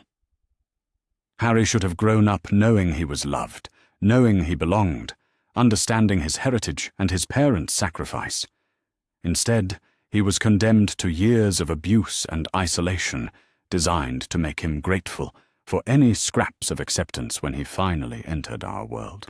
Every day of suffering he endured, every moment of loneliness and rejection he experienced, was a direct result of decisions made by people who claimed to be acting in his best interests, but were actually serving their own agenda. The emotional impact of Sirius's testimony was devastating, but it was his final revelation that truly completed the picture of Dumbledore's crimes and their consequences for everyone involved. "Director Bones," he said, his voice taking on the formal tone of someone making an official statement for the record, "I want it clearly understood that if I had been permitted to fulfill my role as Harry's guardian, if basic legal procedures had been followed, and my innocence had been properly investigated, none of the subsequent crimes against Harry Potter would have been possible." He straightened to his full height, his aristocratic bearing asserting itself despite the years of imprisonment that had marked his features. Harry would have grown up in a loving home where his magical heritage was celebrated, where he understood his worth and his rights, where he was protected by people who loved him rather than exploited by those who saw him as a resource to be managed. The theft of his inheritance, the systematic abuse, the manipulation and lies, all of it depended on his isolation and ignorance. conditions that could never have been maintained if his legal guardian had been present to protect his interests. As Sirius concluded his testimony and stepped down from the witness stand, Harry felt a profound sense of both loss and validation. Loss for the childhood that had been stolen from both of them, the relationship that should have sustained and protected him throughout his formative years, but also validation that his parents had made careful, loving arrangements for his welfare, that there had been people ready and willing to provide the care and guidance he had been denied. The courtroom buzzed with conversation as the assembled officials processed the implications of what they had heard. This was not merely a case of administrative incompetence or bureaucratic failure. This was evidence of a systematic conspiracy that had corrupted the most basic functions of magical government and violated the fundamental rights of both adults and children. But perhaps most significantly, Sirius's testimony had established the legal foundation for challenging every aspect of Harry's placement and care. The fraud, the abuse, the theft, the manipulation, all of it had been made possible by the wrongful imprisonment of the man who should have been protecting Harry's interests from the beginning. As the proceedings continued with additional testimony from ministry officials, goblin experts, and other witnesses to Dumbledore's crimes, Harry felt the same sense of forward momentum that had carried him from Privet Drive to this moment of vindication and justice. The friend of the Goblin Nation sat in the witness gallery of the most important magical court in Britain, watching as the truth about his childhood was finally revealed to the world, and the people responsible for his suffering were held accountable for their crimes. His godfather was free, vindicated after 12 years of wrongful imprisonment. The conspiracy that had stolen both their lives was being exposed to public scrutiny. And somewhere in the magical world, Albus Dumbledore was learning that his carefully constructed reputation could not protect him from the consequences of documented evidence and determined pursuit of justice. The boy who had begun this journey as a victim fleeing abuse had become the catalyst for the most significant reform of magical law enforcement in generations, surrounded by allies who understood that some crimes were too serious to be forgiven, and some truths too important to remain hidden. As witness after witness testified to different aspects of Dumbledore's crimes and their consequences for magical society, Harry Potter looked toward a future where children like him would be protected by law rather than victimized by those who claimed to serve their interests.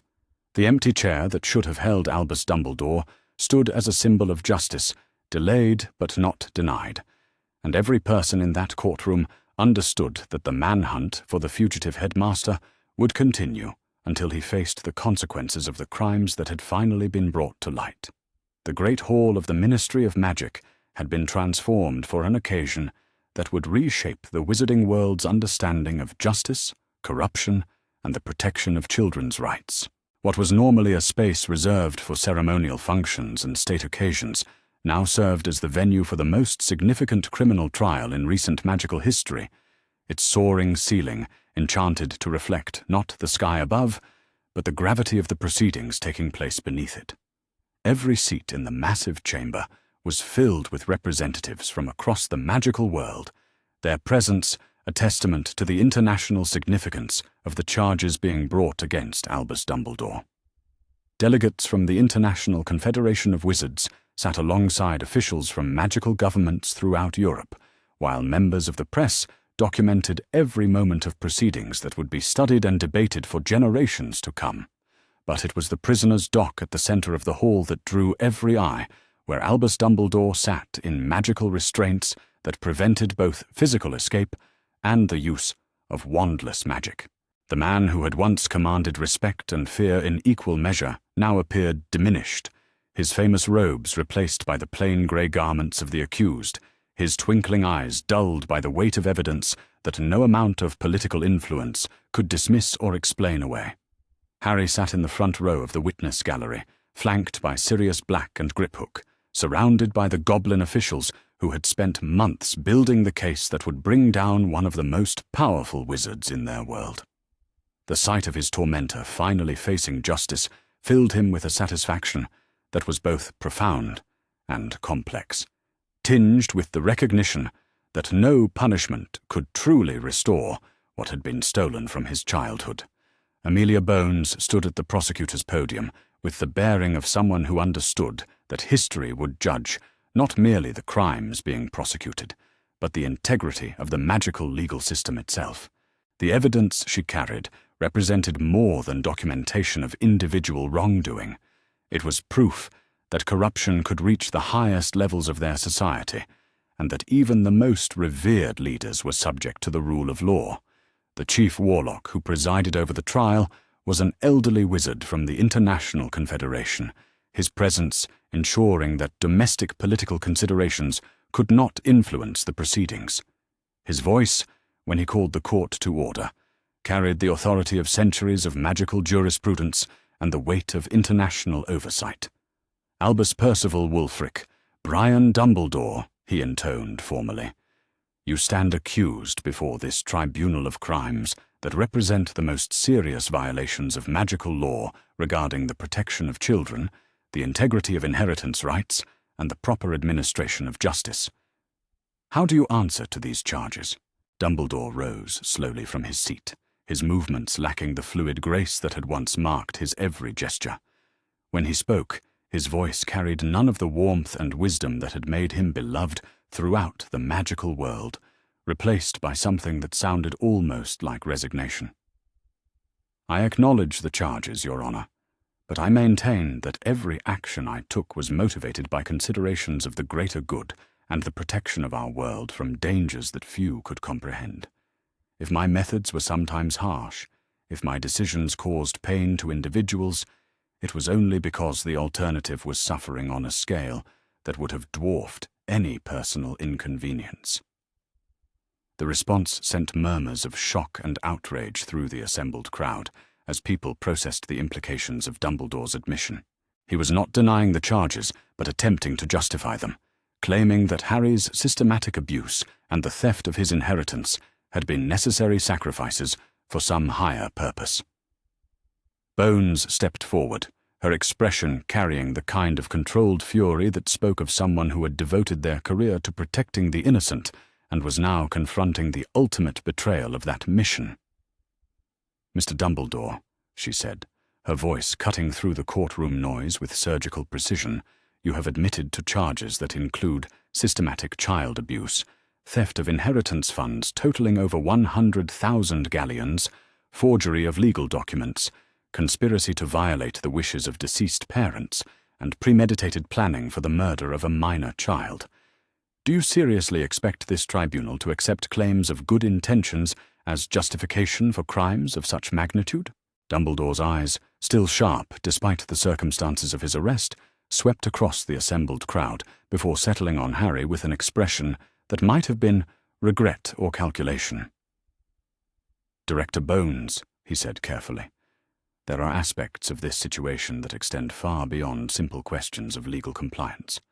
Harry Potter's survival of the killing curse created circumstances that required extraordinary measures to ensure not merely his individual welfare, but the safety of our entire world. The prophecy that governed his destiny demanded that he be prepared for sacrifices that few could understand or accept. Harry felt cold anger building in his chest as he listened to Dumbledore attempt to justify years of systematic abuse through references to prophecies and greater goods that had never been explained or discussed with him. Even now, facing the consequences of his crimes, the man was treating Harry as a resource to be managed rather than a human being whose rights and welfare mattered.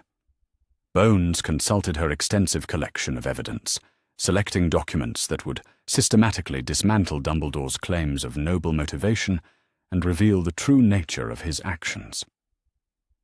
Mr. Dumbledore, she said formally, let us examine the specific nature of your concern for Mr. Potter's welfare and preparation for his supposed destiny.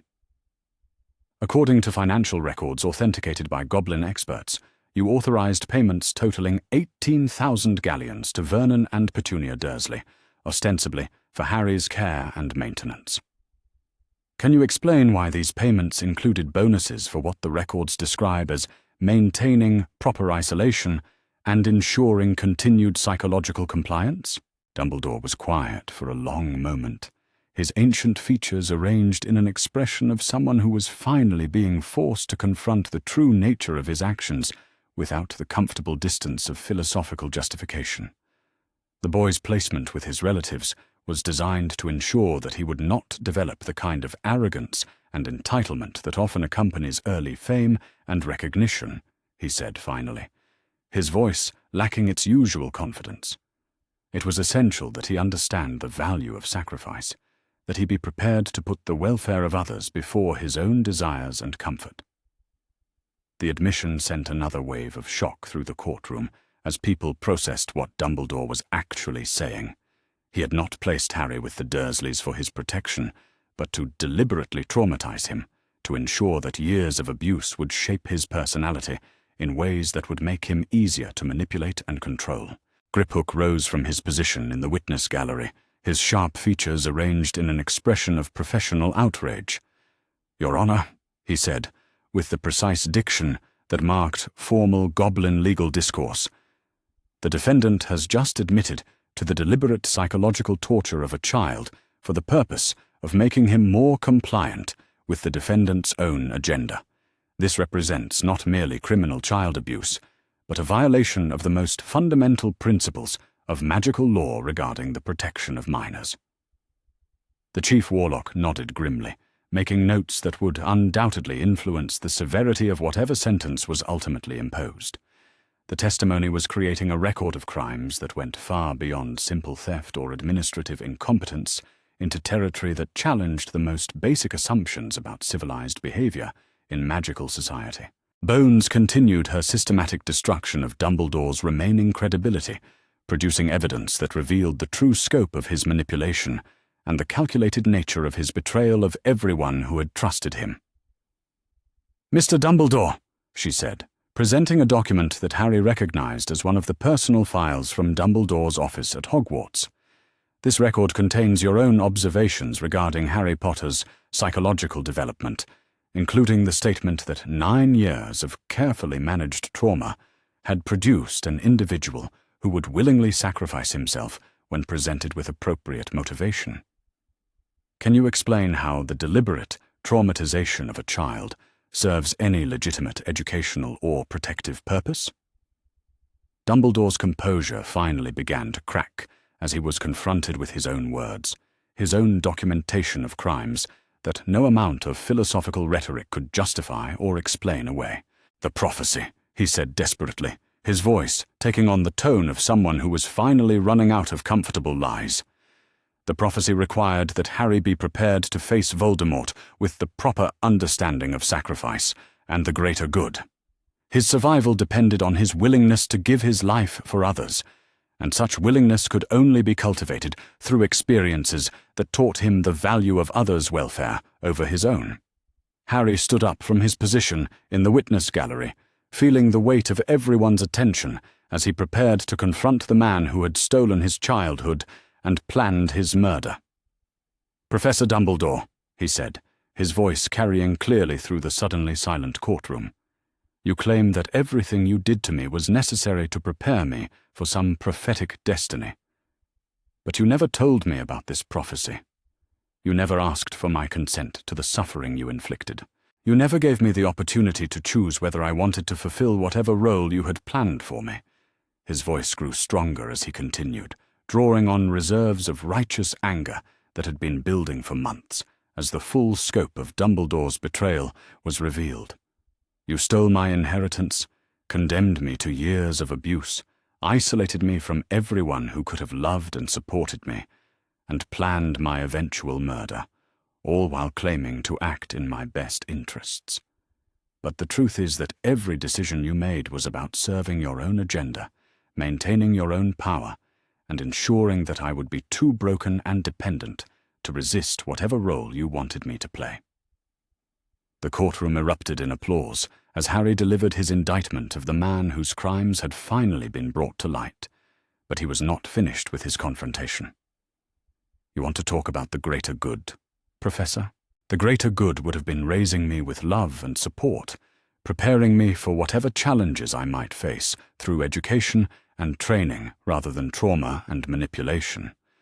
The greater good would have been allowing Sirius Black to fulfill his role as my guardian instead of condemning him to 12 years of wrongful imprisonment. The greater good would have been respecting my parents' wishes and treating me as a human being rather than a weapon to be shaped for your purposes. Dumbledore's face had gone completely white as he listened to Harry's words, the comfortable distance of philosophical justification stripped away by the simple truth of what his actions had actually accomplished. Everything you claim to have done for the greater good was actually done to serve your own need for control and power, Harry continued, his voice carrying the authority of someone who had finally found his voice after years of systematic silencing. You are not a protector or a mentor or a wise leader.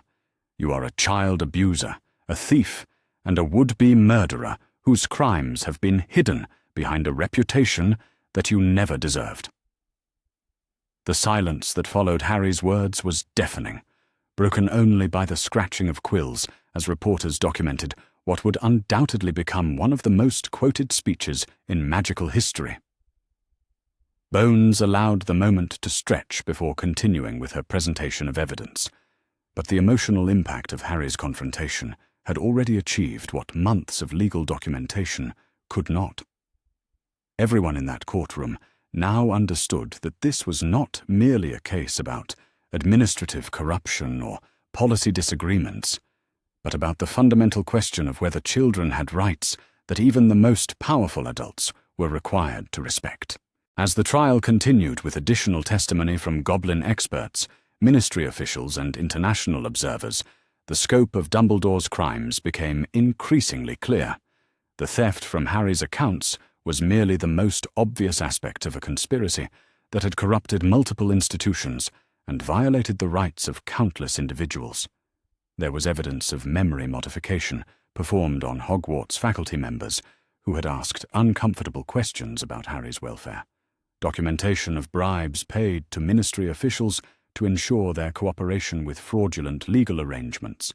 Correspondence with international contacts that revealed Dumbledore's manipulation of magical governments across Europe. Most damaging of all was the testimony of other victims, children who had been placed in inappropriate situations when their parents' wills conflicted with Dumbledore's political objectives. The pattern of abuse and manipulation extended far beyond Harry's individual case into systematic corruption that had affected magical families throughout Britain. As witness after witness testified to different aspects of Dumbledore's crimes, Harry felt a profound sense of vindication mixed with sorrow for all the other children who had suffered, because the adults responsible for protecting them had chosen power and politics over basic human decency. The final phase of the trial focused on the question of appropriate punishment for crimes that had no real precedent in magical legal history. The international observers made it clear that this case would establish standards for how magical society dealt with institutional corruption and the abuse of children by those in positions of ultimate authority. When Dumbledore was finally given the opportunity to make a statement before sentencing, his words revealed the depth of his delusion and his complete inability to understand the true nature of his crimes. "I accept that my methods may have been harsh," he said, his voice carrying none of its former warmth or authority. "But I maintain that every action I took was motivated by love for the magical world and concern for its future. If I am to be punished for placing the welfare of our entire society above the comfort of individual children, then I accept that punishment as the price of serving a greater purpose." The response from the courtroom was immediate and explosive, with shouts of outrage and disgust from observers who could not believe that even now, faced with overwhelming evidence of his crimes, Dumbledore continued to present himself as a martyred hero, rather than acknowledging the systematic nature of his abuse and betrayal. Harry stood up one final time, his voice cutting through the chaos with the kind of moral authority that no amount of political influence could challenge or dismiss. "Professor Dumbledore," he said clearly, "what you call love was actually hatred disguised as protection. What you call the greater good was actually your own ego and need for control. And what you call necessary sacrifice was actually the systematic destruction of children's lives for your own purposes. He paused, looking directly at the man who had stolen his childhood and planned his death. You will never understand the harm you have caused, because you are incapable of seeing other people as anything more than pieces on a chessboard to be moved according to your grand strategies. But the rest of us understand, and we will ensure that no other child ever suffers the way I suffered under your so-called protection." The chief warlock called for order as the courtroom erupted in sustained applause, but the damage to whatever remained of Dumbledore's reputation was complete and irreversible. The man who had once been revered as the greatest wizard of his age was now revealed as a systematic abuser whose crimes had been hidden behind carefully cultivated public image. When the sentence was finally pronounced, it reflected both the severity of the crimes and the international community's determination to establish clear standards for the protection of children's rights in magical society. Life imprisonment in Azkaban, without possibility of parole, forfeiture of all personal assets to provide restitution to victims, and permanent removal from all positions of authority or influence within magical institutions. The punishment was as comprehensive as the crimes had been systematic. As Dumbledore was led away in magical restraints, his famous robes replaced by prison garments, and his twinkling eyes dulled by the reality of consequences he had never expected to face, Harry felt a sense of closure that went beyond mere satisfaction at seeing justice done. The boy who had fled Privet Drive in search of answers about his inheritance had become the catalyst for the most significant reform of magical law enforcement in generations. His quest for personal justice had revealed institutional corruption that affected countless other victims, and had established legal precedents that would protect magical children for generations to come. But perhaps most importantly, Harry Potter had found his voice, his power, and his place in a magical world that would never again be able to ignore the fundamental rights of its most vulnerable members. The friend of the Goblin Nation walked out of the Ministry of Magic, surrounded by allies who had helped him achieve not merely personal vindication, but systematic reform of institutions that had failed in their most basic obligations. Behind him, the empty courtroom stood as a testament to the truth that no one, regardless of their power or reputation, was above the law, when that law was supported by evidence, courage, and the determination of those who refused to accept that children's suffering was an acceptable price for anyone's version of the greater good. The morning light streaming through the tall windows of Grimmauld Place carried with it the promise of possibilities that Harry Potter had never dared to imagine during his years of imprisonment at Privet Drive. 6 months had passed since Dumbledore's trial and sentencing. 6 months during which the magical world had undergone transformations that extended far beyond the simple matter of justice for one abused child, and Harry was finally beginning to understand what it meant to live rather than merely survive. The house that had once been the ancestral seat of the most notorious dark wizarding family in Britain was slowly being transformed into something that could truly be called a home. Under Sirius's careful guidance and Harry's enthusiastic participation, the oppressive atmosphere of generations of pure-blood supremacy was giving way to something warmer, more welcoming, more suited to the family they were building together. Harry sat at the breakfast table in what had once been a formal dining room, reserved for the Black family's most important guests, but which now served as the casual heart of their daily routine. Across from him, Sirius read through the morning edition of the Daily Prophet with the kind of relaxed attention that spoke of someone who no longer feared what the headlines might reveal about his own circumstances. The transformation in his godfather was perhaps the most remarkable aspect of their new life together, Harry reflected, as he watched Sirius navigate the complexities of current events with the engagement of someone who was finally free to participate in the world rather than simply endure it. The haunted look that had marked Sirius's features during their early meetings had gradually faded, replaced by something that might have been contentment mixed with the fierce protectiveness that Harry was learning to associate with genuine family love. "Listen to this," Sirius said, his voice carrying amusement rather than the bitter irony that had once characterized his relationship with magical politics. "The Ministry has announced the formation of the Potter Commission for Child Welfare, a permanent oversight body designed to ensure that the placement and care of orphaned magical children meets the highest standards of safety and appropriateness." He looked up from the newspaper with obvious pride. "Named after you, Harry, in recognition of the courage you showed in exposing systematic failures that had been hidden for far too long. Amelia Bones will chair the commission, with representatives from the International Confederation of Wizards and the Goblin Banking Authority serving as permanent advisors." Harry felt a complex mixture of emotions as he processed what Sirius was telling him. Pride, certainly, that his quest for personal justice had resulted in institutional changes that would protect other children from suffering similar fates, but also a kind of bemused amazement that the frightened 9-year-old who had fled the Dursleys in search of answers about his inheritance had somehow become a catalyst for reforms that would reshape magical society's approach to child protection. The Potter Commission was just one of many changes that had emerged from the investigation into Dumbledore's crimes and their consequences for magical law enforcement.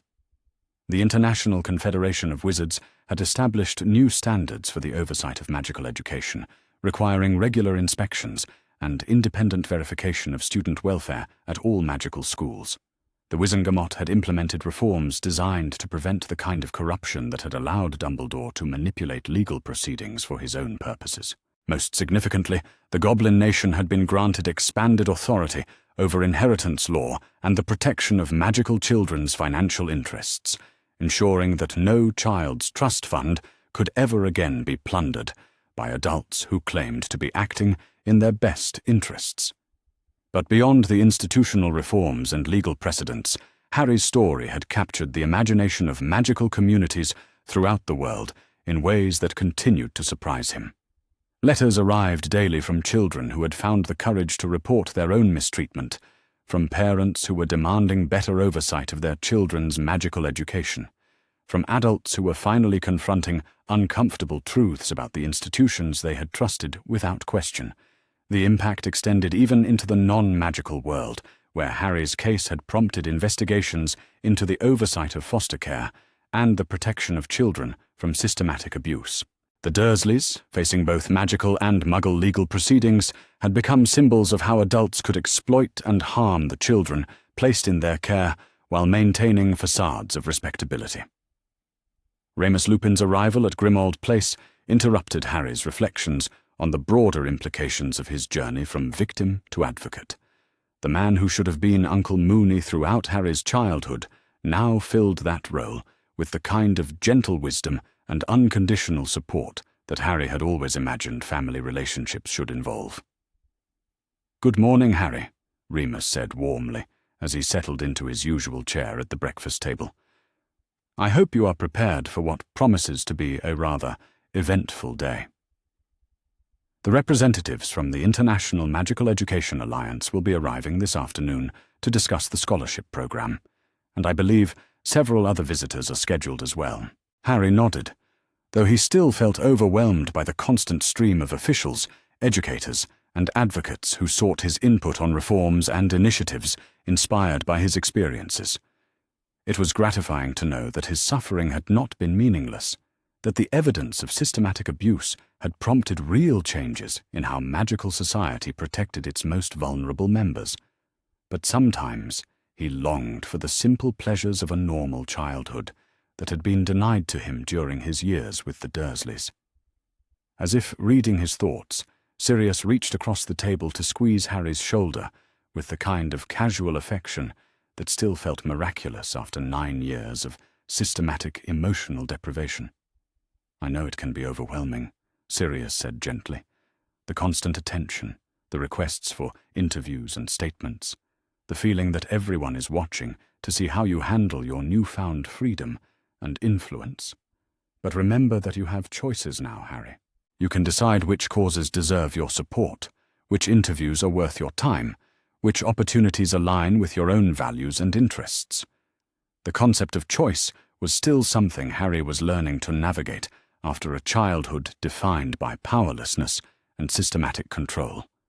Every day brought decisions about how to spend his time, which relationships to cultivate, what kind of person he wanted to become now that he was free from the constraints that had shaped his early years. One of the most significant choices he had made was the establishment of the Potter Foundation, an organization dedicated to supporting abused magical children and reforming the institutions responsible for their protection. The foundation was funded primarily through the restitution payments from Dumbledore's seized assets and the Dursleys' forfeited property, creating a kind of poetic justice that transformed the resources used to harm Harry into tools for protecting other vulnerable children. The Foundation's offices occupied several floors of a building near Diagon Alley, staffed by advocates and social workers who understood both the magical world's unique challenges and the universal nature of children's need for safety and support. Harry visited the offices regularly, not as a figurehead or symbol, but as someone whose experiences provided valuable insights into the kinds of interventions and protections that might actually make a difference. Griphook arrived at Grimmauld Place shortly after breakfast, his presence a reminder of the ongoing business relationships that had emerged from their initial alliance during Harry's quest for justice. The Goblin Nation's expanded role in protecting magical children's inheritance rights had created new opportunities for cooperation between their peoples, opportunities that were personally meaningful to Harry, given the crucial support Gringotts had provided during his darkest moments. "Mr. Potter," Griphook said, with the formal courtesy that marked their professional interactions, "the quarterly report on the Potter Foundation's activities is ready for your review, and there are several funding requests that require your personal attention. Additionally, the German Ministry of Magic has formally requested your assistance in investigating irregularities in their own child placement procedures."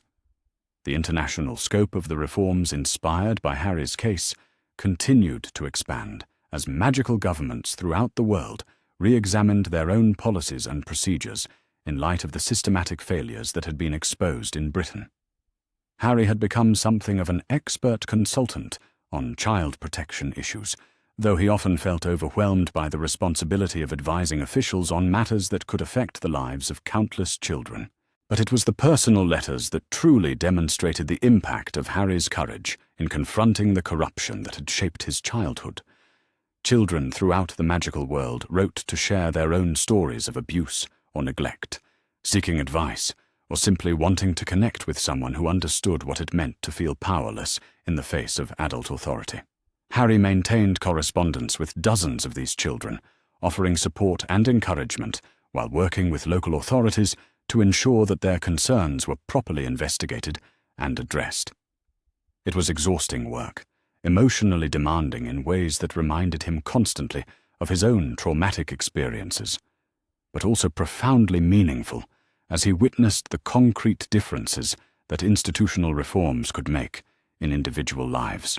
The afternoon brought the scheduled meeting with representatives from the International Magical Education Alliance, an organization that was developing new standards for the magical education of children who had experienced trauma or disruption in their early years.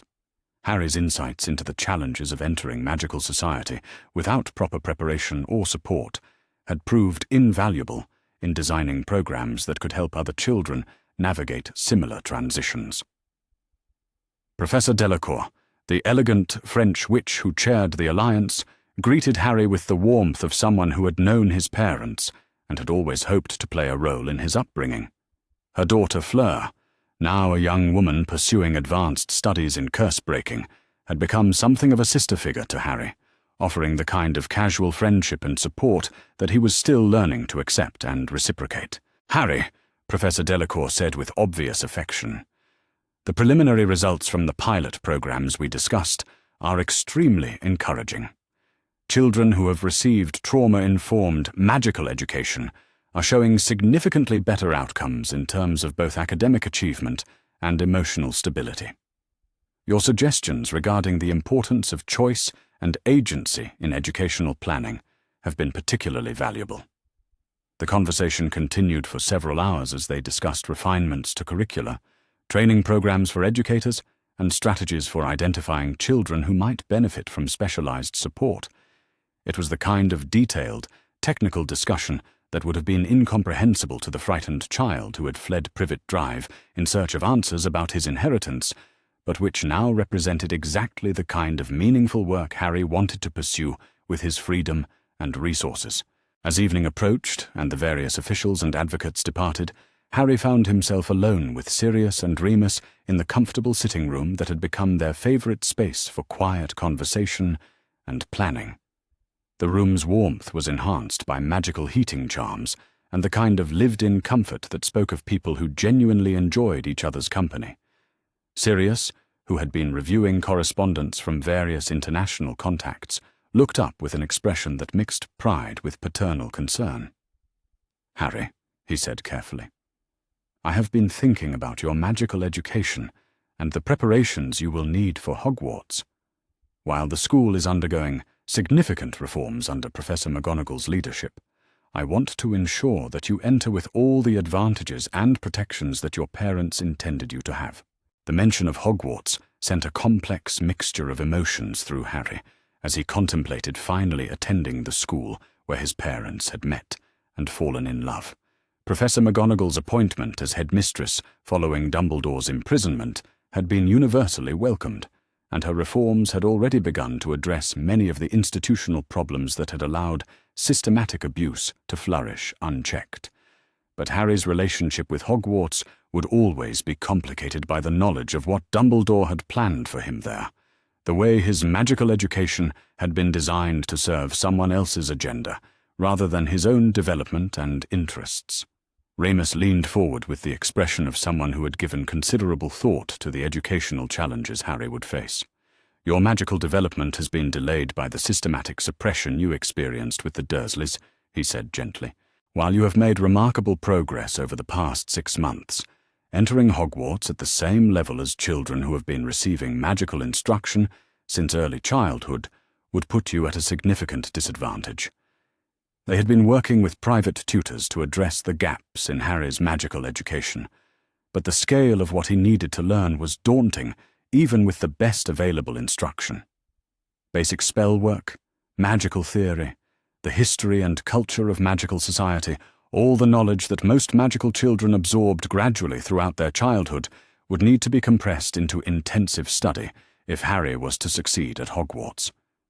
But there were also advantages to Harry's unusual educational journey, perspectives and insights that came from his unique experiences with both the magical and non-magical worlds. His understanding of institutional corruption and the protection of children's rights was more sophisticated than that of most adults, let alone children his age, and his public prominence meant that he would enter Hogwarts with influence and resources that could be used to advocate for other students. "I have been corresponding with Professor McGonagall about the possibility of a modified educational program," Sirius continued.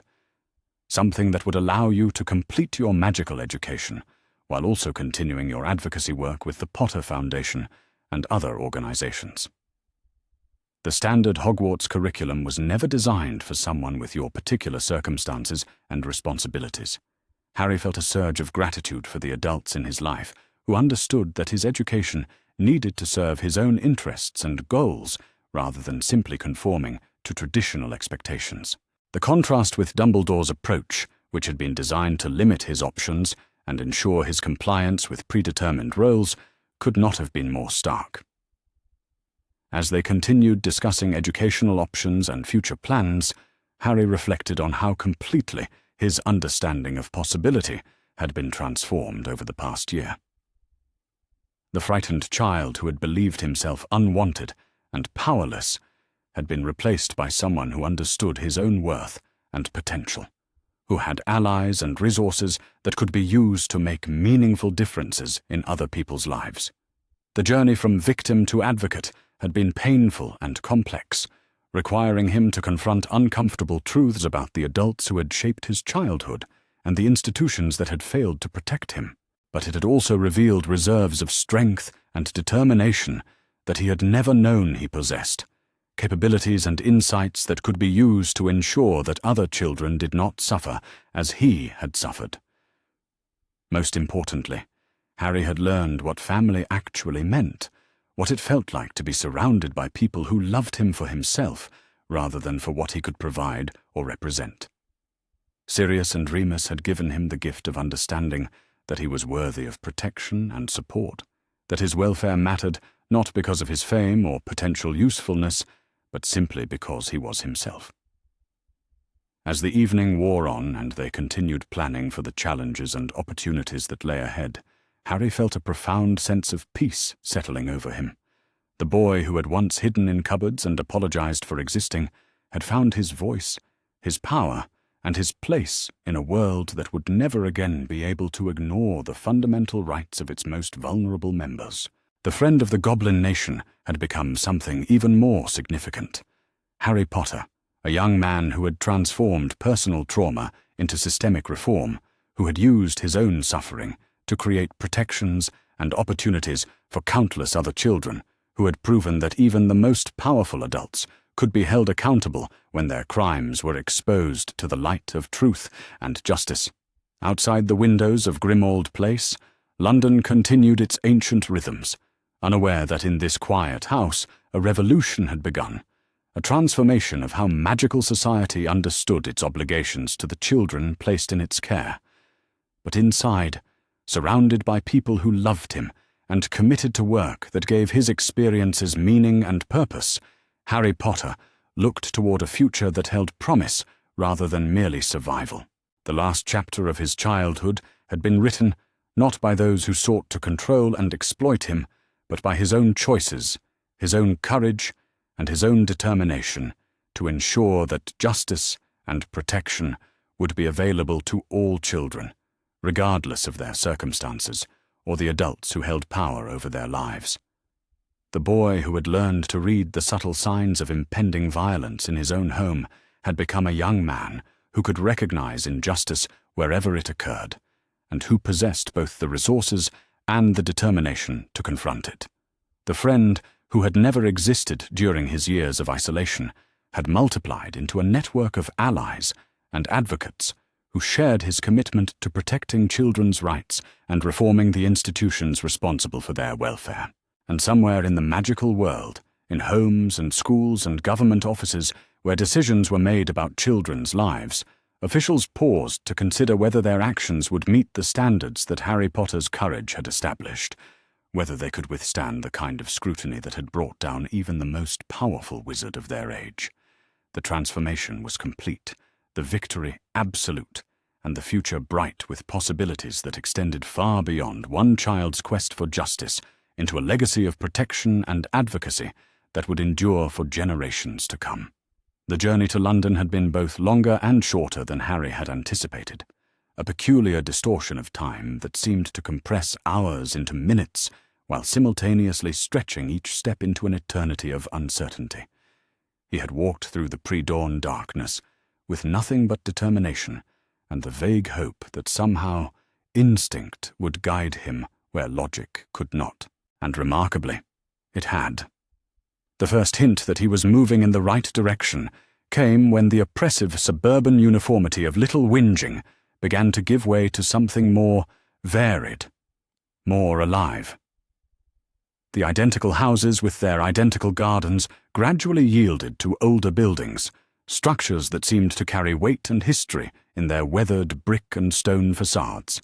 Then came the outskirts of London proper, where the city's ancient bones showed through the modern overlay, like archaeological layers waiting to be excavated. Harry had expected to feel lost in the vastness of the city, overwhelmed by the crowds and the noise and the sheer incomprehensible complexity of urban life. Instead, he found himself drawn forward by something that felt almost like magnetic attraction, a pull that seemed to originate somewhere deep in his chest and point him toward destinations he could not yet name.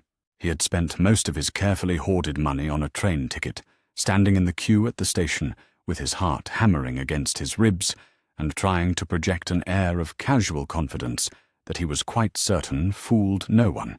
The ticket agent had barely glanced at him, too focused on the morning rush to pay much attention to one small boy travelling alone, and Harry had clutched his ticket like a talisman as he found his way to the correct platform. The train journey itself had been a revelation, watching the countryside flow past the windows as his old life literally disappeared behind him with each mile of track. For the first time in memory, Harry felt the intoxicating sensation of forward motion, of actively choosing his direction rather than simply enduring whatever circumstances others imposed upon him. Now standing on the platform at King's Cross Station, with the morning crowds flowing around him like water around a stone, Harry felt the same inexplicable pull that had guided him this far. It was stronger here, more insistent, as if proximity to his destination was amplifying whatever force drew him forward. London was vast and chaotic in ways that Little Whinging had never prepared him for, but there was something about the city's energy that resonated with the strange occurrences that had always surrounded him. Here, among the millions of people pursuing their own incomprehensible purposes, Harry's peculiarities seemed less like aberrations and more like variations on a theme of human possibility. He followed the pull through streets that seemed to shift and change even as he walked them, as if the city itself were somehow alive and adjusting its configuration to accommodate his passage, past shops and offices, through squares where pigeons congregated like small grey congregations, along avenues lined with buildings that spoke of centuries of accumulated history. And then, quite suddenly, he found himself standing before a narrow, unimpressive doorway wedged between what appeared to be a record shop and a bookstore, both of which looked as though they had been there since the dawn of time. The door itself was painted a faded green that might once have been vibrant and bore no sign or marking to indicate what lay beyond it. But Harry knew, with the same inexplicable certainty that had guided him through the night and across the city, that this was where he needed to be. The door opened at his touch, revealing a cramped, shabby pub that seemed entirely unremarkable, except for the fact that it was populated by people wearing the most extraordinary collection of clothing Harry had ever seen. Robes and cloaks in colours that seemed to shift in the lamplight, hats that defied both gravity and good sense, boots that appeared to be made from materials Harry could not identify. And not one of them seemed to find this strange. Harry stepped inside, his heart racing with a mixture of excitement and terror. Every instinct screamed that he was out of his depth, that a 9-year-old boy had no business in a place like this, surrounded by adults who carried themselves with the easy confidence of people who belonged to a world he could barely comprehend. But as he moved through the crowded pub, something remarkable happened. People noticed him, not with the irritation or dismissal he had grown accustomed to, but with expressions of surprise, recognition, even reverence. Conversation stopped mid-sentence as he passed. Heads turned to follow his progress. Whispers followed in his wake, like ripples spreading across still water. "Harry Potter," someone breathed, the words carrying clearly through the suddenly hushed atmosphere. "It is him, is it not? The scar. Look at the scar." Harry's hand flew instinctively to his forehead, to the lightning bolt-shaped mark that the Dursleys had always treated as another sign of his freakishness. But here, in this impossible place, it seemed to mark him as something else entirely. Something important. A woman with greying hair and kind eyes approached him, her face filled with an emotion that Harry could not quite identify. "Bless me," she said softly, her voice trembling slightly. "You are Harry Potter, are you not? James and Lily's boy?" The mention of his parents' names hit Harry like a physical blow. In all his years with the Dursleys, he had heard their names spoken aloud perhaps a dozen times, always with reluctance and barely concealed distaste. But this woman spoke them with warmth, with familiarity, as if they had been real people rather than inconvenient memories to be suppressed and forgotten. "How?" Harry managed to ask, his voice barely above a whisper. "How do you know their names?" The woman's eyes filled with tears. "Oh, my dear boy," she said, "we all knew them. They were heroes, your parents. They died, saving us all, saving you most of all. And here you are, alive and well, despite everything that monster tried to do. More people were gathering now, drawn by the commotion and the impossible sight of the famous Harry Potter standing in their midst. Harry found himself surrounded by faces filled with curiosity, admiration, and something that might have been hope. It was overwhelming in ways he had never experienced, this sudden attention, this inexplicable fame. But underneath the bewilderment, Harry felt a spark of something that might have been recognition. These people knew things about him, about his parents, about the circumstances of his life that the Dursleys had always refused to discuss.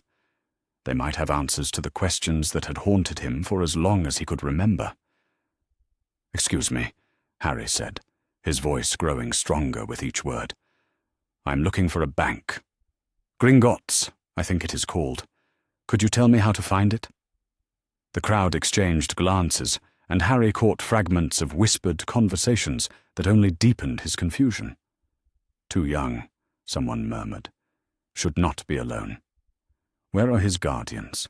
The woman who had first recognized him seemed to reach some kind of decision.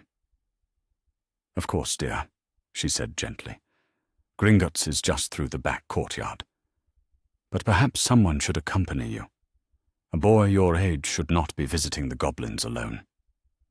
Harry felt a flash of irritation at the suggestion that he needed supervision, but he forced himself to remain polite. "The goblins," he repeated. "Are they dangerous?" Several people chuckled at this, though not unkindly. "Dangerous, no," said an elderly wizard with a magnificent beard. "But they can be, shall we say, particular about certain matters. Banking business, especially inheritance matters. They take very seriously indeed." The word inheritance sent a thrill through Harry that he tried to keep from showing on his face. So there was money, as he had suspected. Money that was supposed to be his, that was somehow connected to his parents and their mysterious death. "I would like to go alone, if you do not mind," Harry said carefully. "It is a private matter." The crowd seemed to accept this, though several people looked as though they wanted to offer further assistance. The kind woman pointed him toward a door at the back of the pub, explaining how to access the hidden courtyard beyond. "Just tap the brick 3 up and 2 across," she said. "The wall will open for you. And dear," she added, her voice dropping to a more serious tone, "be careful in there. The goblins are fair in their dealings, but they do not think as we do. Speak truthfully, show respect, and remember that they value honesty above all else." Harry nodded, filing away this advice as potentially crucial. He made his way through the pub, still aware of the whispers and stares that followed his progress, and found the door the woman had indicated. The courtyard beyond was small and enclosed, dominated by a blank brick wall that showed no obvious means of passage. Harry counted carefully, 3 up and 2 across from the corner, and tapped the indicated brick with his knuckles. The effect was immediate and spectacular.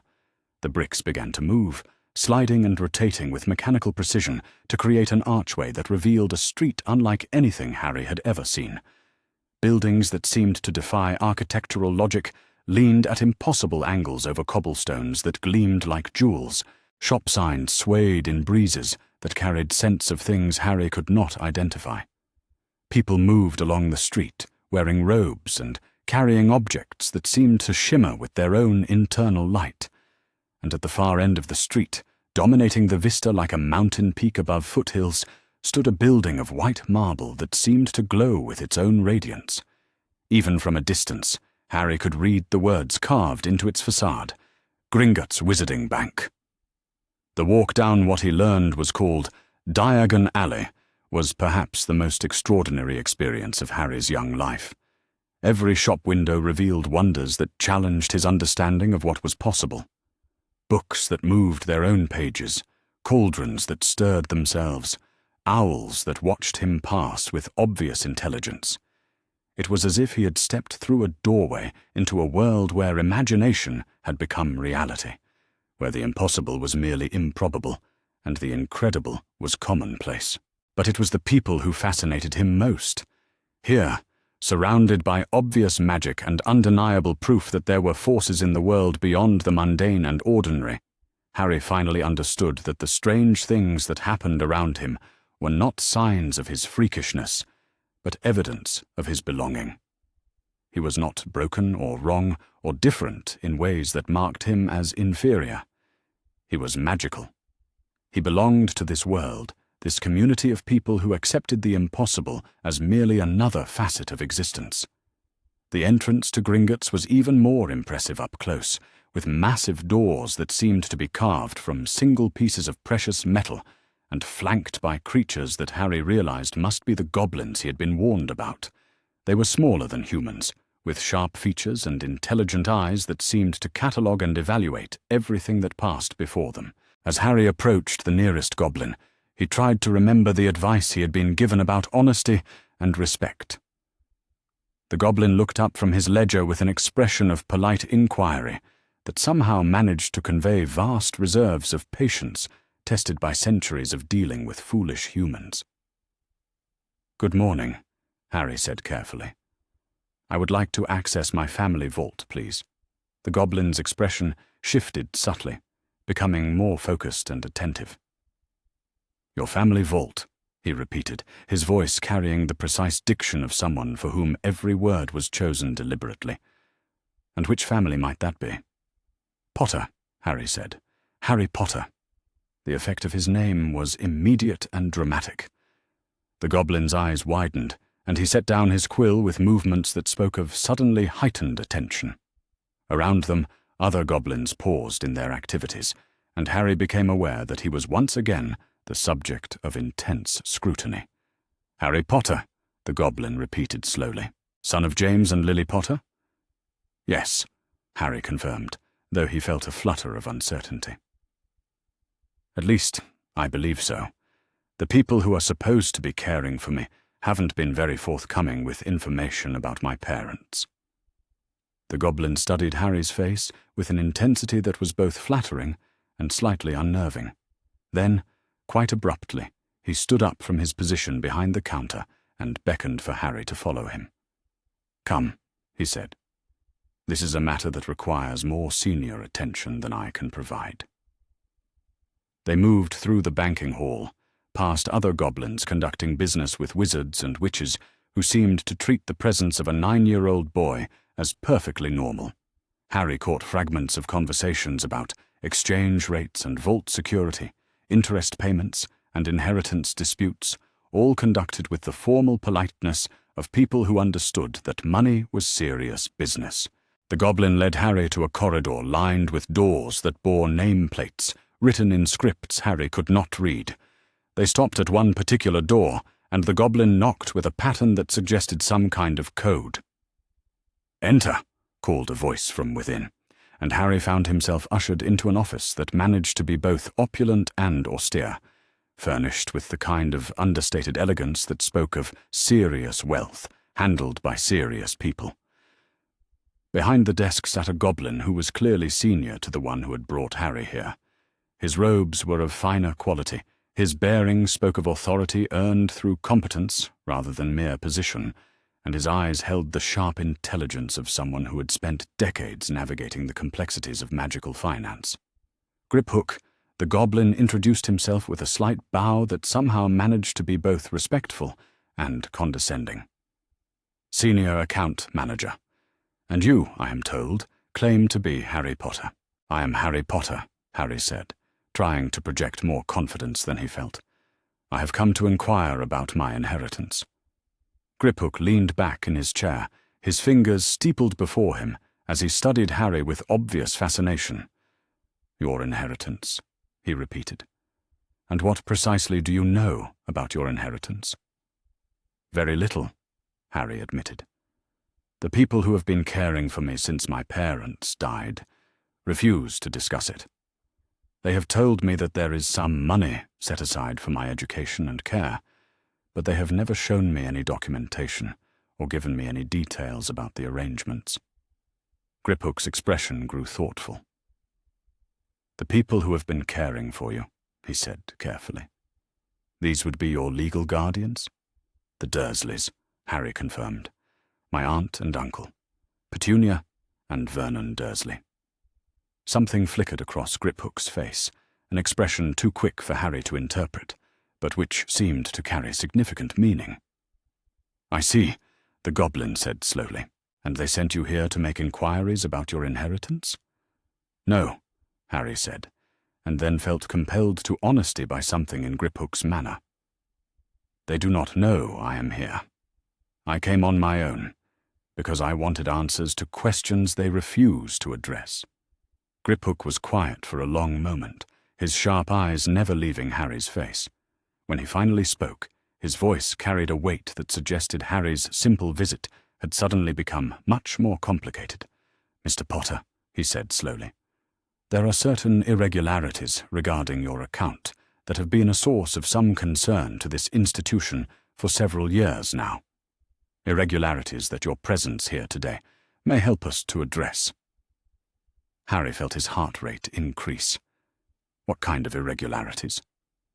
Griphook opened a drawer in his desk and withdrew a thick folder that looked as though it had been consulted many times. Your parents, he said, opened your account shortly before their death and made very specific provisions for its management during your minority. These provisions included detailed instructions about your care, your education, and the circumstances under which various parties would be permitted to access funds on your behalf. He opened the folder and began leafing through documents that Harry could see were covered with official seals and elaborate script.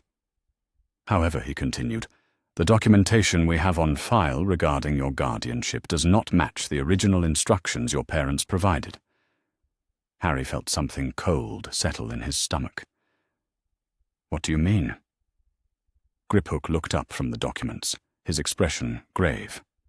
According to the papers filed with this institution, your guardianship was transferred to Vernon and Petunia Dursley through proper legal channels, with all appropriate documentation and magical verification. However, our records show that your parents specifically excluded the Dursleys from any role in your care, stating explicitly that under no circumstances were you to be placed with them. The office seemed to spin around Harry as the implications of Griphook's words sank in. The Dursleys were not supposed to be his guardians. His parents had specifically arranged for him not to be placed with them, which meant that everything about his life for the past 9 years had been based on documents that contradicted his parents' actual wishes. Furthermore, Griphook continued, apparently oblivious to Harry's growing distress, there have been regular withdrawals from your account to cover the costs of your care and maintenance, withdrawals that, according to our records, should have ensured that you were provided with the finest possible accommodations, education, and general treatment. Harry thought about his cupboard, about the second-hand clothes, and the constant reminders that he was an unwelcome burden, about the meals he was sometimes denied, and the casual cruelty that had been his daily experience for as long as he could remember.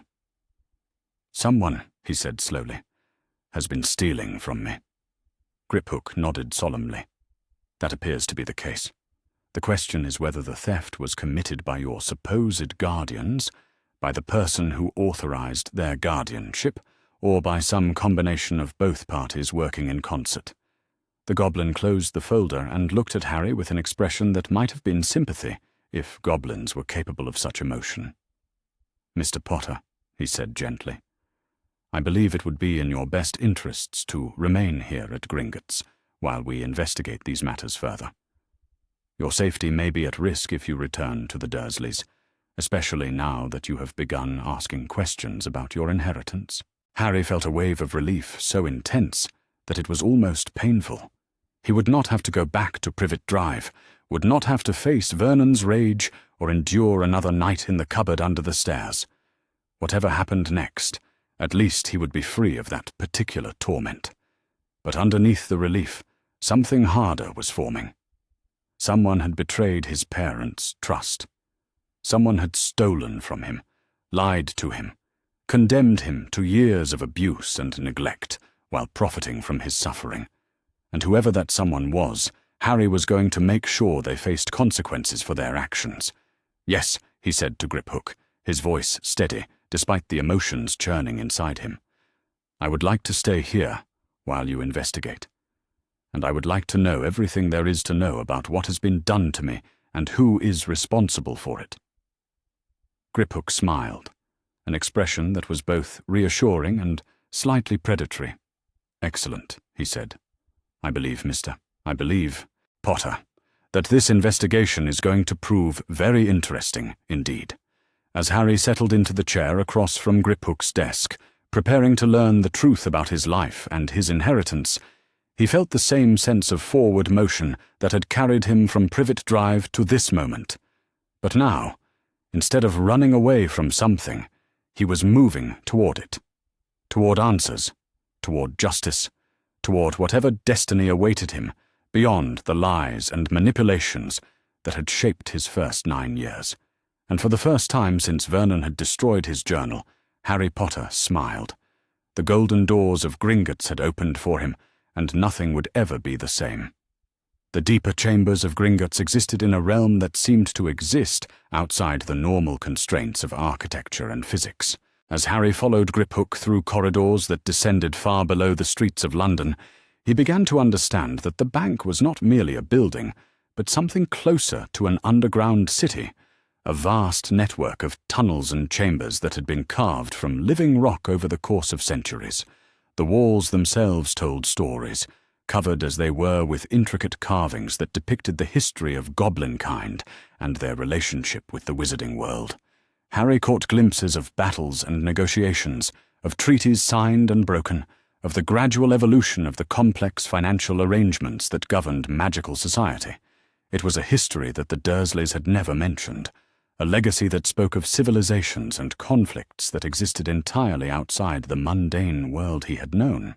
Griphook moved through these passages with the easy familiarity of someone who had spent decades navigating their complexities, but Harry noticed that even he treated certain areas with particular reverence. They passed chambers sealed with doors that bore warnings in multiple languages, vaults that seemed to hum with their own internal energy, and passages that branched off into darkness, so complete it seemed to swallow light itself. "This is the Deep Archive," Griphook explained, as they approached a section of the tunnels that felt different from what they had traversed before. "Here we keep the most ancient documents, the founding contracts and original treaties that form the legal foundation of our relationship with Wizarding Society. What your parents left for you is housed in one of the most secure chambers we possess. The chamber they eventually reached was unlike anything Harry had seen in the upper levels of the bank, where the offices and public spaces had been furnished with the practical elegance of a successful financial institution. This room spoke of ritual and ceremony, of transactions that carried weight far beyond mere monetary exchange. The walls were lined with crystalline formations that seemed to pulse with their own inner light, and the air itself felt charged with the kind of energy that made Harry's skin tingle and his scar ache with a sensation that was not quite pain. At the center of the chamber stood a pedestal carved from what appeared to be a single piece of black stone, and upon that pedestal rested a box that seemed to absorb light rather than reflect it. Griphook approached the pedestal with movements that spoke of deep reverence, his usual brisk efficiency replaced by something that resembled religious observance. "This," he said softly, "is the Potter family testament.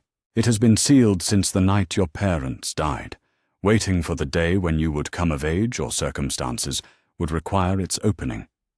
Harry stared at the box, feeling something that might have been recognition stirring in his chest. It looked familiar in a way that defied rational explanation, as if some part of him remembered seeing it before. Perhaps in dreams he could not quite recall upon waking. "How do we open it?" Harry asked, his voice barely above a whisper in the charged atmosphere of the chamber. Griphook withdrew a small, ornate knife from his robes, its blade gleaming with the kind of sharpness that suggested it was designed for purposes far more significant than mere utility. "With your blood," he said simply. "The box is keyed to the Potter family line.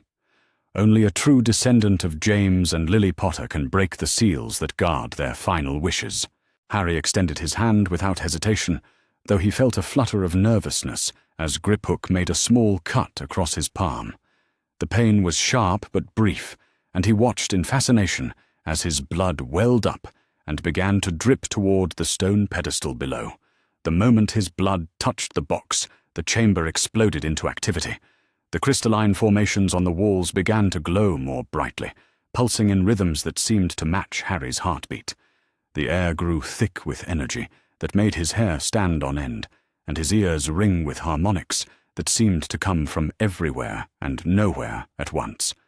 And the box began to change. The surface that had appeared smooth and featureless began to show intricate patterns, symbols and text that writhed across its surface like living things. Harry could make out his parents' names among the flowing script, and words in languages he could not identify but somehow understood. Magic, ancient and powerful and purposeful, flowed around them in currents that were almost visible.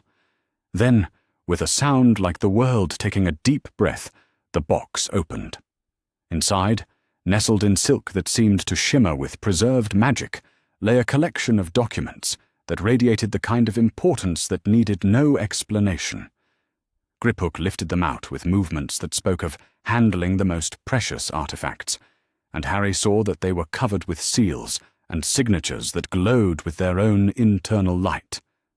The last will and testament of James and Lily Potter, Griphook read from the topmost document, his voice taking on the formal cadence of legal proclamation. Written in the year 1980, in anticipation of dangers that threaten not only our own lives, but the safety and future of our beloved son, Harry James Potter. Harry felt tears prick at the corners of his eyes as he heard his parents' names spoken in connection with words of love and protection. For 9 years the Dursleys had presented his parents as embarrassments to be forgotten, inconvenient reminders of a legacy better left unexamined. But here, in the depths of Gringotts, their voices spoke with clarity and purpose across the years that separated them from their son. Griphook continued reading, his voice growing more grave with each paragraph. In the event of our deaths, it is our most fervent wish that our son Harry be placed in the care of Sirius Black, whom we name as his primary guardian and magical mentor. Sirius has sworn the most binding oaths to protect Harry's life and interests as if they were his own, and we trust him completely with our son's future. Harry's heart lurched at the name. Sirius Black. Not the Dursleys, not Vernon and Petunia, with their casual cruelty and systematic neglect, but someone called Sirius Black who had apparently meant enough to his parents that they had entrusted him with their son's entire future. Should Sirius Black be unable to fulfill his duties as guardian, Griphook continued, we name as secondary guardians Frank and Alice Longbottom, whose courage and loyalty have been proven beyond question, and whose love for Harry we have witnessed firsthand. 2 sets of guardians, Harry thought with growing amazement.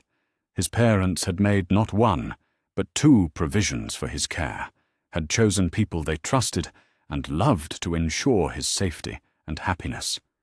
And neither option had been the Dursleys. Under no circumstances, Griphook read, and Harry could hear the emphasis that his parents had placed on these words, even through the formal language of the legal document. Under absolutely no circumstances is our son to be placed with Petunia Dursley, or any member of her family. Petunia has made her hatred of our world and our choices abundantly clear, and we will not have our son raised in an environment of hostility toward his magical nature. The words hit Harry like a physical blow, confirming what he had begun to suspect, but had hardly dared to hope. His parents had known. They had understood exactly what kind of people the Dursleys were, had recognized the danger of placing a magical child in their care, had explicitly forbidden the arrangement that had defined Harry's entire life. Griphook looked up from the document, his sharp eyes taking in Harry's emotional state with the kind of professional assessment that suggested he had overseen many such revelations over the years. "There is more," he said gently. "Much more. Your parents were very thorough in their provisions for your welfare." He returned to the testament, and Harry listened in growing amazement as the full scope of his parents' preparations was revealed. They had established not one, but several accounts for his benefit, funds designated for his education, his health care, his general maintenance, and his magical training. They had arranged for him to receive regular correspondence from the magical world, letters and gifts from friends and relatives who wanted to maintain connections with James and Lily's son. Most importantly, they had left detailed instructions about his magical education, specifying that he was to be introduced to his heritage gradually and carefully, surrounded by people who understood both the wonderful and dangerous aspects of magical ability. They had arranged for him to have mentors and tutors, protectors and advisors, an entire support network designed to ensure that he grew up safe and happy and proud of his magical nature. None of which had happened. "Your parents," Griphook said, setting down the testament and looking at Harry with an expression that might have been sympathy, anticipated that there might be those who would attempt to interfere with their wishes. They included very specific protections in their will, magical safeguards designed to ensure that their instructions would be followed exactly as they had written them. "Then how?" Harry asked, his voice thick with emotion. "Did I end up with the Dursleys? How did everything they wanted for me get ignored?" Griphook opened another document from the collection, this one bearing different seals and a different style of script. "This," he said grimly, "is the legal guardianship order that was filed with the Ministry of Magic 3 days after your parents' death. It bears the signature and seal of Albus Dumbledore in his capacity as Chief Warlock of the Wizengamot, transferring custody of Harry Potter to Vernon and Petunia Dursley." Harry stared at the document, trying to process what he was seeing. "But that contradicts everything my parents wanted." "Indeed it does," Griphook agreed. "And that is why this document represents what we in the banking profession call a significant problem." He opened a third document, and Harry saw immediately that something was wrong with it. Where the other papers had possessed an almost luminous quality that spoke of authentic magical authority, this one seemed somehow dim, as if the magic that should have infused it was incomplete or corrupted. "Goblin experts have examined this guardianship order very carefully," Griphook continued, his voice taking on the precise tone of someone delivering technical testimony. "We have subjected it to every test we know for determining the authenticity of legal documents, and we have concluded that while the paper and ink are genuine, while the seals appear to be authentic reproductions of those used by the Wizengamot, the magical signatures that should bind this document and give it legal force have been artificially applied rather than naturally generated." Harry felt the world shift around him as the implications became clear. "You are saying that Dumbledore forged the document that put me with the Dursleys?" "The evidence strongly suggests that possibility," Griphook replied carefully. "We cannot prove definitively that Albus Dumbledore personally created these forgeries, but we can prove that the documents are not authentic, and that they directly contradict your parents' explicitly stated wishes." "But why?" Harry asked, desperation creeping into his voice. "Why would anyone want me to be miserable? Why would anyone want me raised by people who hate magic and hate me?" Griphook was quiet for a long moment, and when he finally spoke, his voice carried a weight that suggested they were approaching the heart of a very dark mystery. "Mr. Potter, there are theories about that. Theories that involve the circumstances of your parents' death, the reasons you survived when they did not, and the political situation in our world at the time these decisions were made." He gestured toward the remaining documents in the collection. "Your parents were not merely victims of random violence, Mr. Potter. They were targeted specifically, killed by a wizard of immense power and evil who had been terrorizing our world for years. And you, somehow, survived his attack and apparently destroyed him in the process, though no one understands how a baby could have accomplished such a thing." Harry's scar began to throb with a pain that was becoming familiar, a sharp ache that seemed to intensify whenever he heard about the night his parents died. He touched the lightning bolt-shaped mark on his forehead, wondering for the first time if it was more than just a scar, if it carried some significance beyond being a reminder of tragedy. There are those, Griphook continued, who believe that your survival was not merely fortunate but prophetic, that you are destined to play a crucial role in our world's future. And there are others who believe that such a destiny could be shaped and controlled by ensuring that you grew up in particular circumstances, with particular attitudes and dependencies. The idea that his suffering had been deliberate, calculated, designed to serve someone else's purposes, made Harry feel sick to his stomach. Someone had wanted him to be weak, dependent, ignorant of his heritage and his rights. Someone had wanted him to be grateful for any scraps of kindness, malleable and easily controlled. Someone had stolen his childhood for their own purposes. Who? Harry asked, his voice barely controlled. Who would do such a thing? Griphook gathered the documents carefully, his movements suggesting that this conversation was approaching its conclusion. That, Mr. Potter, is what we intend to find out. But I can tell you this much. Whoever orchestrated your placement with the Dursleys had significant influence within the Ministry of Magic, access to official seals and documents, and the authority to override the wishes of deceased parents regarding their child's welfare. He paused, meeting Harry's eyes with an expression of grim determination. And whoever they are, they have been systematically stealing from your accounts for 9 years, funding your supposed care while ensuring that you received none of the benefits that money was meant to provide. Harry felt anger building in his chest, a clean, focused rage that felt entirely different from the helpless fury he had experienced with the Dursleys. This was not the desperate anger of a powerless child, but the righteous indignation of someone who had been wronged and intended to seek justice. "What do we do now?" he asked. Griphook smiled, and there was something distinctly predatory in his expression. "Now, Mr. Potter, we gather evidence. We document every theft, every forgery, every violation of your parents' wishes and your own rights. We build a case so comprehensive and irrefutable that even the most corrupt officials will be unable to ignore it."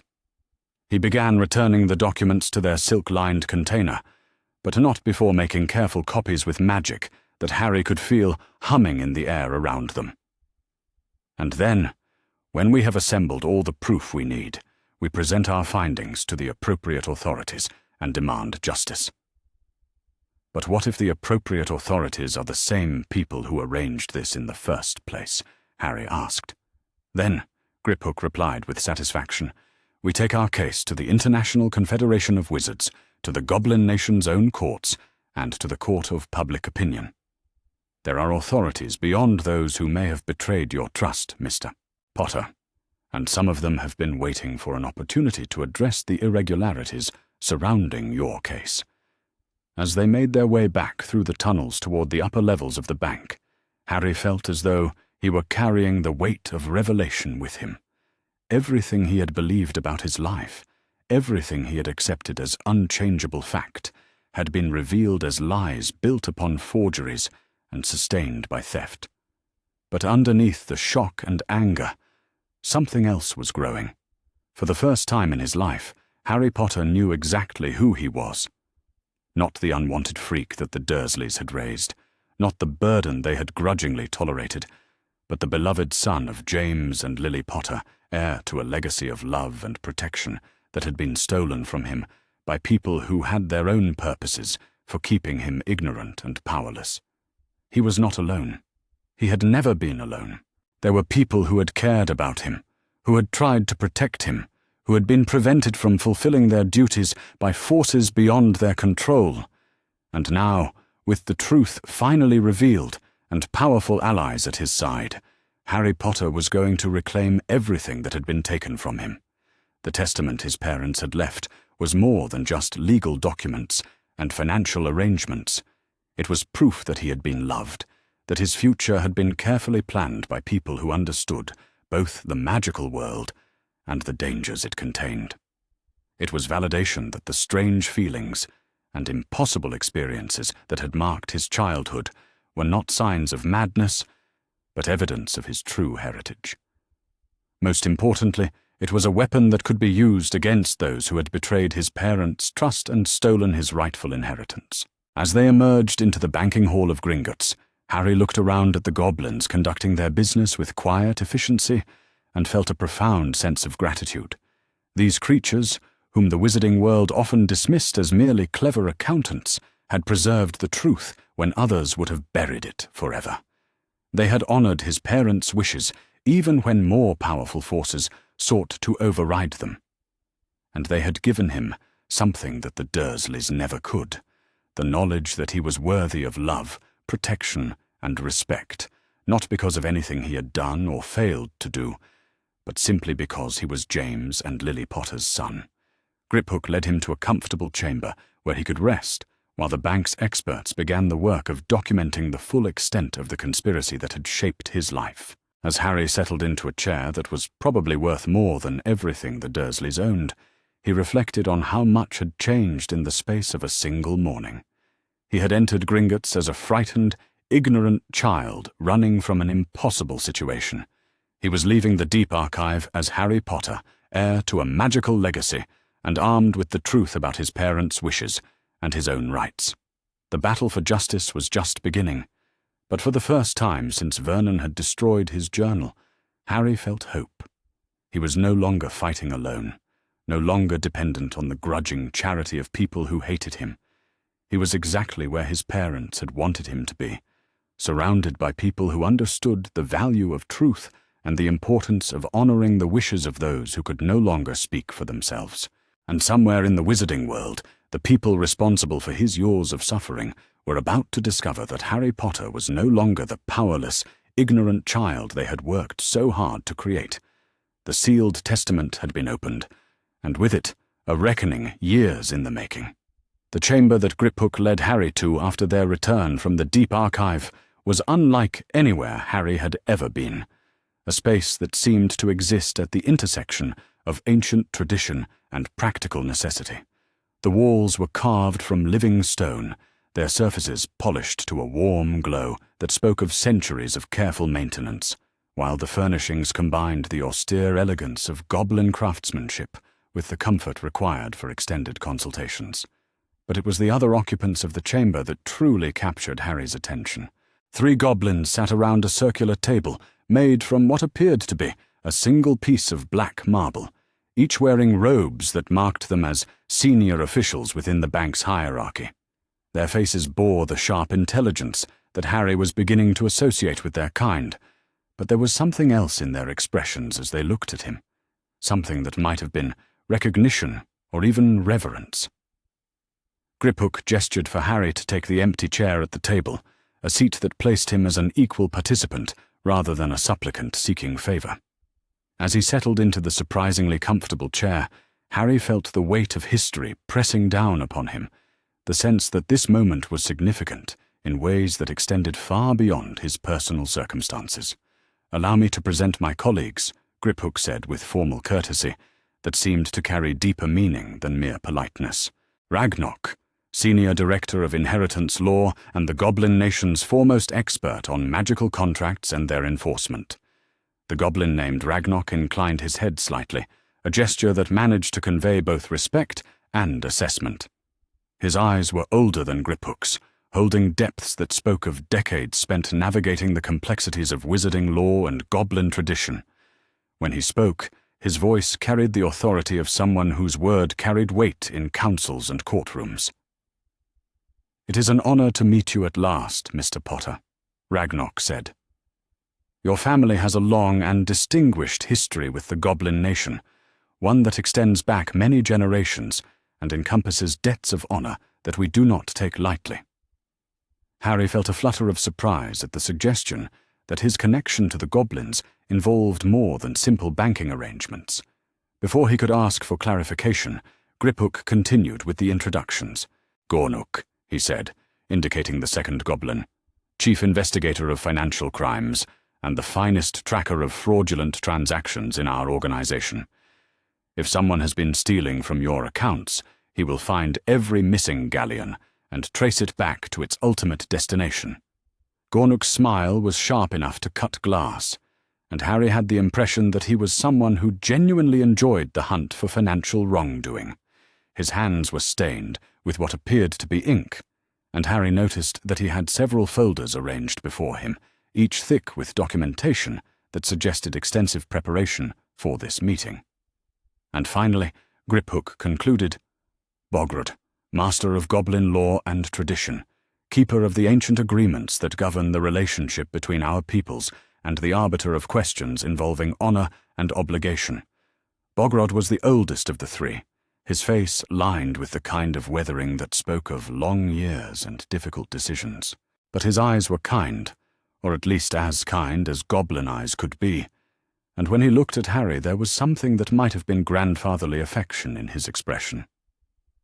"Young Potter," Bogrod said, his voice carrying the cadence of someone accustomed to speaking of matters that spanned centuries rather than years. "You have come to us at a time of great significance, not merely for yourself, but for the relationship between our peoples. What has been done to you, the betrayal of your parents' wishes and the theft of your inheritance, represents violations of law and honor that cannot be permitted to stand unchallenged." Harry looked around the table at these three goblins, each representing different aspects of the power and authority that Gringotts wielded within the magical world.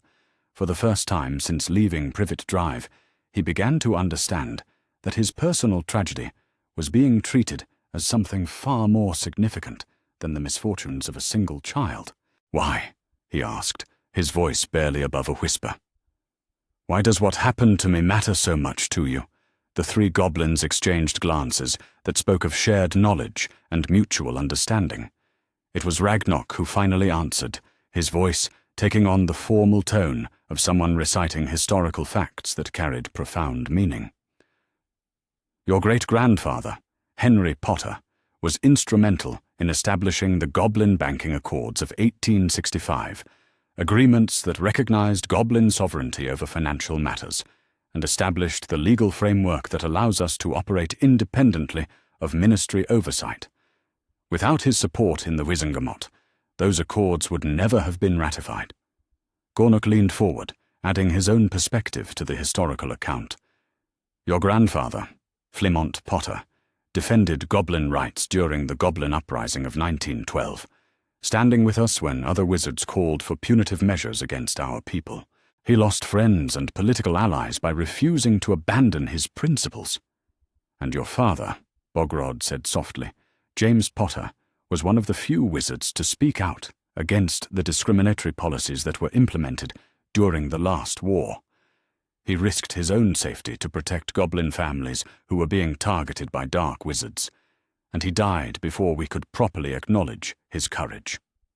Harry felt tears prick at the corners of his eyes as he listened to this recitation of his family's history.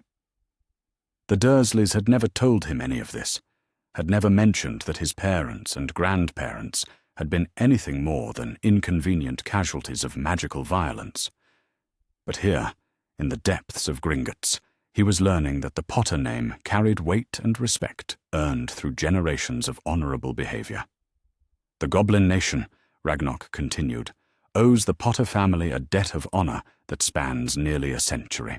When we learned that James and Lily Potter's son was being denied his rightful inheritance, was being raised in conditions that contradicted his parents' explicit wishes, we were faced with a question of fundamental importance to our people's integrity."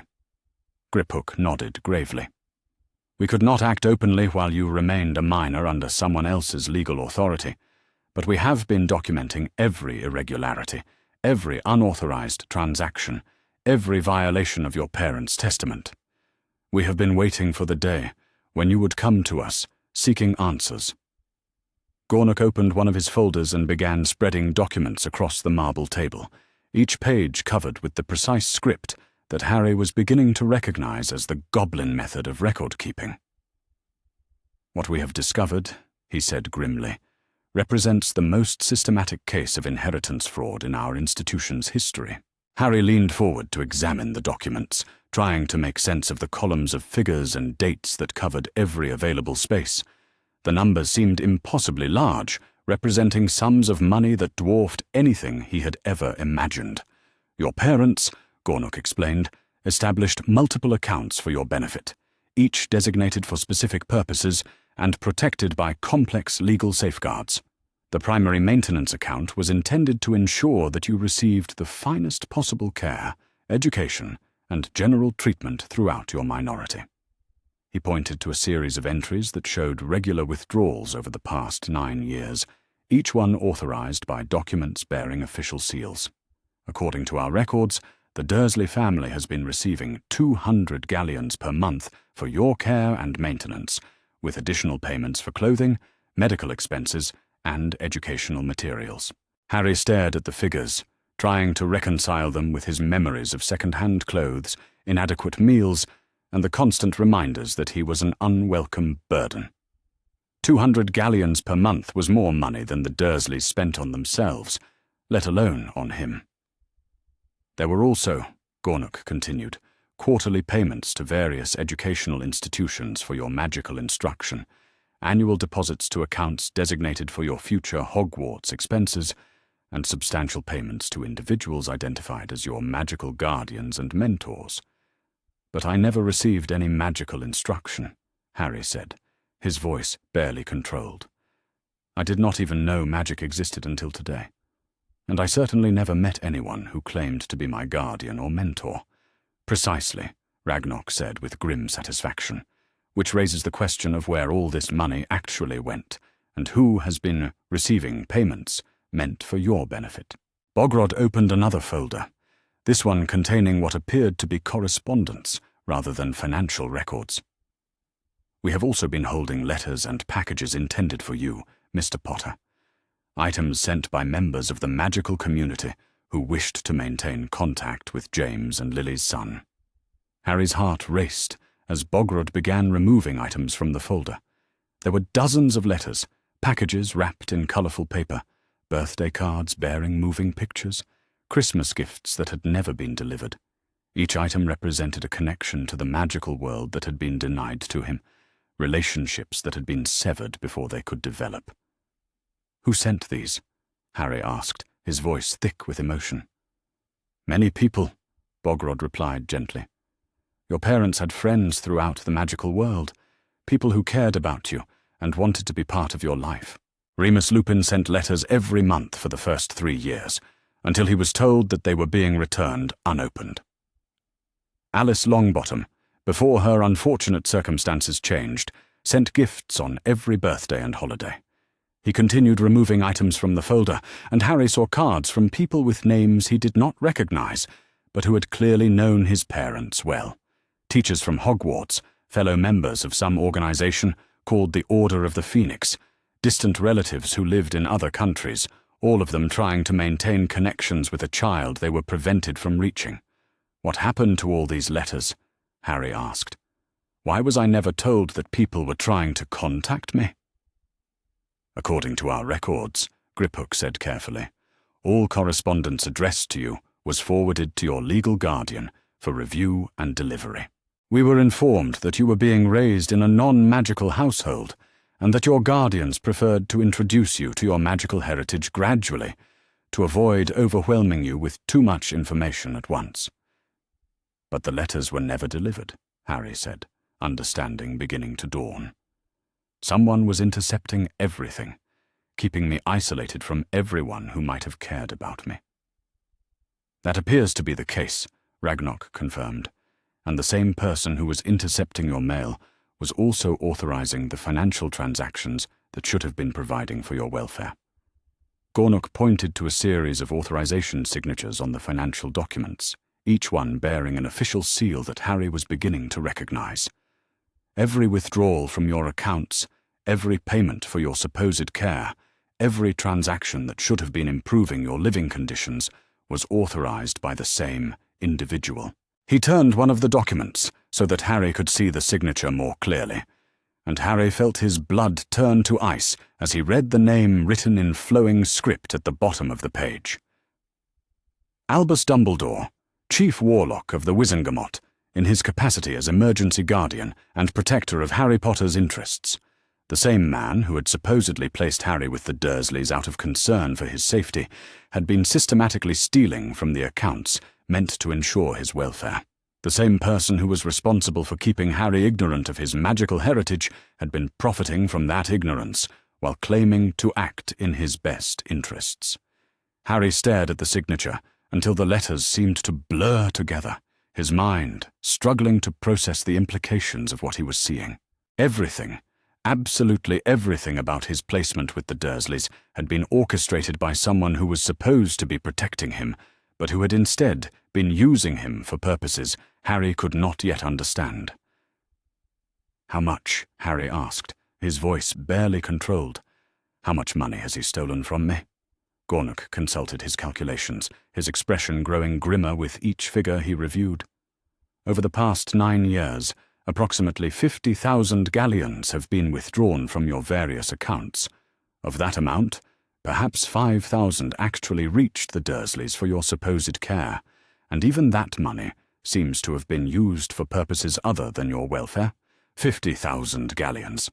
Harry had no frame of reference for understanding what such a sum might represent, but the expressions on the goblins' faces told him that it was substantial even by their standards. "The remainder," Gornock continued, "appears to have been diverted to accounts controlled by Albus Dumbledore himself, or to organizations and individuals acting at his direction. We have traced payments to something called the Order of the Phoenix, to various ministry officials, and to what appear to be personal expenses related to Dumbledore's own research and travel. He had been funding a private war with Harry's inheritance money, using the resources that James and Lily Potter had set aside for their son's welfare to pursue his own agenda, while ensuring that Harry remained ignorant, dependent, and controllable." Ragnarok leaned back in his chair, his expression thoughtful. "The question we must now address, Mr. Potter, is what you wish to do with this information. We have documented every crime, traced every fraudulent transaction, identified every violation of law and tradition. But the decision about how to proceed must be yours." Harry looked around the table at these 3 goblins who had spent years quietly documenting the betrayal of his parents' wishes and the theft of his inheritance. They had preserved evidence that could destroy the reputation and career of one of the most powerful wizards in their world, and they were placing that evidence in the hands of a 9-year-old boy. But Harry no longer felt like a child. The revelations of the past few hours had burned away the last vestiges of innocence and dependence, replacing them with a clarity of purpose that surprised him with its intensity. "I want justice," he said, his voice steady despite the emotions churning inside him. "I want everyone to know what Dumbledore did to me, what he stole from me, how he betrayed my parents' trust. And I want to make sure he can never do this to anyone else." The 3 goblins exchanged satisfied glances, as if Harry had given exactly the answer they had hoped to hear. "Then," Bogrod said solemnly, "we shall make you a friend of the Goblin Nation, with all the rights and protections that such status entails. It is a designation we grant rarely and only to those who have proven themselves worthy of our highest trust and respect." He stood and moved to a cabinet that Harry had not noticed before, removing items that seemed to pulse with their own internal magic. "The ceremony is ancient," he explained as he returned to the table, "dating back to the earliest agreements between our peoples. It creates bonds of mutual obligation and protection that supersede the normal relationships between goblins and wizards." "What does that mean for me?" Harry asked, fascinated despite his emotional turmoil.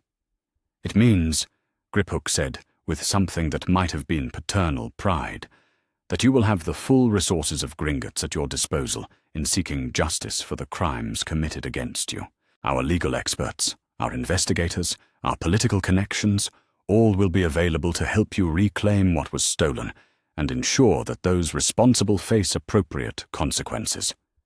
More importantly," Ragnarok added, "it means that you will never again be without protection and guidance.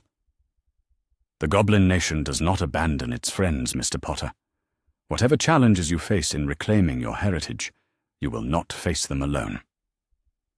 Bogrod began arranging the ceremonial items on the table, each one clearly ancient and imbued with the kind of significance that needed no explanation.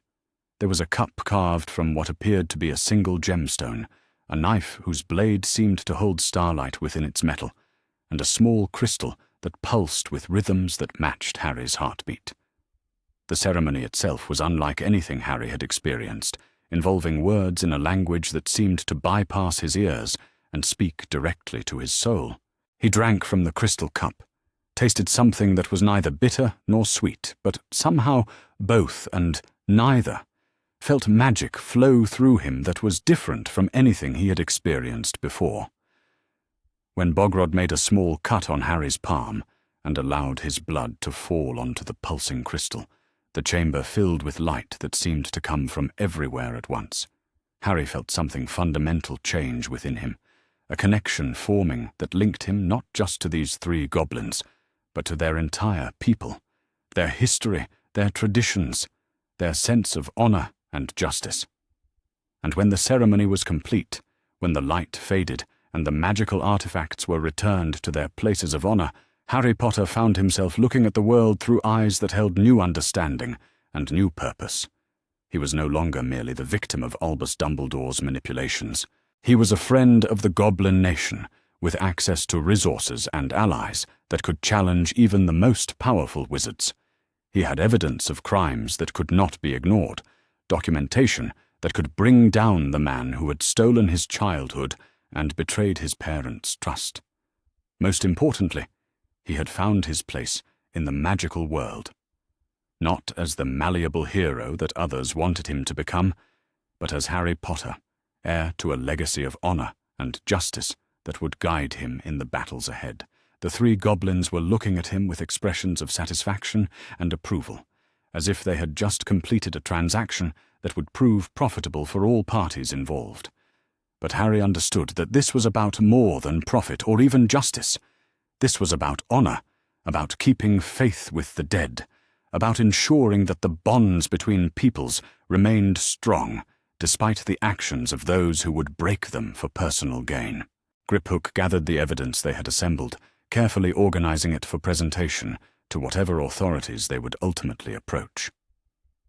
"We have much work ahead of us, Mr. Potter," he said, with obvious relish. "Documents to prepare, witnesses to interview, legal strategies to develop. But I believe you will find that the Goblin Nation is very thorough in pursuing justice for its friends." Harry nodded, feeling a sense of anticipation that was entirely different from the fear and uncertainty that had driven him from Privet Drive.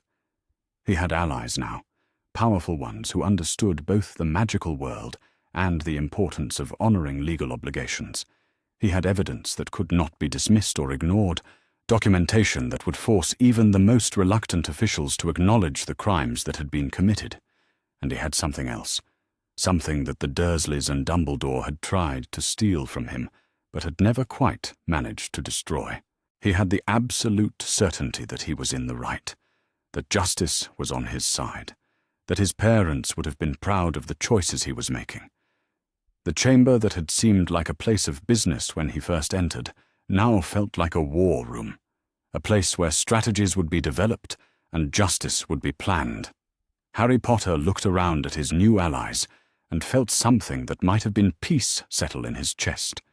He was exactly where he was supposed to be, surrounded by people who understood the value of truth and the importance of keeping faith with the dead. And somewhere in the magical world, the people responsible for his years of suffering were about to discover that their carefully constructed deceptions were beginning to unravel. The friend of the Goblin Nation was ready for war. The war room that had been established in the depths of Gringotts bore little resemblance to the elegant banking offices that most wizards associated with Goblin financial services. Instead, it looked like what it was, the operational headquarters of an investigation that had been years in the making, a carefully organized assault on one of the most systematic cases of fraud and betrayal in the history of the wizarding world. Tables lined the chamber's walls, each one covered with documents, ledgers, correspondence, and magical artifacts that represented different aspects of the conspiracy that had stolen Harry Potter's childhood. Goblin clerks moved between the tables with quiet efficiency, cross-referencing information, verifying signatures, and building the kind of comprehensive case file that could withstand scrutiny from even the most determined opposition. Harry stood at the center of it all, no longer the frightened 9-year-old boy who had fled Privet Drive in search of answers. The ceremony that had made him a friend of the Goblin Nation had changed something fundamental about how he saw himself and his place in the magical world. He was still young, still learning about the complexities of wizarding law and goblin tradition, but he was no longer powerless. Gornock approached him with a ledger that seemed to pulse with its own internal magic, its pages filled with calculations that represented years of painstaking research. "Mr. Potter," he said, his voice carrying the satisfaction of someone who had just solved a particularly complex puzzle. "We have completed our comprehensive audit of your accounts, and the results are even more disturbing than we initially suspected." Harry looked down at the ledger, trying to make sense of the columns of figures that covered every available space. The numbers were staggering, representing sums that dwarfed his previous understanding of the wealth his parents had left for his benefit. "Your family's financial legacy," Gornock continued, "was far more substantial than even we initially realized. In addition to the accounts we discussed previously, your parents established what we call deep vaults, repositories that were meant to remain untouched until you reached your majority or specific circumstances required their activation." He turned several pages, revealing calculations that made Harry's head spin with their complexity. The Potter family fortune, accumulated over generations of careful investment and magical innovation, totaled nearly 200,000 galleons at the time of your parents' death.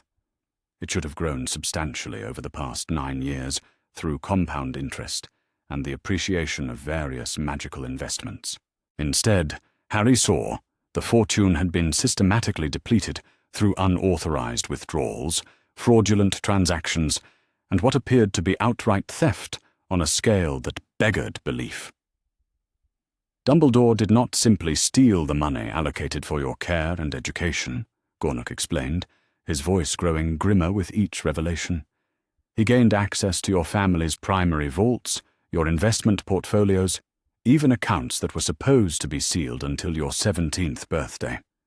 He has been treating your entire inheritance as his personal treasury, funding projects and organizations with money that belonged exclusively to you." Harry felt a cold rage building in his chest as he processed the scope of the betrayal.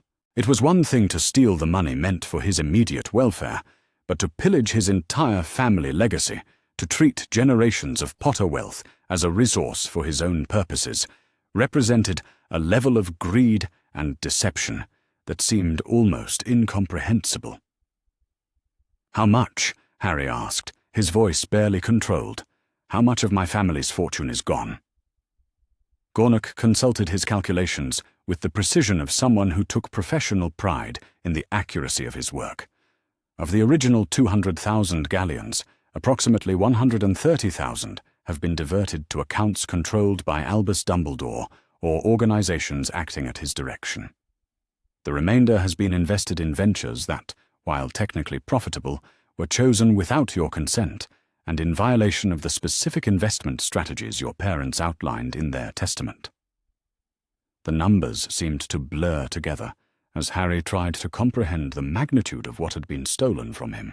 This was not simply theft, but the systematic dismantling of his family's accumulated wealth, the destruction of a legacy that had been built over generations and was meant to ensure his independence and security throughout his life.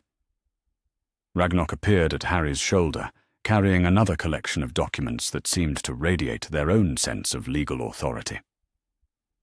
"The financial crimes are appalling," he said grimly, "but they represent only one aspect of the conspiracy we have uncovered. The violations of wizarding law, the forgeries, the abuse of official position. These create a pattern of criminal behavior that extends far beyond mere theft." He spread the documents across a nearby table, and Harry saw that they represented correspondence between Dumbledore and various ministry officials, discussing Harry's placement, and the ongoing management of his affairs. What we have discovered, Ragnok continued, is that Dumbledore did not act alone in orchestrating your placement with the Dursleys. He had allies within the Ministry of Magic, people who helped him override your parents' wishes and establish the fraudulent guardianship that has defined your life for the past 9 years. Harry studied the correspondence, noting names that meant nothing to him, but which clearly carried significance for the goblins who had been investigating his case. These people, these ministry officials who had helped Dumbledore, had they known what was happening to him? Had they been aware that their cooperation was condemning a child to years of abuse and neglect? Some of them knew, Ragnok said, as if reading Harry's thoughts. Others were deceived, told that the arrangements were temporary or that special circumstances required unconventional measures. But several key figures were fully aware of what was being done and chose to participate because it served their own political or financial interests. Bogrod joined them at the table, his ancient face bearing an expression of disgust that spoke of deep personal offense at the crimes they had uncovered. "The betrayal of your parents' trust," he said slowly, "represents a violation of the most fundamental principles that govern our society. When magical parents die, their wishes regarding their children's welfare are supposed to be treated as sacred, protected by law and tradition that dates back centuries." He pointed to specific passages in the correspondence that Harry could see had been marked for particular attention. What Dumbledore did, the way he manipulated legal procedures and corrupted official documents, strikes at the very heart of the magical world's legal system. If such actions are permitted to stand unchallenged, then no magical parent can have confidence that their children will be protected according to their wishes. Harry felt the weight of responsibility settling on his shoulders as he began to understand that his case represented more than personal injustice. The people who had betrayed his parents' trust had damaged the legal foundations that protected all magical children. His fight for justice was also a fight to preserve the integrity of laws and traditions that affected every family in their world. Griphook approached with yet another collection of evidence, this one consisting of what appeared to be financial records from organizations that Harry did not recognize. "We have also traced the destinations of the money stolen from your accounts," he said, with obvious satisfaction. The results provide fascinating insights into Dumbledore's priorities and methods. He began laying out documents that showed payments to something called the Order of the Phoenix, substantial sums that had been diverted from Harry's inheritance to fund what appeared to be a private army operating outside official ministry oversight. "Your parents were members of this organization," Griphook explained, noting Harry's interest in the unfamiliar name. "It was formed to fight against the Dark Wizard, who eventually killed them, a noble cause that your parents supported with their own resources and ultimately their lives. But after their deaths," Harry said, understanding beginning to dawn. "Dumbledore continued funding the organization with my money instead of his own." "Precisely," Griphook confirmed. "He has been using your inheritance to maintain a network of operatives, safe houses, and resources that he controls completely. The Order of the Phoenix exists at his discretion, funded by wealth that should have been ensuring your welfare and education. There were other payments as well. Documented transfers to ministry officials that looked suspiciously like bribes, funding for research projects that seemed to have no connection to Harry's welfare, and substantial personal expenses that suggested Dumbledore had been living quite comfortably on money stolen from a child he was supposed to be protecting. The pattern that emerged from the financial records was one of breathtaking arrogance and entitlement. Dumbledore had apparently convinced himself that Harry's inheritance was a resource that could be used to fund whatever projects he deemed important, regardless of the original purpose of the money or the wishes of the people who had earned it. Most disturbing of all were the payments to the Dursleys themselves, carefully documented bribes that revealed the true nature of Harry's placement with his relatives. "Vernon and Petunia Dursley," Gornock said, consulting a ledger that seemed to burn with its own internal fire, "have received substantial payments for their cooperation in keeping you ignorant of your magical heritage and dependent on their grudging charity. 200 galleons per month, as we discussed, but also bonus payments for what the records describe as maintaining proper isolation and ensuring continued compliance. Harry stared at the figures, feeling sick as he realized that his aunt and uncle had been paid to treat him badly, that their cruelty had been purchased and rewarded by the man who was supposed to be protecting his interests. They were being paid extra, Harry said slowly, for making sure I was miserable. The records suggest as much, Gornuk confirmed grimly. Payments for ensuring that you received no information about your magical heritage, no contact with the wizarding world, no sense of your own worth or potential. They were being compensated for systematically destroying your self-confidence and ensuring that you would be grateful for any scraps of kindness when you finally entered our world. The scope of the conspiracy was staggering in its completeness. Every aspect of Harry's life had been carefully orchestrated to serve Dumbledore's purposes, from his physical placement with abusive relatives to his emotional isolation from anyone who might have provided support or guidance. It was manipulation on a scale that seemed almost impossible to comprehend, let alone execute. But the evidence was undeniable, documented in Dumbledore's own hand, and verified through magical means that could not be forged or falsified. The man who presented himself as the protector of orphaned children had been systematically destroying one particular child for reasons that remained unclear, but which clearly served his own agenda. Ragnok began gathering the evidence they had assembled, organizing it into categories that would be comprehensible to judges and ministry officials who had not spent years investigating the case. What we have here, he said with professional satisfaction, represents the most comprehensive documentation of official corruption and child abuse in the history of our legal system. Financial fraud, forgery of legal documents, bribery of ministry officials, violation of inheritance laws, conspiracy to deprive a minor of his rightful guardians, systematic theft of a family legacy, and abuse of position for personal gain. The charges we can bring against Dumbledore and his conspirators could result in decades of imprisonment in Azkaban if they are properly prosecuted. Harry felt a fierce satisfaction at the thought of Dumbledore facing consequences for his crimes, but he also understood that the battle ahead would be complex and dangerous. Dumbledore was not just any wizard, but one of the most powerful and politically connected individuals in their world. Bringing him to justice would require careful strategy and powerful allies. "What do we do now?" Harry asked, looking around at the goblins who had become his advisors and protectors. "How do we ensure that this evidence is not simply buried or dismissed by the same people who helped Dumbledore commit these crimes in the first place?" Bogrod smiled, an expression that was both reassuring and predatory. "That, Mr. Potter, is where the advantages of goblin law and tradition become apparent. Our people have agreements with magical governments throughout the world, treaties that require them to acknowledge our findings in matters of financial fraud and inheritance violations.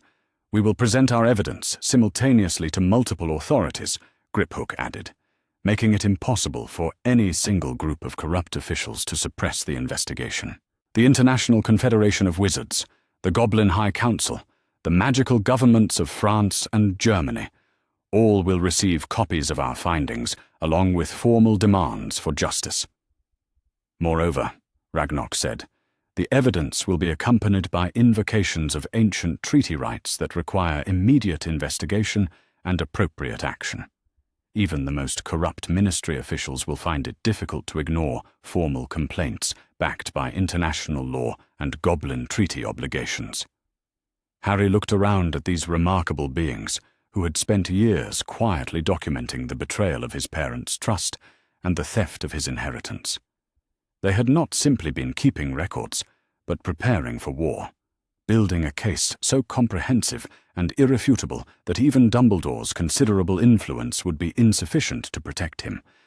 But as satisfying as the prospect of justice might be, Harry found himself thinking about more immediate concerns. "What about the Dursleys?" he asked. "What happens to them when all this becomes public?" Gornuk consulted another set of records, his expression growing thoughtful. Vernon and Petunia Dursley have received approximately 18,000 galleons over the past 9 years for their role in your abuse and isolation. Under both goblin law and wizarding statute, they can be required to make full restitution for money received under fraudulent circumstances. Since they almost certainly do not possess 18,000 galleons in readily available assets, Harry said, what does that mean for them practically? It means, Ragnarok said with obvious satisfaction, that they will lose their house, their possessions, and quite possibly their freedom depending on how cooperative they choose to be with the ongoing investigation. The life of comfortable suburban respectability they built with stolen money will disappear as completely as your childhood disappeared under their care. Harry felt no sympathy for his aunt and uncle, but he found himself wondering about Dudley, who was still a child and had known nothing about the payments his parents received. Would his cousin suffer for Vernon and Petunia's crimes, or would arrangements be made to ensure that at least one innocent member of the Dursley family was protected? These were questions for later, he decided. For now, the important thing was ensuring that justice was done, and that the people responsible for stealing his childhood faced appropriate consequences for their actions. The war room around them continued to buzz with activity as goblin clerks completed their preparations for what would undoubtedly be one of the most significant legal challenges in recent wizarding history. Evidence was being copied and verified, legal documents were being prepared in multiple languages, and formal complaints were being drafted with the kind of precision that left no room for legal maneuvering or political manipulation. Harry Potter stood at the center of it all, no longer a victim, but the driving force behind a campaign for justice that would reshape the magical world's understanding of official corruption and the protection of children's rights.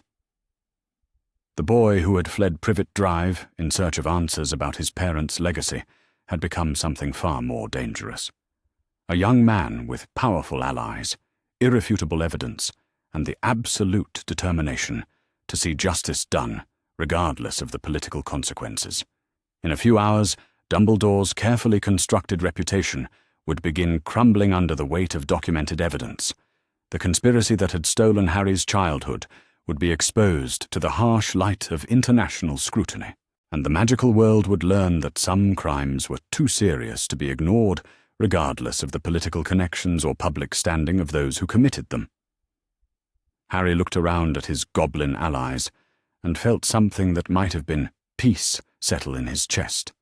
For the first time in his life, he was exactly where he was supposed to be, surrounded by people who understood the importance of truth and justice. The friend of the Goblin Nation was ready for the battle ahead, and his enemies were about to discover that their carefully guarded secrets were secrets no longer. The chamber that Griphook led Harry to after their strategy session was different from anywhere else in Gringotts, a space that felt more like a library than a bank office. The walls were lined with shelves that stretched from floor to ceiling, filled with correspondence that represented decades of communication between the Goblin Nation and the wider magical world. But it was not the vastness of the collection that captured Harry's attention. It was the careful organization that suggested these letters had been preserved for purposes far beyond mere record-keeping. This, Griphook explained with obvious pride, is the archive of intercepted communications. Over the years, various individuals and organizations have attempted to prevent certain correspondence from reaching its intended recipients. We have made it our business to preserve such communications, both as a matter of historical record and as evidence for situations precisely like yours. Harry moved closer to the shelves, noting that the letters were organized not by date or sender, but by intended recipient. There were sections marked with names he recognized, prominent wizarding families whose correspondence had apparently been subject to interference, but it was the section bearing his own name that drew his attention like a magnet. The collection of letters addressed to Harry Potter was staggering in its size and scope, filling an entire wall of shelves with correspondence that spanned the 9 years since his parents' death. Some of the letters were clearly recent, bearing postal marks from just weeks before, while others were yellowed with age and tied with ribbons that had faded to ghostly pastels. "Every letter that should have reached you," Griphook said softly, "but was instead diverted to Albus Dumbledore for review and approval. We have been collecting them for years, waiting for the day when you would be old enough to understand their significance and claim what was rightfully yours." Harry reached for the nearest bundle, his hands trembling slightly as he recognized the careful script on the envelope. The return address read, "Professor R. J. Lupin," and the date showed that it had been sent just 3 months after his parents' death. With Griphook's permission, Harry opened the letter and began to read, his heart racing as he encountered words that had been meant for him years ago, but were reaching him only now. "My dear Harry," the letter began, and Harry could hear warmth and affection in every carefully chosen word. "I hope this letter finds you well, and adjusting to your new circumstances, as much as any child could be expected to do after such tragedy. I wanted you to know that I have been thinking of you constantly since that terrible night, and that I am doing everything in my power to ensure that I will be able to visit you soon. Your parents were my dearest friends, Harry, closer to me than my own family, and you are precious to me, not only because you are their son, but because of the remarkable little person I watched you become during your first year of life. You may not remember me now, but I held you when you took your first steps. I read you stories when your parents needed a few moments to themselves, and I was there the day you first made a flower bloom, just by looking at it with that intense concentration that even then marked you as someone special." Harry felt tears streaming down his cheeks as he read about memories he had never known existed, connections to his parents' world that had been severed before he was old enough to understand their value. This Remus Lupin, whoever he was, had loved him, had been part of his life during those precious early months that he could not remember. The letter continued with gentle reassurances and promises of future contact, expressions of love and support that painted a picture of a man who genuinely cared about Harry's welfare and wanted to be part of his life. It was signed with a simple signature, followed by words that made Harry's heart ache with longing. "Uncle Mooney, who loves you very much and will see you soon." But Uncle Mooney had never come to see him, Harry realized, because this letter, and presumably all the others like it, had been intercepted and hidden away by the man who was supposed to be ensuring Harry's happiness and security. Harry opened another letter, this one from someone called Alice Longbottom, written in a feminine hand that spoke of education and refinement. The content was equally heartbreaking, filled with memories of Harry's parents and expressions of eagerness to fulfill the role they had requested of her as his potential guardian. "Dear little Harry," she had written, "Frank and I have been discussing the arrangements your parents made for your care, and we want you to know how honored we are that James and Lily trusted us with something so precious. We have been preparing a room for you in our home, choosing colors and furnishings that we hope will make you feel welcome and loved. Neville is so excited about having a brother to play with, and he has been practicing the lullabies that your mother used to sing to help you sleep. A brother." Harry had been meant to have a brother, someone his own age who would have shared his childhood and understood the complexities of growing up in the magical world. Instead of the isolation and cruelty of the Dursleys, he should have had family who wanted him, who had prepared for his arrival with excitement and anticipation. The letter went on to describe plans for Harry's magical education, gentle introductions to the wizarding world that would have helped him understand his heritage without overwhelming him. Alice Longbottom had clearly given considerable thought to the challenges of raising a child who had survived such trauma, and her words spoke of someone who understood both the magical and emotional support Harry would need. But like Remus Lupin's letter, this correspondence had never reached its intended recipient. Instead of growing up with loving guardians who understood his needs, Harry had been condemned to 9 years of systematic emotional abuse, designed to make him grateful for any kindness when he finally entered the magical world. Griphook watched Harry read with patient sympathy, understanding that this process of discovery would be both painful and necessary. "Each letter reveals another aspect of what was stolen from you," he said gently. "Not just money or legal rights, but relationships, connections, the sense of belonging that should have defined your childhood." Harry opened letter after letter, each one revealing new facets of the community that had wanted to embrace him, but had been prevented from doing so. There were birthday cards from distant relatives, Christmas gifts from his parents' friends, invitations to magical gatherings where he could have met other children and learned about his heritage in age-appropriate ways. One particularly thick envelope bore the official seal of Hogwarts School of Witchcraft and Wizardry, and Harry opened it with curiosity that quickly turned to amazement. Inside were not one but dozens of letters, dating from his 2nd birthday and continuing through the present, each one signed by someone called Professor McGonagall. The earliest letters were brief, simple expressions of concern for Harry's welfare and requests for information about his development and education.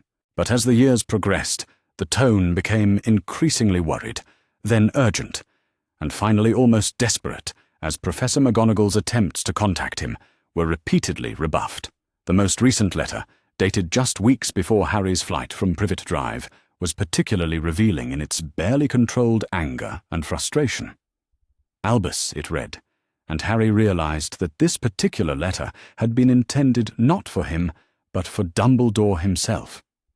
"I can no longer remain silent about the irregularities surrounding Harry Potter's placement and care.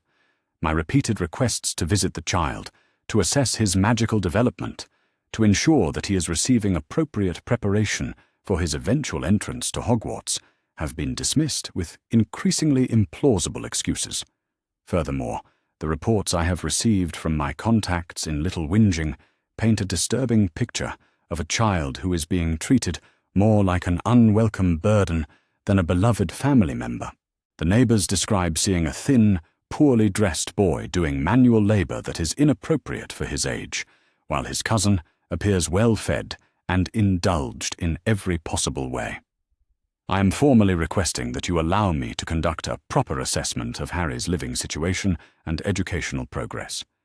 If such an assessment is not permitted, I will be forced to conclude that there are aspects of his placement that will not bear scrutiny, and I will be compelled to take my concerns to higher authorities within the ministry."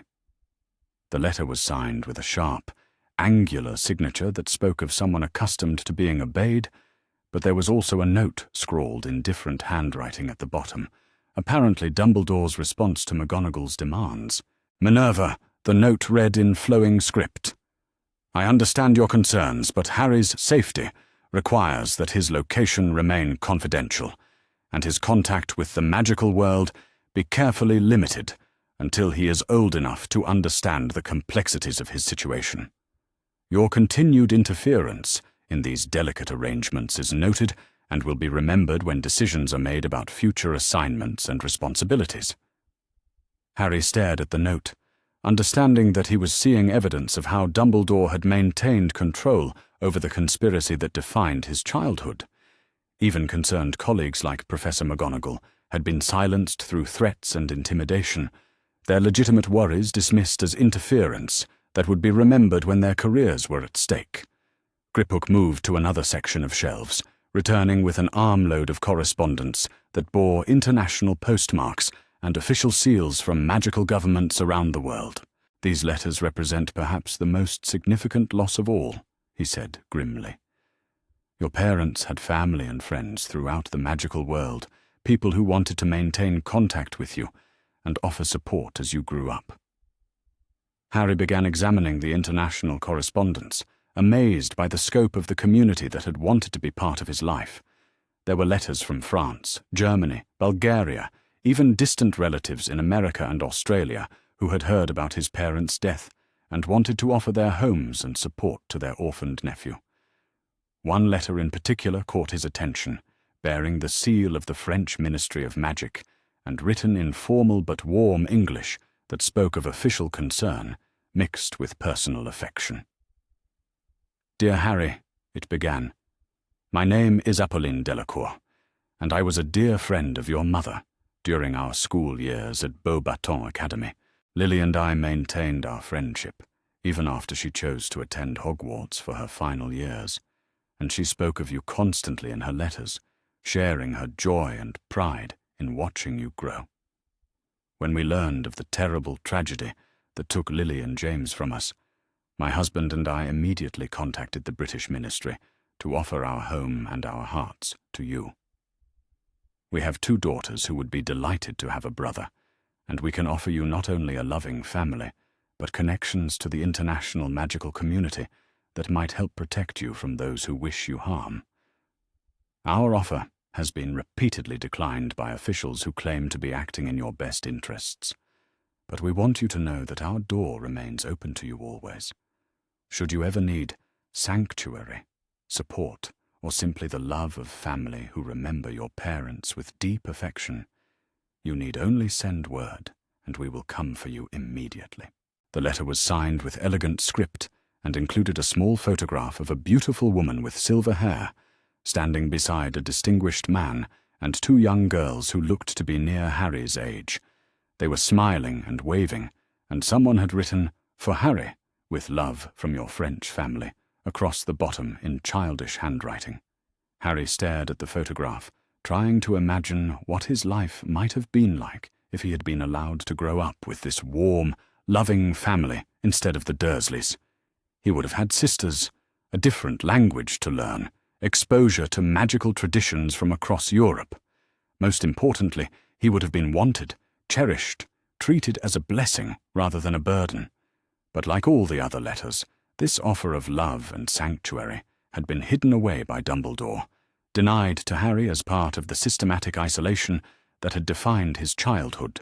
Griphook continued showing Harry through the collection, revealing correspondence from magical families in every corner of the world, each one offering different forms of support and connection. There were invitations to visit during holidays, offers of magical tutoring, gifts of books and artifacts that could have helped Harry understand his heritage. Perhaps most heartbreaking of all were the letters from other children, young witches and wizards who had heard stories about Harry Potter and wanted to be his friend. Their innocent correspondence spoke of playground games and magical mishaps, birthday parties and school adventures, all the normal experiences of magical childhood that Harry had been denied. One letter from a girl named Susan Bones was particularly touching in its simple desire for friendship and connection. Dear Harry. She had written in careful script that spoke of recent literacy. My aunt told me about how your mummy and daddy died protecting you, and how you made the bad man go away.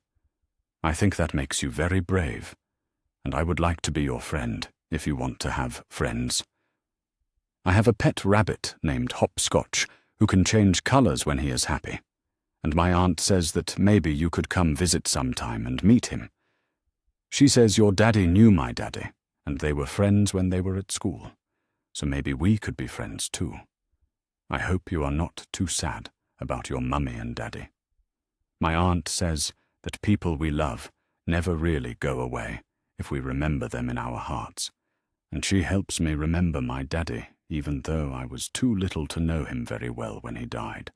Your friend Susan Bones, age 6 3/4. Harry felt fresh tears starting as he read Susan's innocent offer of friendship, her childlike wisdom about loss and memory, her simple desire to share her pet rabbit with someone she thought might need a friend. This was what childhood should have been like, connections with other children who understood both the joys and sorrows of growing up in the magical world.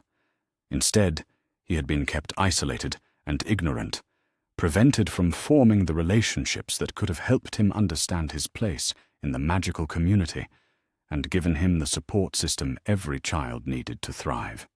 Griphook allowed Harry to explore the collection at his own pace, understanding that this process of discovery could not be rushed. Each letter represented not just a missed opportunity, but evidence of the systematic cruelty that had shaped Harry's life, the deliberate severing of connections that should have sustained and protected him. As Harry read through years of intercepted correspondence, patterns began to emerge that spoke to the careful orchestration of his isolation. The early letters were filled with expressions of love and offers of support. But as the years passed, and no responses came, the tone gradually shifted to concern, then worry, and finally resigned acceptance that Harry Potter was not interested in maintaining contact with the magical world that had known and loved his parents. People who had wanted to be part of his life had gradually given up, convinced that their letters were unwelcome or that Harry had chosen to distance himself from his magical heritage. They had no way of knowing that their correspondence was being intercepted and hidden, that the child they wanted to help had never even learned of their existence. The cruelest aspect of the conspiracy was how it had been designed to be self-perpetuating. By preventing Harry from receiving expressions of love and support, Dumbledore had ensured that he would grow up believing himself unwanted and alone, grateful for any crumbs of acceptance when he finally entered the magical world and therefore easy to manipulate and control. But the letters told a different story entirely. They revealed a community that had wanted to embrace him, families who would have been honored to raise him, friends who would have shared his childhood, mentors who would have guided his development. Harry Potter had never been alone or unwanted. He had simply been prevented from knowing about the many people who cared about his welfare.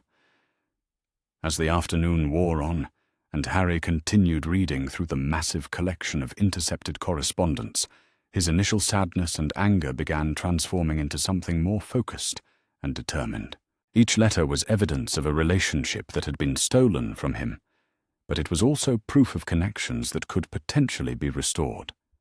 These people had loved his parents, had wanted to be part of his life, had offered support and guidance that could have changed everything about his childhood.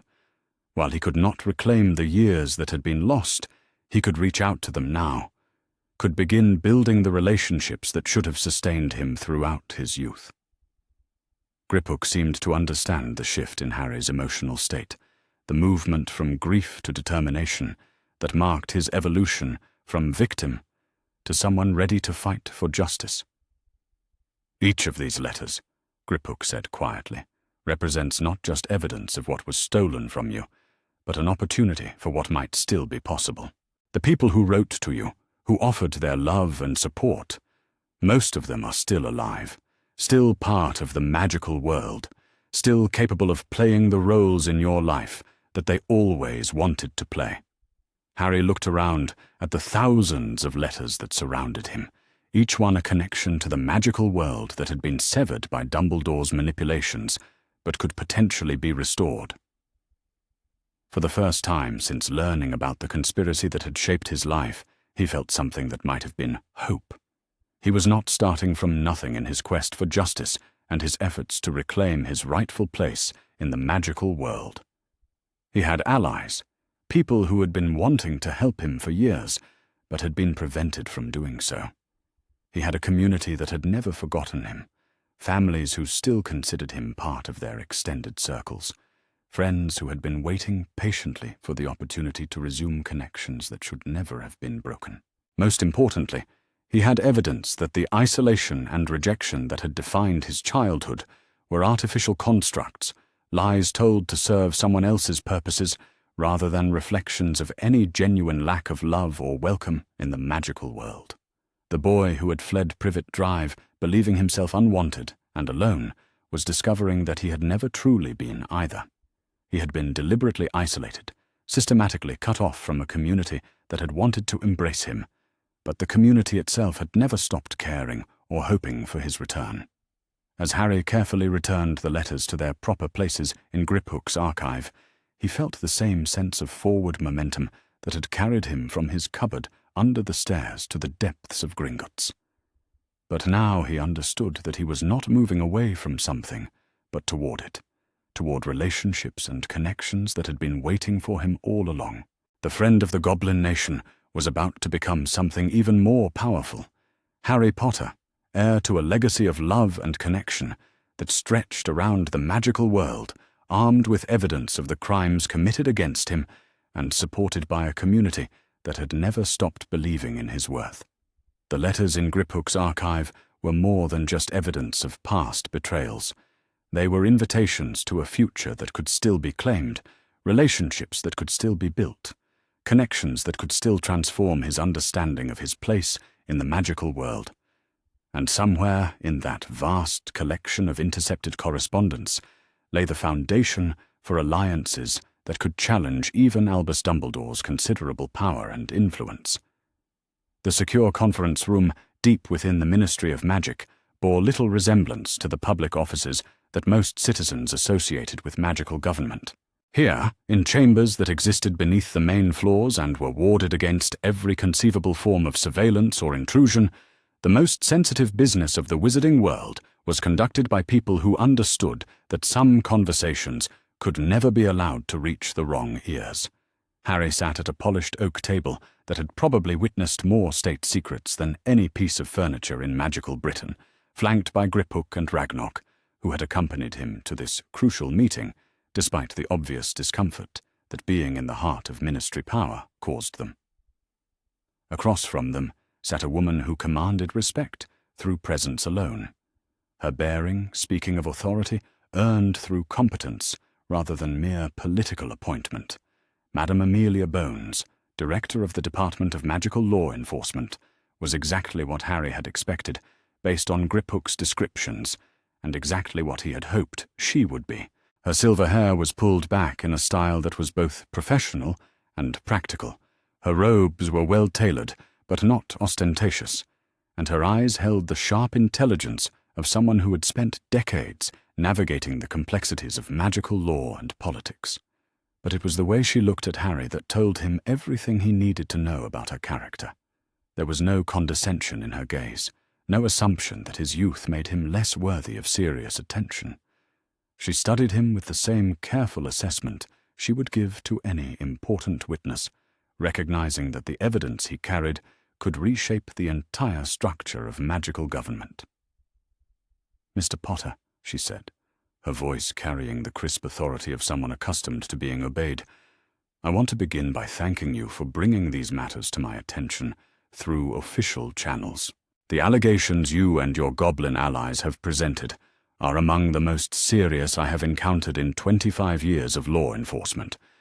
She gestured toward the massive collection of evidence that Griphook and Ragnarok had arranged on the table before her, documents and ledgers and correspondence that represented years of meticulous investigation into the conspiracy that had shaped Harry's life.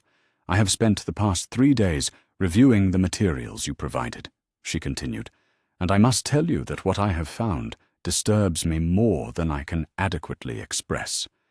The systematic nature of the crimes committed against you, the involvement of high-ranking ministry officials, the complete disregard for both wizarding law and basic human decency, all of this represents a failure of our institutions that goes to the very heart of what we claim to stand for as a society."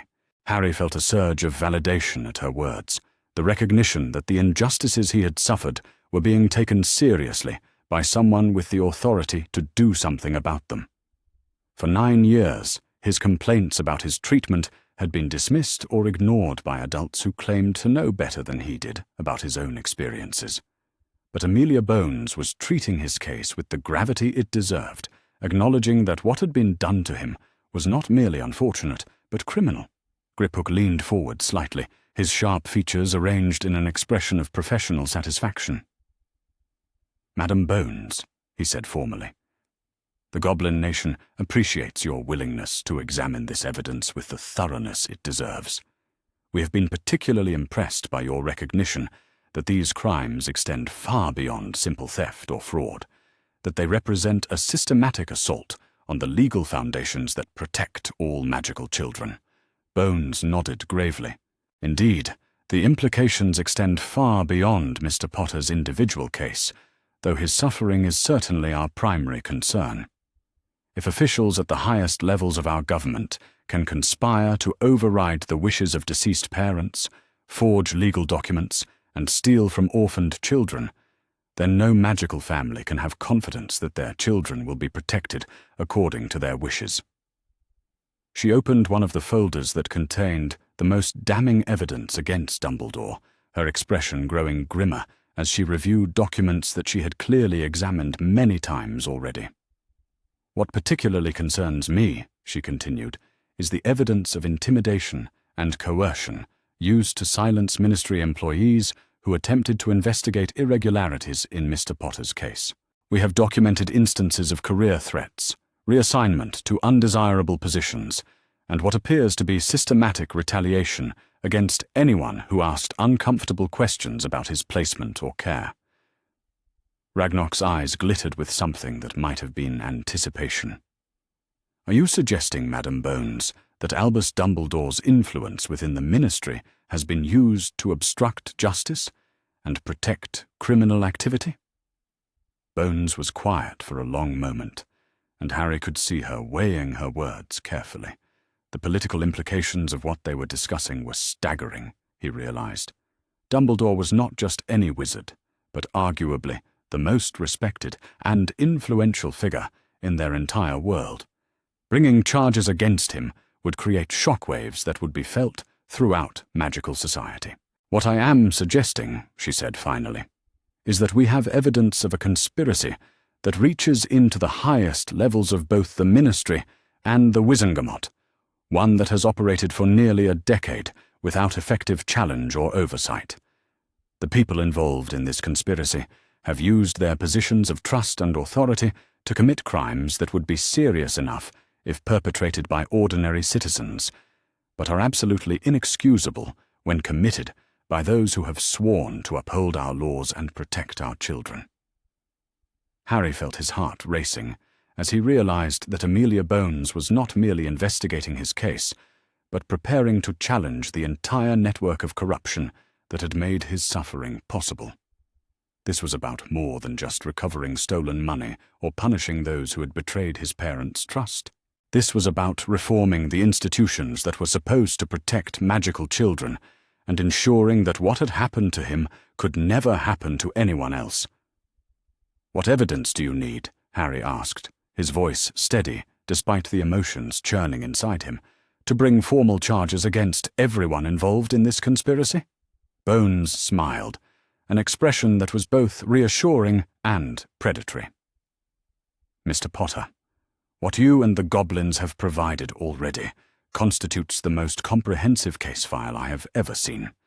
Financial records that document every fraudulent transaction, correspondence that reveals the systematic nature of the conspiracy, testimony from goblin officials who witnessed the forgery and theft, all of it supported by magical authentication that cannot be disputed or falsified." She gestured toward another section of the evidence, one that Harry had not seen before. "Moreover, your case has given us the leverage we needed to investigate other suspicious activities that we have been monitoring for years. Several ministry employees have come forward with information about irregularities they observed, but were previously too intimidated to report." Harry exchanged glances with Griphook, both of them recognizing the significance of what Bones was saying. The conspiracy that had stolen his childhood was beginning to unravel as people found the courage to speak truth to power. "What kind of irregularities?" Ragnarok asked, his voice carrying the professional interest of someone who specialized in uncovering institutional corruption.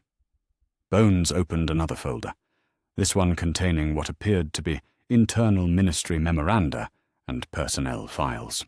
Unauthorized use of ministry resources for personal projects, irregular payments to individuals and organizations that cannot account for the services they supposedly provided, and what appears to be a systematic pattern of career advancement for those willing to remain silent about questionable activities.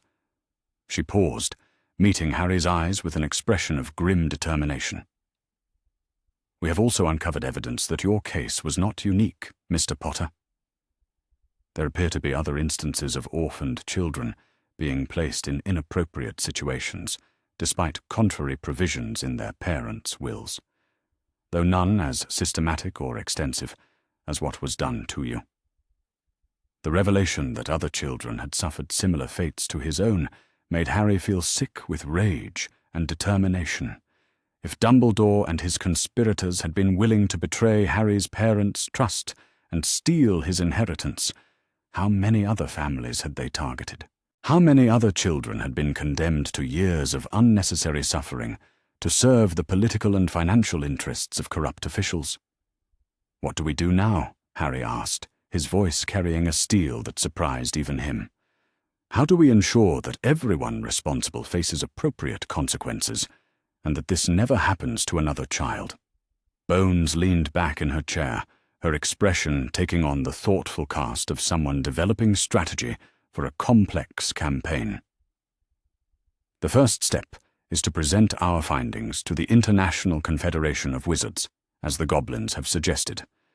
Their oversight committee has jurisdiction over cases involving systematic corruption and abuse of magical children, and their involvement will make it impossible for domestic officials to suppress or minimize our investigation." Griphook nodded approvingly. "The international community has been concerned about irregularities in British magical law enforcement for several years. Our findings regarding Mr. Potter's case will provide them with the evidence they need to justify formal intervention." "Simultaneously," Bones continued, "we will be presenting charges to the Wizengamot, though we must be careful about the timing and presentation given Dumbledore's position as Chief Warlock. We have evidence that several current members of the Wizengamot were involved in the conspiracy, either directly or through willful blindness to obvious irregularities. The complexity of the political and legal challenges they faced was staggering, but Harry felt confident that they had the evidence and allies necessary to prevail. More importantly, he understood that this battle was about far more than his personal quest for justice. It was about reforming institutions that had failed in their most basic obligations and ensuring that future generations of magical children would be protected by law rather than victimized by those who were supposed to safeguard their interests. Ragnarok opened yet another folder, this one containing what appeared to be correspondence with magical governments in other countries. "We have also been coordinating with our colleagues in the International Goblin Banking Confederation," he said with obvious satisfaction. "Several other nations have expressed concerns about the precedent that would be set if such systematic abuse of inheritance law were allowed to stand unchallenged." Harry felt a surge of pride at the recognition that his case had attracted international attention and support. He was no longer just a child seeking justice for personal wrongs, but the focal point of a movement that could reshape how the magical world protected its most vulnerable members. Bones gathered some of the evidence files, her movement suggesting that their meeting was approaching its conclusion, but that this was merely the beginning of a much larger process. "Mr. Potter," she said formally, "I want you to understand that what we are undertaking will not be easy or quick. The people we are challenging have significant power and influence, and they will not surrender without a fight. Furthermore," she continued, "the public revelation of this conspiracy will likely generate intense scrutiny of your own life and circumstances. You will be thrust into a spotlight that may be uncomfortable and intrusive, and you will need to be prepared for attempts to discredit your testimony or minimize the significance of what was done to you." Harry considered her warnings carefully, understanding that she was offering him one last opportunity to step back from a battle that would reshape his entire existence. He could accept whatever financial restitution might be negotiated privately, could disappear into the international magical community where families like the Delacour would welcome him with open arms, could build a quiet life far from the political complexities of magical Britain. But such a choice would mean abandoning other children who might face similar fates, would allow the corrupt system that had victimized him to continue operating without meaningful challenge or reform. Harry Potter had never been one to choose the easy path when the right path demanded more of him. "I understand the risks," he said clearly, his voice carrying a maturity that seemed to surprise even Amelia Bones. "But what was done to me was not just a crime against me personally. It was an attack on the principles that are supposed to protect all magical children. If we do not challenge this system now, if we allow these crimes to be covered up or minimized, then we are complicit in whatever happens to the next child who needs protection from corrupt officials." Bones smiled with obvious approval and what might have been parental pride. "Very well, Mr. Potter. Then we proceed with full formal charges and international oversight. The Ministry of Magic and the Wizengamot will be compelled to confront the evidence of systematic corruption within their own ranks, and appropriate reforms will be implemented to ensure that such abuses cannot occur again. Griphook and Ragnok exchanged satisfied glances, recognizing that their careful preparation and patient investigation had created the foundation for the kind of institutional change that rarely occurred in the magical world. As they prepared to leave the secure conference room, Harry felt the same sense of forward momentum that had carried him from Privet Drive to this moment of decision. But now he understood that he was not just seeking justice for past wrongs, but working to create a future where other children would be protected by the very laws and institutions that had failed him. The boy who had begun this journey as a victim, fleeing abuse, had become something far more powerful, a catalyst for reform, who carried the evidence and support necessary to challenge corruption at the highest levels of magical society. Within days, the evidence they had assembled would be presented to authorities who could not be intimidated or corrupted by Dumbledore's influence. The conspiracy that had stolen Harry's childhood would be exposed to international scrutiny, and those responsible would face consequences that no amount of political connections could prevent. But perhaps most importantly, Harry had found his place in the magical world not as the malleable hero that others wanted him to become, but as someone willing to fight for principles that extended far beyond his personal interests. As they made their way through the corridors of the Ministry toward the public areas where they could safely use international portkeys, Harry reflected on how much had changed since that desperate night when he had fled the Dursleys in search of answers about his inheritance. He had found far more than answers. He had found purpose, allies, and the kind of mission that could define the rest of his life. The friend of the Goblin Nation was about to become something even more significant. Harry Potter, the child whose quest for justice had reformed the institutions that were supposed to protect magical children throughout the world. The secure conference room they left behind would witness many more such meetings in the weeks and months ahead as the investigation expanded and the network of corruption was systematically dismantled. But this particular meeting would be remembered as the moment when a 9-year-old boy's demand for justice became an international movement for institutional reform. And somewhere in the magical world, Albus Dumbledore and his conspirators were about to discover that their carefully guarded secrets were secrets no longer, that their years of unchallenged authority were approaching their end, and that the child they had worked so hard to control had become the instrument of their downfall. The morning sky over Privet Drive carried the same oppressive quality that Harry remembered from his years of imprisonment in the cupboard under the stairs. But everything else about his return to Little Whinging was fundamentally different.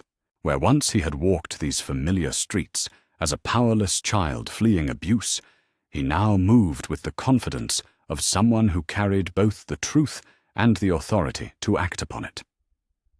Behind him walked Amelia Bones, her official ministry robes a stark contrast to the suburban mundanity of the neighborhood, but her presence a powerful symbol of the justice that had finally caught up with Vernon and Petunia Dursley.